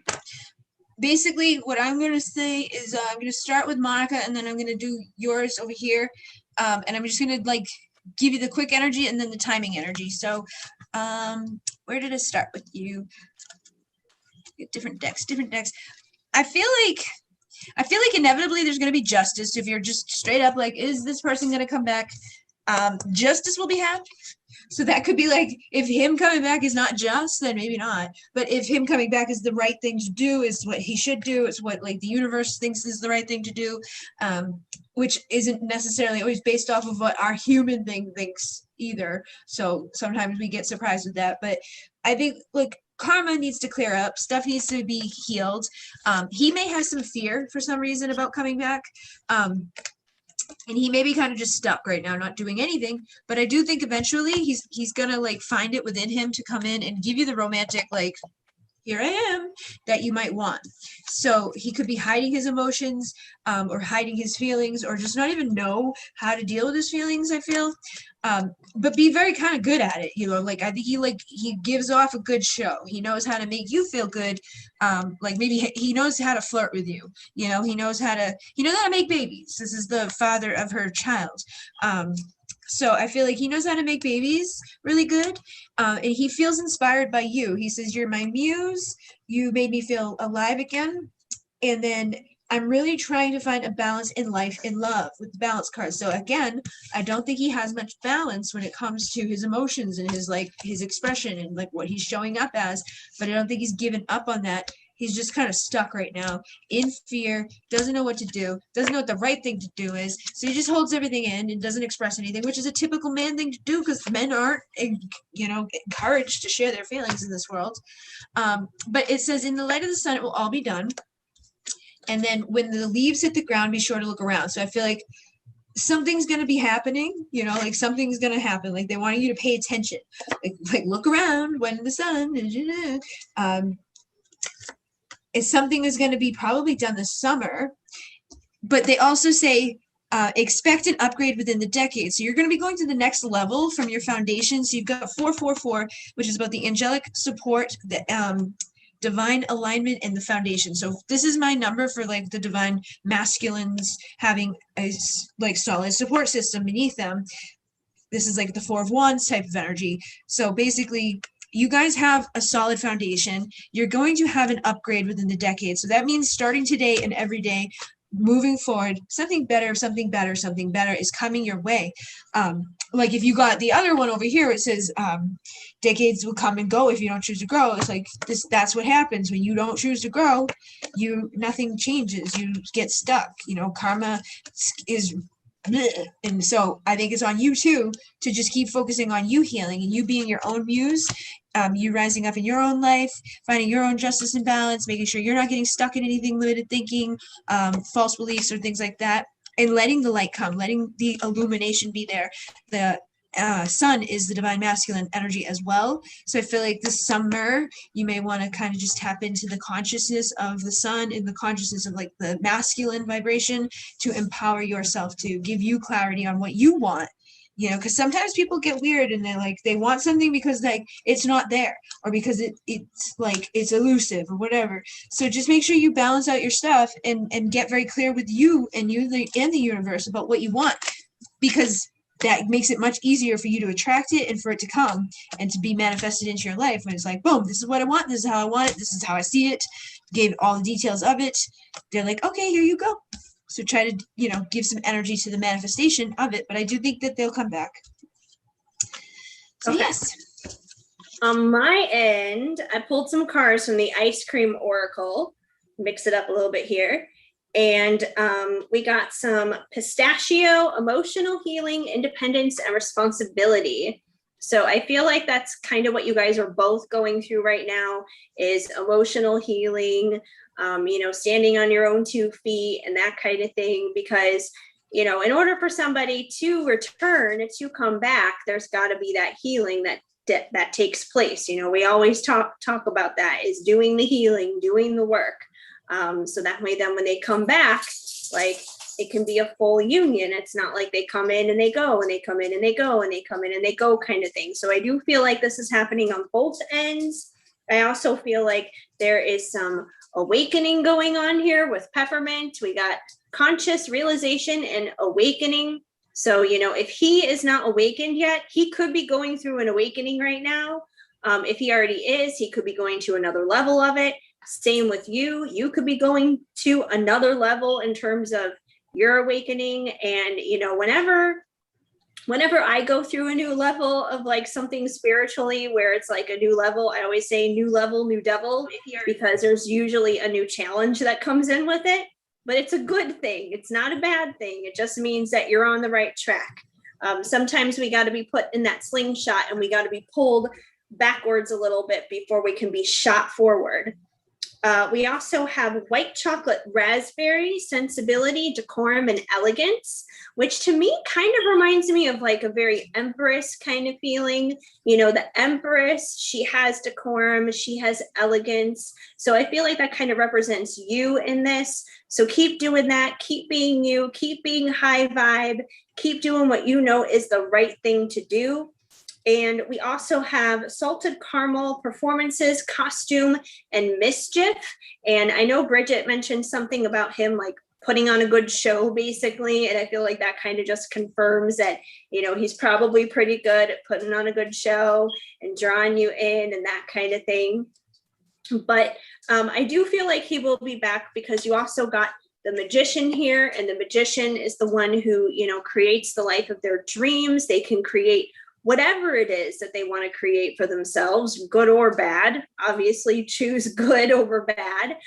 So I feel like if you want him to return, you can, you know, create the conditions from a spiritual, emotional, and mental perspective to create that kind of like welcoming space for him to be able to return, just as he can create the opportunity to return himself. And I do believe that he will, also because you have the Ace of Swords. The Ace of Swords is a new way of thinking, a new way of being. And, you know, I feel like he will present his new thoughts to you, that he will speak those things to you. He will come your way. And the final card you got here is your Four of Wands, 11-11 union. So, I mean, that says it right there. If he's going to come back, I would say, yes, he's going to come back. It's just, you know, taking some time, taking some work, as it has pretty much for everybody tonight. So there we go. Okay. The other person was Late Night with Yanni. So I see some energy here of strength with the Two of Pentacles. I feel like this person needs to find their inner strength to be able to come and be like, yes, I want to, you know, do something. Like they can't find the strength to make a decision, basically. And then with the Six of Pentacles, that kind of backs that up. It's like, I don't know which way to go. I don't know which way to do. I want to give to you, but I don't have enough to give to you because I don't know if I'm fully done giving other places. And it may not be romantic that they're giving to other places. It could be that they're just really like a workaholic right now, and they're saying my hands are tied, so like codependency. So they could be like a workaholic, basically, where they just, or an alcoholic, or just somebody that like constantly throws themselves into other things so that they don't have to make a decision, that they can just be juggling so much stuff that their hands are never settled into this energy of like, I'm nervous, I gotta say this thing, my hands are tied, I don't have to tell you, like I don't have to get nervous, I don't have to be weird, I can just go to work, I just ignore it. I just shove it down.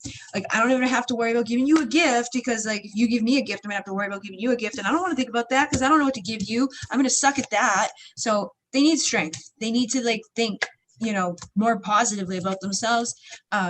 Stop throwing themselves into distractions, stop throwing themselves into their work, and just get vulnerable, because it's like I feel, want a new beginning of love, but they're sabotaging it or telling themselves that they don't, or that they can't, or that they don't have enough time, that like, I'm too busy for love, I wouldn't have enough time for love, I wouldn't be able to give them, it wouldn't be fair to them, or you know, whatever, just crazy shit that is keeping them from having love. And then with the timing, it's like, what are you waiting for? Open the door, the first one here. And then this is the year it will all be clear. So this is New Year's card. So it doesn't have to be anything to do with New Year's, but it's a New Year's card. So this is like new energy. It's like this, everything could be new. This is a new beginning in love, the Ace of Cups. They could have it. They could be there. There's an opportunity right now to have that door open up and to be like, yay. But they're kind of like confused about what to do. But this says within a few days, you'll know which way. So I feel like if they are the one that's confused and just don't know what to do, they're going to figure something out. And it's probably not going to take that long for them to do it. I wouldn't say if it's going to be a day, but it's probably going to be, you know, it may be longer than this 2-day thing. But then this one says, growth. Decades will come and go if you don't choose to grow. So if they don't choose to grow, if they just continue to choose to be like, oh, you know, I'm stuck, or I gotta work, I can't do it because I gotta work, you know, that's it's gonna cause delays. So I feel like in that case, you would have to be the one that gets to be like, all right, I know what to do now because this person's never gonna get their shit together. I'm gonna take my opportunity to go figure out something somewhere else with another person. So you could be, you know, breaking that away from you. But I feel like more than anything, this is gonna be the year that they get their shit clear and that they decide to stop throwing themselves into distractions and give you the love that you would, you know, probably like to have. They just need to get over their pride and ego a little bit too. I think that's a big block for them. So yeah. Yes, I would have to agree on that. And we had pistachio and salted caramel come back out again for this one. So pistachio is emotional healing, independence, and responsibility. So I feel like there's a lot of that going on. Once again, a lot of emotional healing when it comes to this connection. And salted caramel, performances, costumes, mischief. So, you know, he may be wearing a mask. He may not necessarily be showing who he truly is in this moment, which is definitely something that needs to change and be turned around. But I think you know that because we also have coconut, protection, purification, and boundaries. So it's important to put your boundaries up, you know, to really, you know, be firm in that. That doesn't mean that you have walls up all over the place and it's like you never let anybody in, but at the same time, you're not a doormat and you don't let them just like run over you either. You're firm on your boundaries to the point where it's just like, it's understandable and it's respectable. So I think it's definitely important to have that up. And that comes out of, you know, learning what you need to from that emotional healing. And you also have the strength to get through this with the Tiger card, strength, dignity, and majesty. So, you know, treat yourself like the royal person that you are on the inside, basically. You have the strength to get through this, to get on the other side. And I realize it's difficult because you also got the devil that came through. So there's definitely a lot of karma happening here, some bad behaviors, some not so great thinking, mental strongholds, addictions, that kind of thing. And I feel like whatever's happening in that devil energy is creating a lot of conflict, crisis, struggle, conflict, all that kind of stuff with the 5 of Swords. And therefore, there's also some illusions surrounding the situation here with the moon that needs to come through. So there's definitely some shit. There's definitely some gunk that needs to be worked out here. It's like things need a good spiritual, like, I don't know why this just came to my mind, but it's like a spiritual root canal. You know, you got to get in there and dig that gunk out and put in some good spiritual medicine, in a sense, to heal this whole situation. And I believe that if you do, it's going to take time, but you can have your 10 of Pentacles. You can have your 10 of Pentacles, whether you decide to stick things out with him or if somebody else comes along, you never know. That could be possible too. Someone else could come along who is healthy and good and actually ready for these things, who's, you know, not about all that mischief and stuff. You could find this other person to be even better. If not, that's okay too. I'm not saying like, oh, forget him, someone else is coming along, you know, that it may not be that. It could be him. He could be the 10 of Pentacles as well. But either way, I feel like your 10 of Pentacles, your happily ever after, your happy ending, your ultimate fulfillment, it can definitely come for you, but it's definitely going to take some of this work that needs to be done first. So that's what I got. Yeah. All right. We got 2 more and that's it. We got All right. Lexi B just wants to check in love. I don't understand what's on my arm. It's like killing me. And then Monica is dealing with a connection with somebody that she felt like she moved on. And then over time, she can't get them out of her head. So it's like the back and forth thing, like the Jessica thing. I think we all do that at some point, or more than one point, you know, Yes. couple of points. There's a few points. There's going to be. We go in and out with that. We're all chasers and runners at the end of the day. It's just like some people happen to notice it more than others. You know, I don't want to run. I don't want to chase. I just want to sit still. I just want to sit. I would sit right now, but I would fall asleep if I did. Or just stand. Just stand there. Just don't move. Lexi B, insight in love. All right. I'm gonna get something else here. You have entrapment.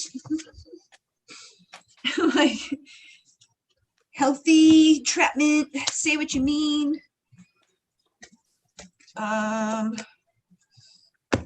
Family and tribe. Patience. Help from above. All right. So, I guess in regards to your love situation right now, I would say that like, I feel like you just gotta be patient with current circumstances, so that you don't fall into a trap of something bad, you know, being like manifested. You may feel like, oh, this is bad right now, or like I don't have exactly what I want right now, or you know, I would like for things to be differently than they are, or you know, maybe just feeling a certain way about something. But because this is the first cards that came out, you had like this. It says, you inspire my mind and fill me with light. This is that creative energy. And the independent. So it's kind of like I'm getting like you might be this like wild and free person. Like there's not really anybody there right now that's like kind of like pushing you to do anything or to have you. Like you don't want that. Believe me, I've been there. You don't want it. The entrapment. But I mean, you don't even have to be with somebody for them to do that. But I think that's kind of like what Spirit's saying at this time, is that you want to embrace this part of you, this like wild, creative, independent, you know, sexy, go-getter, enjoying life, feeling inspired, feeling good, feeling like, yay, nothing can tame the spirit of mine. And that you want somebody that's going to make you feel like, woo, they inspire me. They make me feel like, wow, like I've never felt that way before.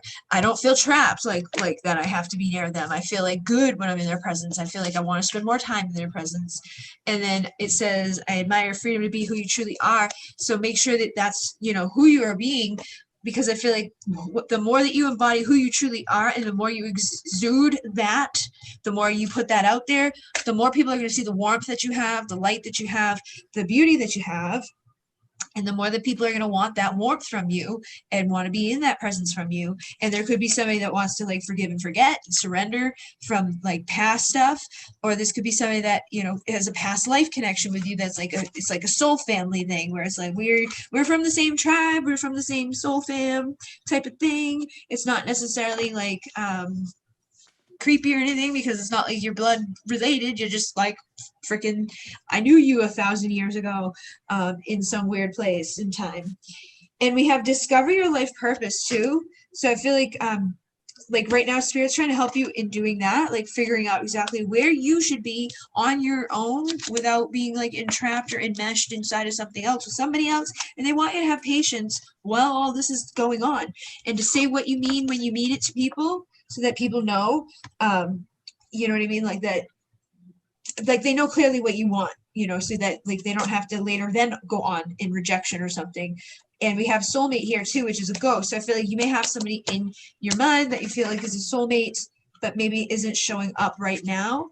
And that could feel like rejection for you, or you could feel like because of the things that have already happened with other people, like ghosts of the past, you'd be like, is that going to just keep happening to me? Am I just going to keep having people who either like hold me down and trap me, or don't want to hear what I have to say, don't want to give me love the way I deserve it, and basically, you know, leave me high and dry?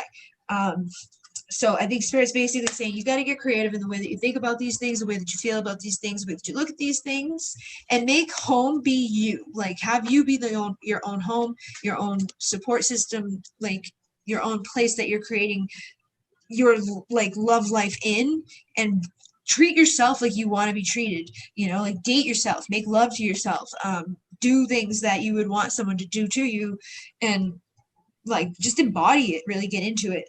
And have faith, because I feel like if you're patient, the right person's going to come, especially when you know what your purpose is, like fully. There's something that you're missing about that. Actually, self-love is what it is. So the more you can love yourself, the more you accept yourself, and the more that you surrender into that, like you are warm, you are beautiful, you are independent, you are sexy, you are wild, you're creative, you're all those things. The more you believe that, and you like get rid of the pride ego thing that's like, no, I'm not.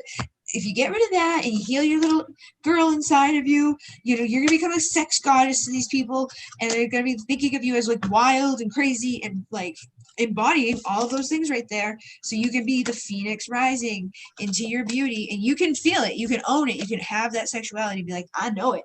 I know I fucking tempt them. I know that like, whatever, I'm done with my victim consciousness. I'm done, you know, waiting. I'm healing. I was over. I'm no more procrastinating. I am letting go of whatever, you know, needs to go, whoever needs to go. Sadness, bullshit. I ain't juggling anymore. I'm walking away, and they can watch me walk away to go see a Two of Cup. Perfect partnership with somebody that is going to be your person, the one that's going to make you love again. So don't give up. Okay? Yes, I'd have to agree. The first thing that came out for me here was the Three of Swords, which I feel like indicates the past. I feel like that indicates what you have already been through: pain, heartache, not so great stuff, obviously. But I feel like you're overcoming this. You're, you know, working on becoming the best version of yourself, getting past any of this nastiness here. And I feel like eventually a King of Swords is going to come into your life. So, I mean, he could be an air sign, for example, or, you know, just someone who has a lot of thoughts and a lot of ideas. But either way, I feel like he's someone who's definitely going to bring along his truth to you. I almost feel like, in a sense, you may almost be like a little like kind of taken aback by him, just because he is going to be so brutally honest in a sense. You know, like those King of Swords can kind of be a little cold, a little biting. So you may be taken aback by it a little bit, but at the same time, like drawn into it in a sense too, if that makes any sense. But I feel like when this dude arrives, when he comes along, you're going to see movement. You're going to see forward movement here with that Chariot. Things are just going to take off. You know, when it's with that right person at that right time, it just takes off. But in the meantime, you also got change maker, make waves. So, you know, whatever changes you need to make in your life to just like make your life the best and the fullest, do that. Don't be scared to make waves. Don't be scared to, you know, get out into the deep end kind of a thing. You know, nobody makes any big impact in the world if they're not like taking risks, basically. If everybody likes you, everybody loves you, chances are you're not really making any changes. If you're ruffling some feathers, if there are some people out there who don't like you, then you're doing something right. So don't be afraid to get out there and ruffle some feathers, make your dreams come true, shake things up a little bit. You know, that's probably the kind of stuff that's going to wind up bringing in somebody who's going to have something to say too. They're going to be like, well, wait a minute, she's doing things a little bit differently. What's up with her? That's kind of interesting. Also, make sure you stay in the now. Don't live for the past and don't live for the future. And this is hard to do because I think that all of us, it doesn't matter if it's love or if it's life, we all struggle with staying in the present moment. You know, a lot of the times I find if you're feeling depressed and if you're feeling sad, it's usually because you're mourning for the days of past. You're thinking of the good old days, sometimes remembering things that used to be better than what they really were. If you're having anxiety or feeling really anxious about things, you're usually focusing too much on the future. So if you're a little bit too heavy on the depression side or a little bit too heavy on the anxiety side, try to center yourself and bring yourself back to the now, to the present moment. Because if you're just in this present moment right here, right now, there's nothing to feel anxious about. There's nothing to feel sad about. All you'll find is peace and what you need in the moment. And I know it's a hard one. It's a hard one to do, but I feel like it's important to do. We also have ambush your fear with ferocious dreams. So once again, go for those dreams, keep doing that, whether it's in life or in love, just go out there and take life by the horns and do what you need to do. That's really important. And I feel like the thing that, whatever that thing is, do what sets your soul on fire, because we got 2 fire cards that came out here. We got creator fire and we have soul on fire. So do the things that set your soul on fire. Create from a place of passion. Create from a place of joy. Don't create out of obligation, out of like, oh, well, I feel like I have to do this. I feel obligated to do this, or I think I should do this. Do it because you really want to. Do it because you really feel passionate about it. And someone who's doing what they love, someone who's being passionate about, their life and their dreams and their goals and what they're doing, whatever that may be, they are going to draw in some amazing stuff, whether it's in life, in friendships, in love, just in all of it. So yeah, just stand solid in that single, sexy, confident kind of attitude, and you're going to be a-okay. Okay. And then this is it, Monica. She's asking about her divine, well, she's not sure what it is. She's got a person. Her divine question mark. Yes. Dealing with the connection. Sometimes feels moved on from the connection and other times feels can't get out of my head. So you're just like every other human on the planet. Let me see. I'm going to start with this one. What do you exactly want to know? Like, what is the question? Sometimes feels like you, all right. Well, I'm just going to say, I feel like you're probably wondering, like, why is this happening? Like, why are you okay one day, like, feeling that way? And then the next day, it's like, you don't feel that way. Like, why would that happen? Is there something you can do about it to fix it, basically? But let me just see what comes through here.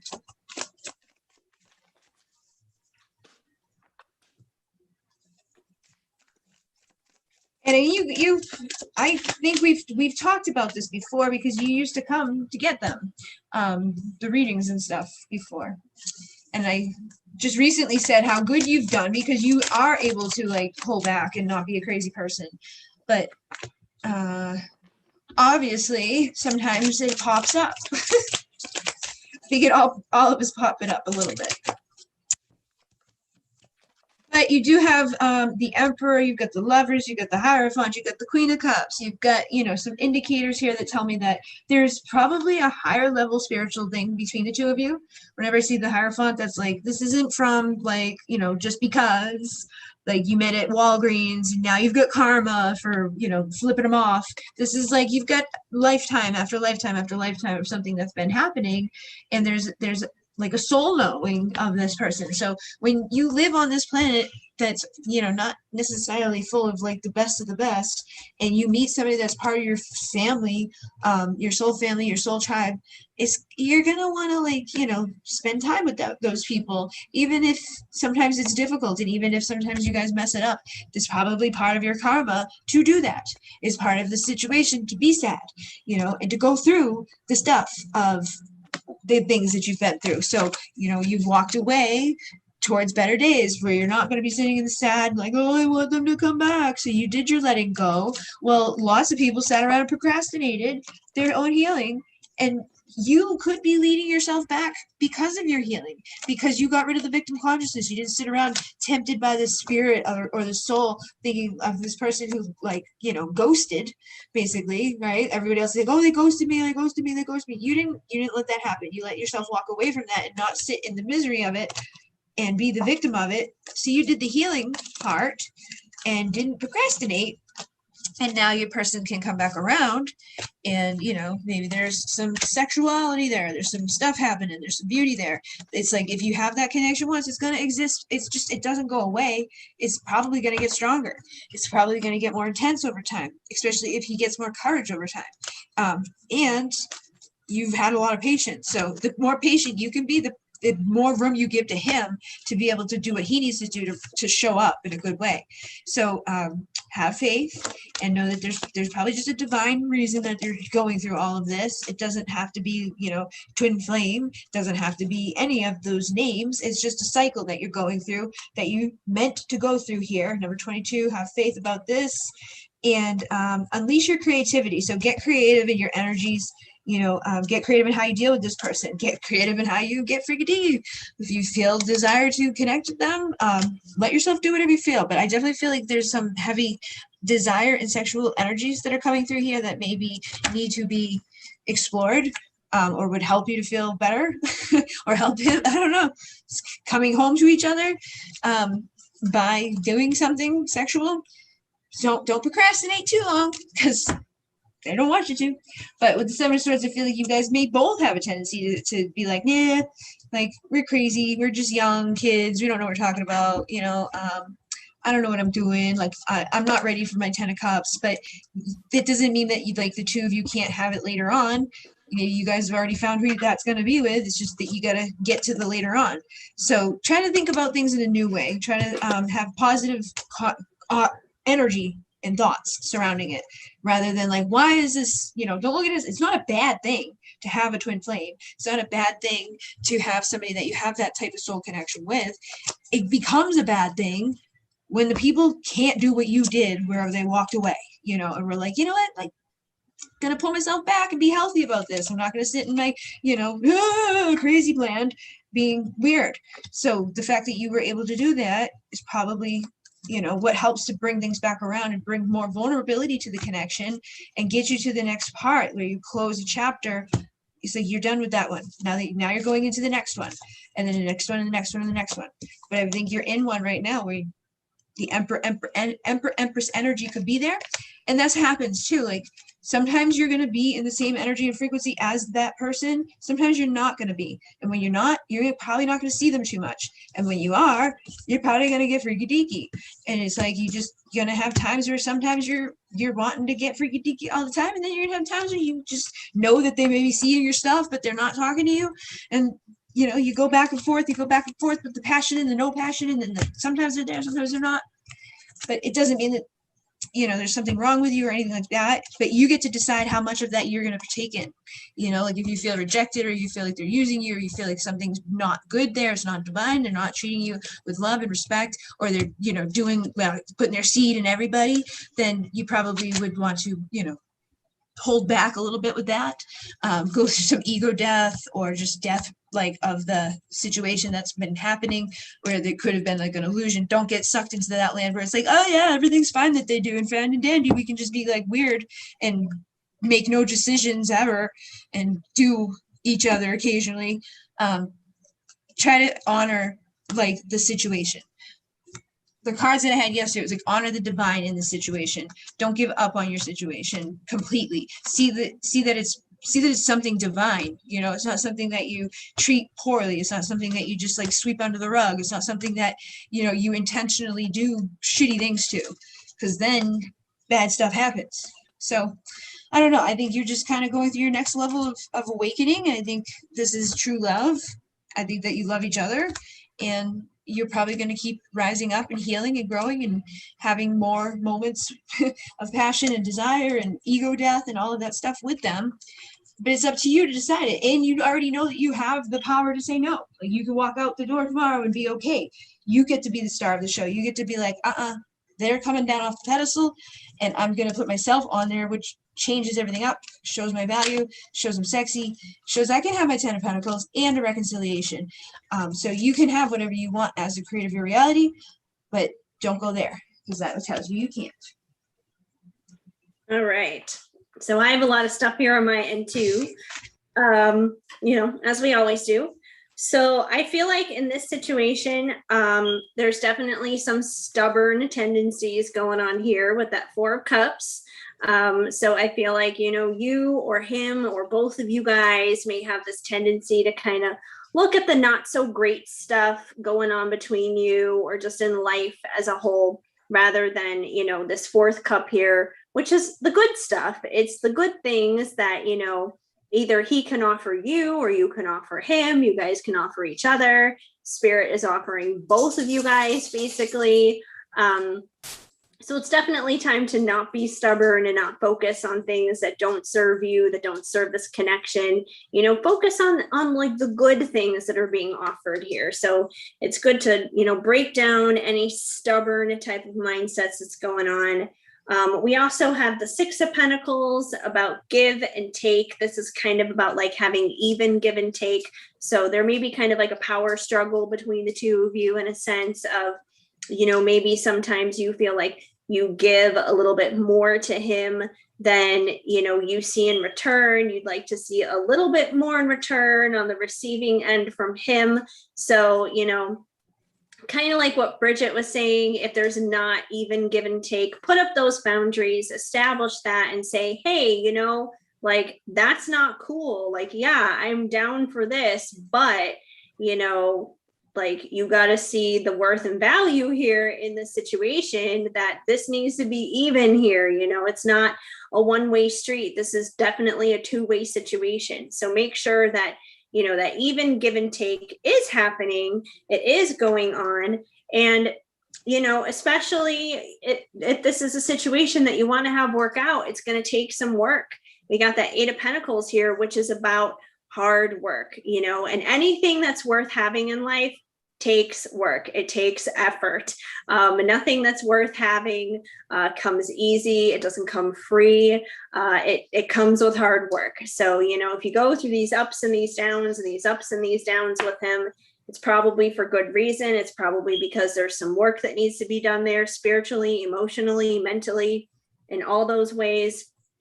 With your communication, maybe in your communication styles, the way that you guys communicate between one another, love languages, attachment styles, all those things are good things to look into and pay attention to when it comes down to things between you guys, because it's going to help you understand one another, and it'll make the workload a little less cumbersome as you're trying to figure this out. And you also got the Judgment card. So I feel like, Spirit is ultimately going to make the judgment on this situation either way. But I feel like, deep down inside, what it is that you want in this. I feel like you yourself know what the final judgment is. So, just kind of go with the flow of that. And I do feel like he does have, an authentic, genuine offer that he wants to give you in the physical, not just like a booty call, not just, just sex or anything, but, something genuine, something real, like an actual date, like, actually wanting something more out of things with you. So I do feel like that's there. I do feel like he sees you as the Empress here, which is the embodiment of all the queens. So, I feel like you just need to keep being in that kind of energy, keep tapping into that divine, feminine, strong energy that you have deep down inside of you. You are this inner goddess. Embrace that beauty. And it's funny because we also got two knights that came out for you. We got the Knight of Wands, who moves very fast, moves very quick in terms of that passion. But we also have the Knight of Pentacles, who is super slow and super grounded. So actually, I think that these two coming out together plays in your favor. I think it's actually beneficial because, the Knight of Wands here, he may want to come in just for ass, basically. He's full of that fire and he's full of that passion. But because he also came in with that Knight of Pentacles, I don't think it's just going to be like, a hot flash in the pants kind of a thing.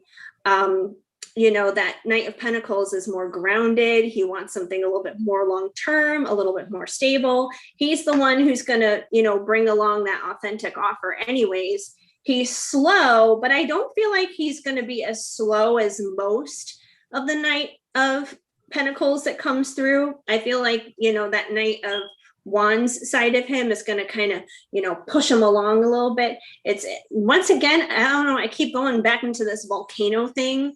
It's like hot lava. It's like, the earth here is hot, basically. He's like hot lava kind of rushing in for you like that.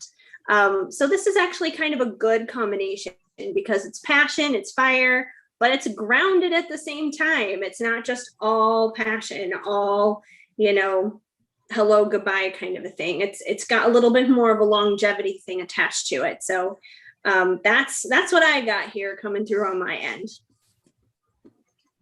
Ooh. Yay.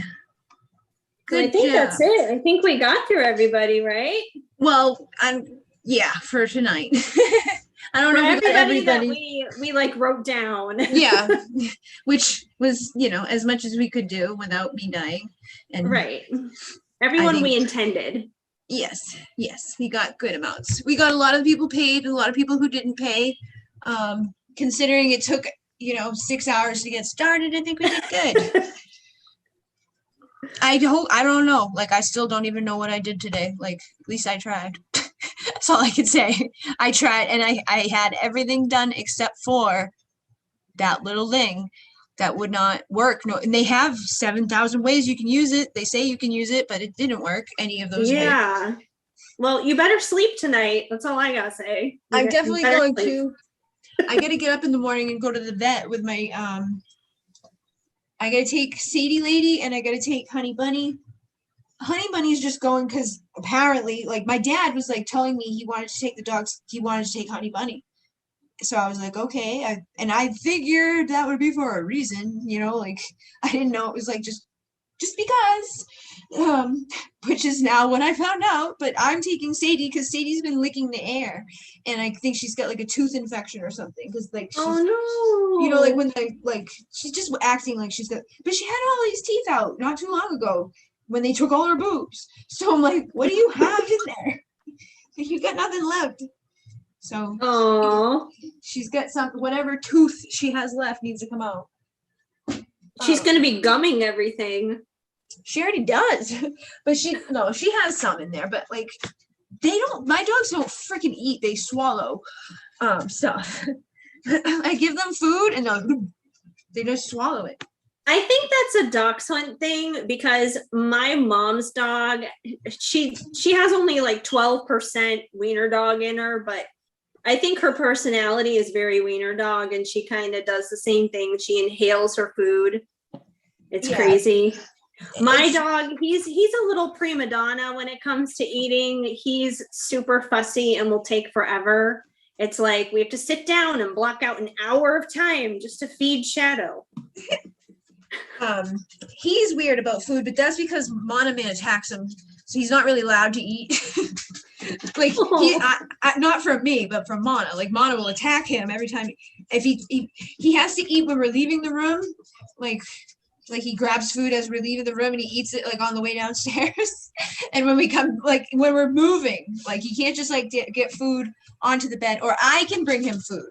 If I bring him food and give him food on the bed, he can eat it. But Mana's really mad about it. He like stares at him the whole time, and I'm like, Mana! I have to yell at him. But he's attacked him for that too. Like sometimes I give him food and Mana attacks him. So it's crazy. But he's not starving. He gets plenty. Everybody else is fat.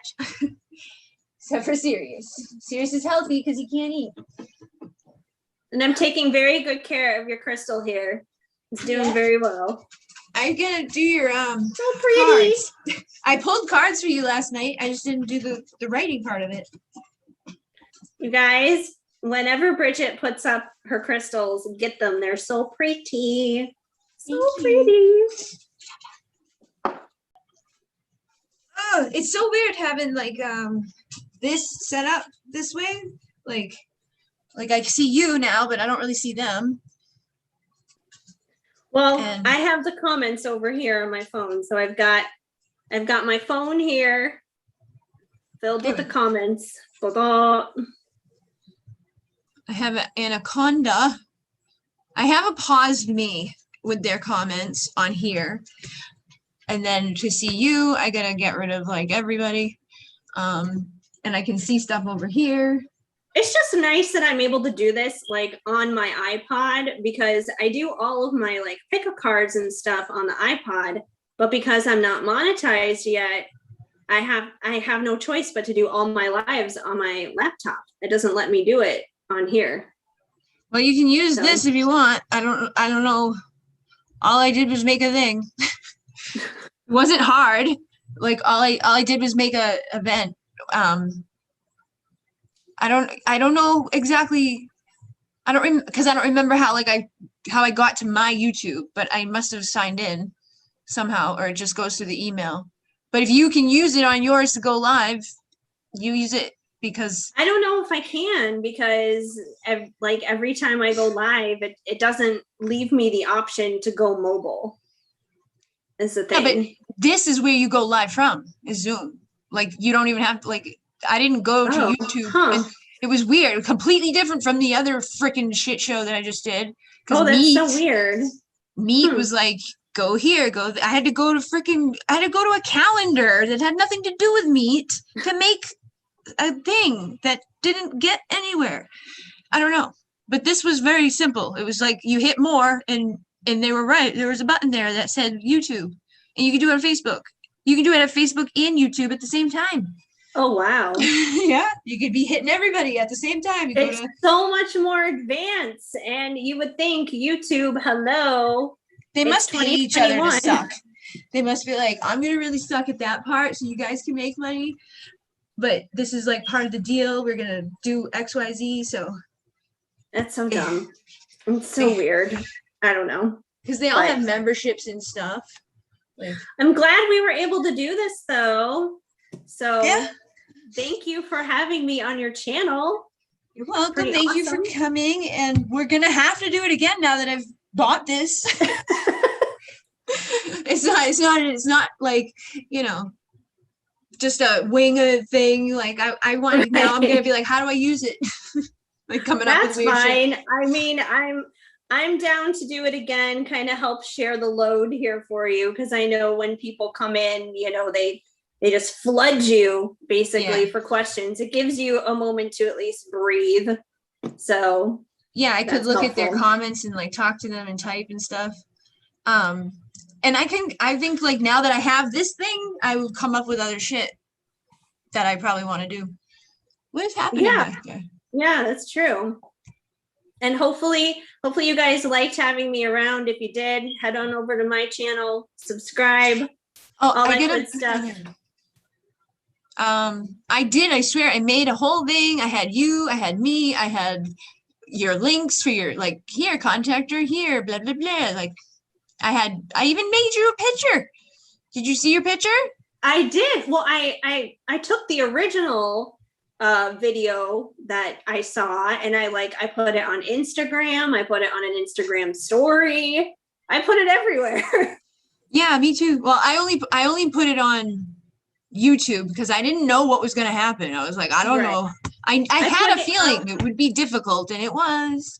Yeah, I put the link to the original one into the Twin Flame support group too. I was just like, hey, we're going to be live, the both of us together tonight. So eventually I knew I would get it to work, but not the way that man was doing it. Not anybody, because like they changed it so much. When I used to do it, because me and my person that taught me the Moonaki, we used to do interviews with a dude like in freaking Africa, or he'd be in Australia, and we did Google Hangouts, and you could decide if you wanted it to be just the camera. Like this is like Zoom. I could turn the camera off and just read their comments and do it without the camera on. That would probably like help with the lag. That's what we used to do. We used to just talk. It was like a talk radio, but it was Google Hangouts, and we did it live. And you did it through YouTube. It was no like you had to go to here and here and here and here and here and all these other places. It was in YouTube studio. They don't have nothing in there anymore except for like directions to other places. You would think YouTube would be more user friendly towards that, especially like now after going through the pandemic and stuff. People are working from home. Like, I don't understand why they're not with it. YouTube is the thing that's like, if you can figure out YouTube, then you deserve your money. You know, Right. like They want you to really earn it. Yeah. It's ridiculous. Yes, But it yes.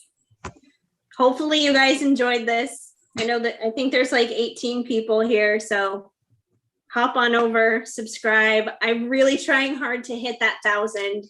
I'm trying to get your thing so I can put you. I'm gonna make a description for it now, like at least have something in there. Take it off of the old one if the old one's there. Because once I am moved and once I am settled, you guys, you're gonna get sick of me on YouTube. I'm gonna be on all the time. You're gonna get so sick of me. I just have to get through the crazy moving stuff. You gotta, don't burn yourself out. Well, right now, I feel like I'm not doing enough because I told people I would be on at least every Friday to do lives, and I haven't even done that because I'm like, I got to contact movers. I got to do taxes. And I think right now the big thing that I need to get over is my taxes because I'm just like scared of how much I owe, basically. I'm like, they're going to take everything I own. No. Even if you owe a lot, I just do the payment plan. Yeah, well, it's been so upside down because of COVID and everything, because I've been getting PUA, which is like the unemployment for independent contractors from last year. And that never used to exist before COVID.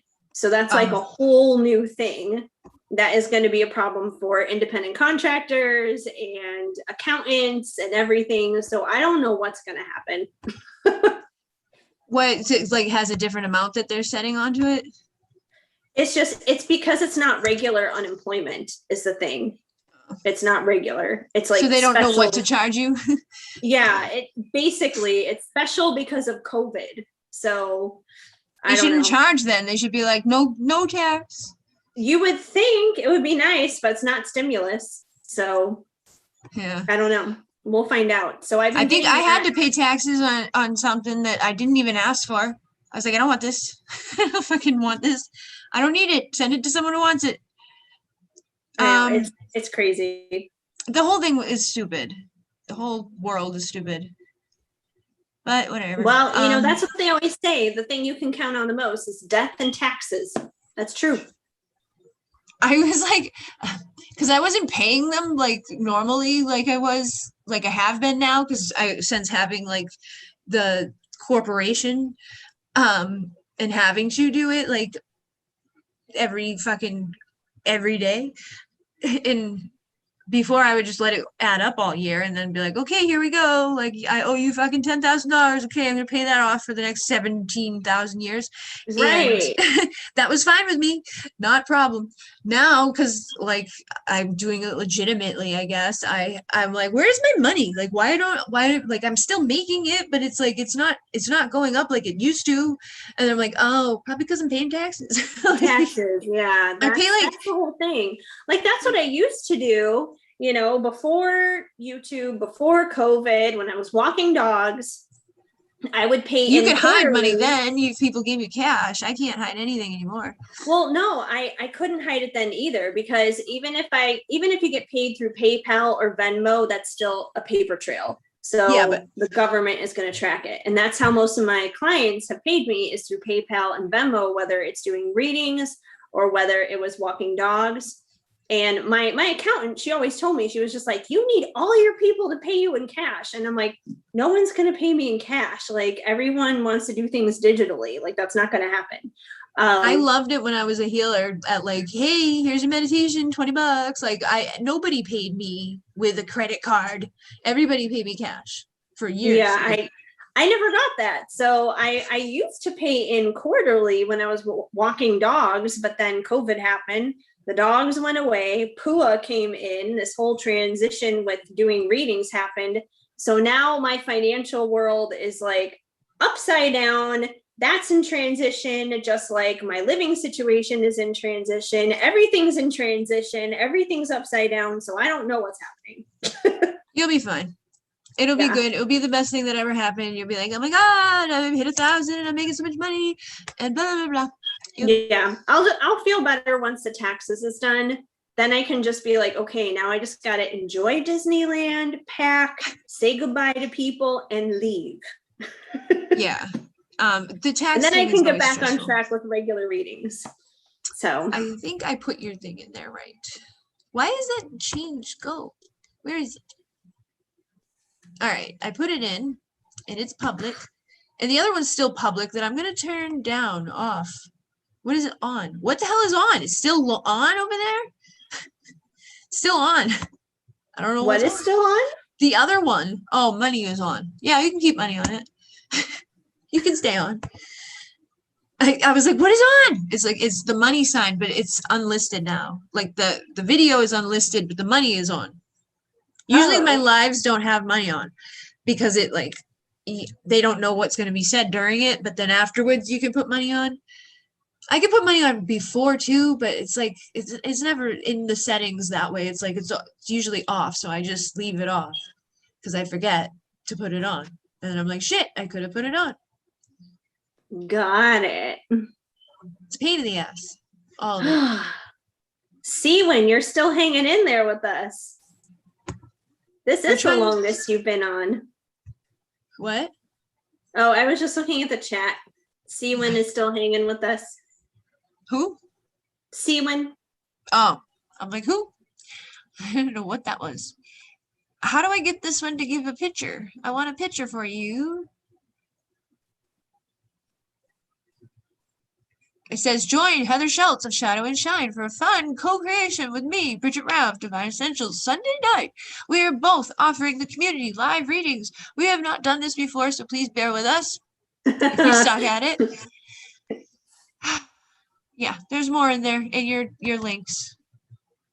But I wanted to change this one to be more so like that one with like an actual image.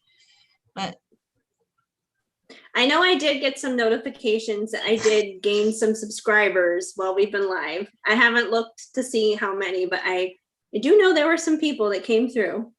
Yeah, I got a bunch of Divine Darlings that I saw clicking on that I was like, what is happening? Because it was just green. Oh, hey, I just noticed we're both wearing our little thingies. Yeah. Protection, the Hamza hand. I have the tree of life on mine. So well, I have the Hamza hand. Maybe I can't change it because it's live right now.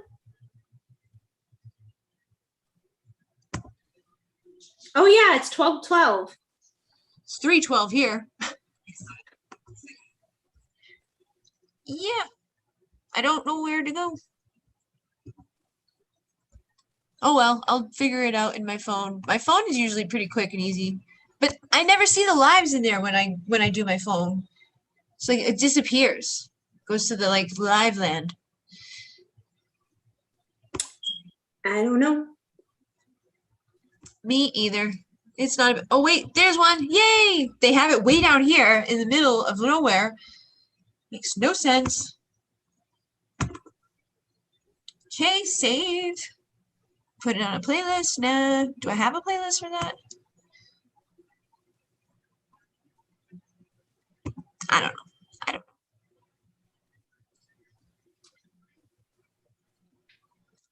Done. Money. Save. Save. I don't understand why it turns it off. It's not like I said it was for kids. God forbid. Yeah, this is not for kids. I don't think so. Now when we're talking about freaky deakies and everything. Well, whenever they brought that stupid thing in for kids on here, it's like destroyed. That's when I was like, fuck this. I'm out of here. I give up. I'm gonna go over to Vimeo and pay because I can't do anything. Even on there lately, like I saw the other day, it was like, what song is that? I'm like, what are you asking? Like, my song. I can play it if I want to.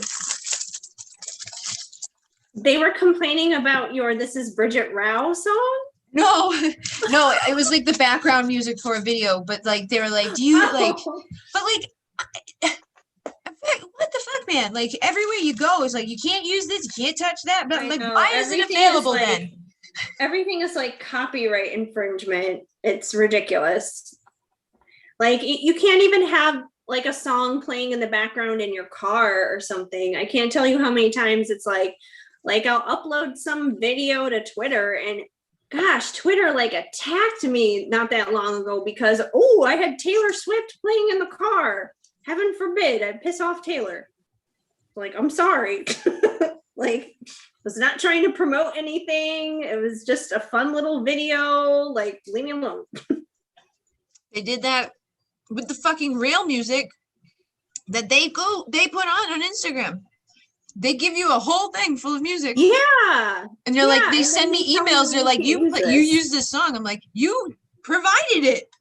Right. I've had that happen to me too. It doesn't make any sense whatsoever. They took it down. Like they said they took the video down, but they didn't.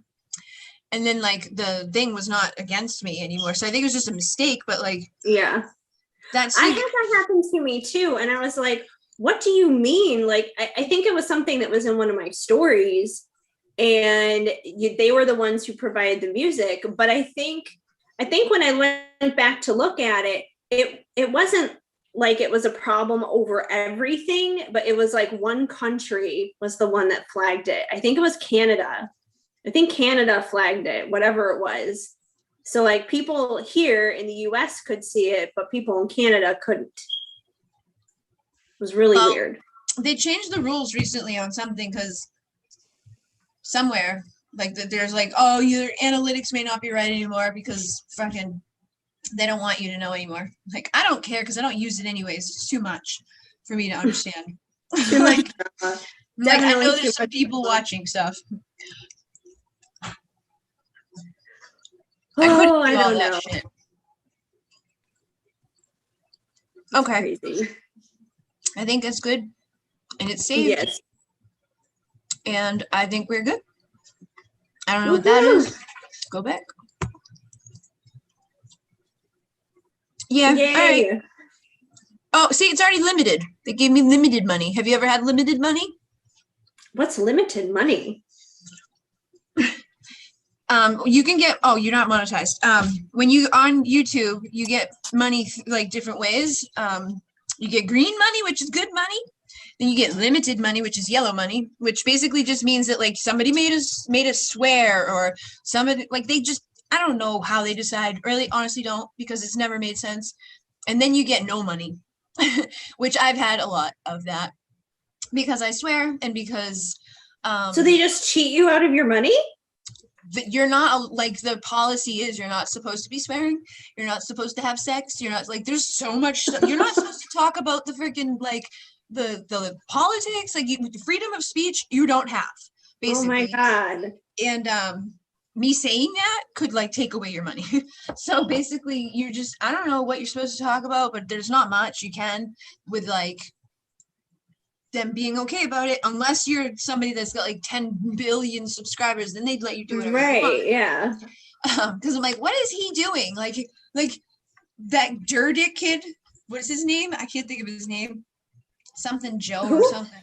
There's this kid that like all he does is drive around and like do really fucked up shit with like strippers and prostitutes, and like the whole thing is just raunchy from the beginning. It starts the whole way through. Everybody that's in it is just like kind of low class, and then like he's got tons of people who follow it and watch it, of course, so they let them do it. And like there's a girl that's a part of it that she freaking has like sex toys and stuff that she's like having my breakfast. Like, what the fuck are you doing? That's if I did that, they'd kick me off. And they let them keep the money. Yeah, they keep It's the fucking crazy. money. They make more money. They actually don't even. They make way more money doing the advertisements than they do making money off of here. Okay, now YouTube, this is a message to you, YouTube. Look at this face. You know, he needs toys. Look at the faces of the puppies. You need to give them money. They're so cute. How can you not give them money? Right? If you could do go to what do you call it? When you start like having consistent things, do the other thing, Vimeo, where you do extended videos. Because that's like where I made way more money there than I ever did here when I was doing that like consistently. And then I started doing other stuff, so I'm like, I don't really need to do that anymore. Right. Like I just switch back and forth, but I still make tons of money from Vimeo because I still sell videos for like LC Light Healing and other stuff. It's just not as much as it was when I was doing the extended videos, and I wasn't doing them that often. I was only doing like 2 or 3 a week, but I was selling like 1,000 of them because 1,000 people wanted them. All right. Well, extended videos. Good to know. We'll get there. We'll get there, right? Yeah, because right now, whenever I go live, I mean, the only way people can pay me is through PayPal or Venmo, which is fine, and it works. I mean, as long as people are willing to go along with that instead of super chats. Yeah, well, that's like with that's why I was saying like with Vimeo, you could just put a link for each pile, make an extended freaky deaky pile that they can only see on Vimeo. Charge them $2. They'll all go see it, and you'll make $2 for each one. And you just put a link for it, and they go pay with their credit card, or PayPal or whatever. But as long as you don't charge like ridiculous amounts of money for them, and give them like, I was like, okay, here's like 40 minutes of a reading for like $5. So everybody was happy. But it takes care of itself, and then it sits there forever too. So, I mean, people can go to it whenever. It could be years later, and people could be finding the video and be just like, "Oh, look at this! Let's check that out." Click. Mm-hmm. They don't tend to, but my the twin flame ones, they see them and then they kind of let them go. But it depends on the topic. If it's a pick a card, it might last a lot longer. I never really because people love the pick a cards. Yeah, I was gonna do that. I was gonna start doing the picker cards with the sexy decks at the end because I can't do the sexy decks anymore. But I don't. It takes effort and energy, and I don't need to do it. So I'm like, maybe later. Yeah, you need sleep, is what you need. I know. You've been up way too long. I know. I don't even know when I fucking slept. Like for more than like 10 minutes without a dog on my face. Well, and they say that sleeping with dogs is supposed to actually be helpful and soothing, but I don't know if that works if you're sleeping with that many. No, it's not. But the problem was the blanket, I think, because now I get this new, I put the blanket on that I took off the other day, and ever since I took it off, it was like, you want to attack your face or stare at you so you wake up like a kid would. I'm like, what are you doing? Thankfully, I just have this one. Just this one. But it's like sleeping with a lazy teenager because he will not wake me up in the morning at all. Instead, I'll be the one to wake up, and he will purposely like wedge himself into my body to be just like, no, Mom, you're not getting up. We're not moving. You're going to stay in bed forever. And he'll somehow, I don't know, he manipulates me, and I'll be like, okay, fine, 5 more minutes. 5 more minutes is like a half an hour later. Yep. Mine want to, like, I do what they want. I don't do what I want. And half the time they don't want to do anything. They don't want to leave the room. They just want me to be awake so they can like suffocate me. It is. It's all about them at the end of the day. Yep. And I can safely say in terms of attachment styles, this one right here is all anxious. Anxious attachment style right here. That's in my 10 serious pounds. My serious monster is like that. I have a little black one.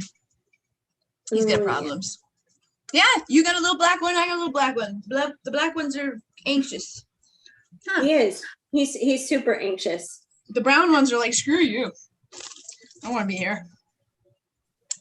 And then Sadie Lady, I don't know what she is. She's like, half the time she wants it. She's a dismissive avoidant. Huh. Psych analyzing these doggos. Right, you guys? Mwah. You're a good boy, though. He's so spoiled. This one's deaf, so she doesn't even know if you're talking to her. She just looks at you half, like occasionally she knows something is up. She's like, what are you doing? I'm pretty sure that the moving estimate guys who came and like checked my place and everything thought I was crazy because they were just like, oh, what's that? And I'm like, that's his travel bag. What's that? His stroller. Oh my God. Like he has so much stuff. It's not even funny. Why do you have that? Because I don't have a kid. I can't This is afford my to get kid. that shit because there's too many of them. I'm like, we can't have fun like in groups. It costs too much. Too much monies. I don't know what I do here to end this. I think I just end it. Oh, I ended here. But with YouTube, it must just end. It says it's recording. I wonder what happens if I do that. I don't know. Recording paused. So what's going on with that? Stop recording. So did it end over here? I don't know. I still see it live on Me YouTube. too, but there's a delay, so maybe it will end. I don't know. Okay. We still have Zoom going on. Yeah, but I know. I was just wondering. YouTube is still. I have an end here and an end up there, and it's YouTube's up there. So I was wondering if I could end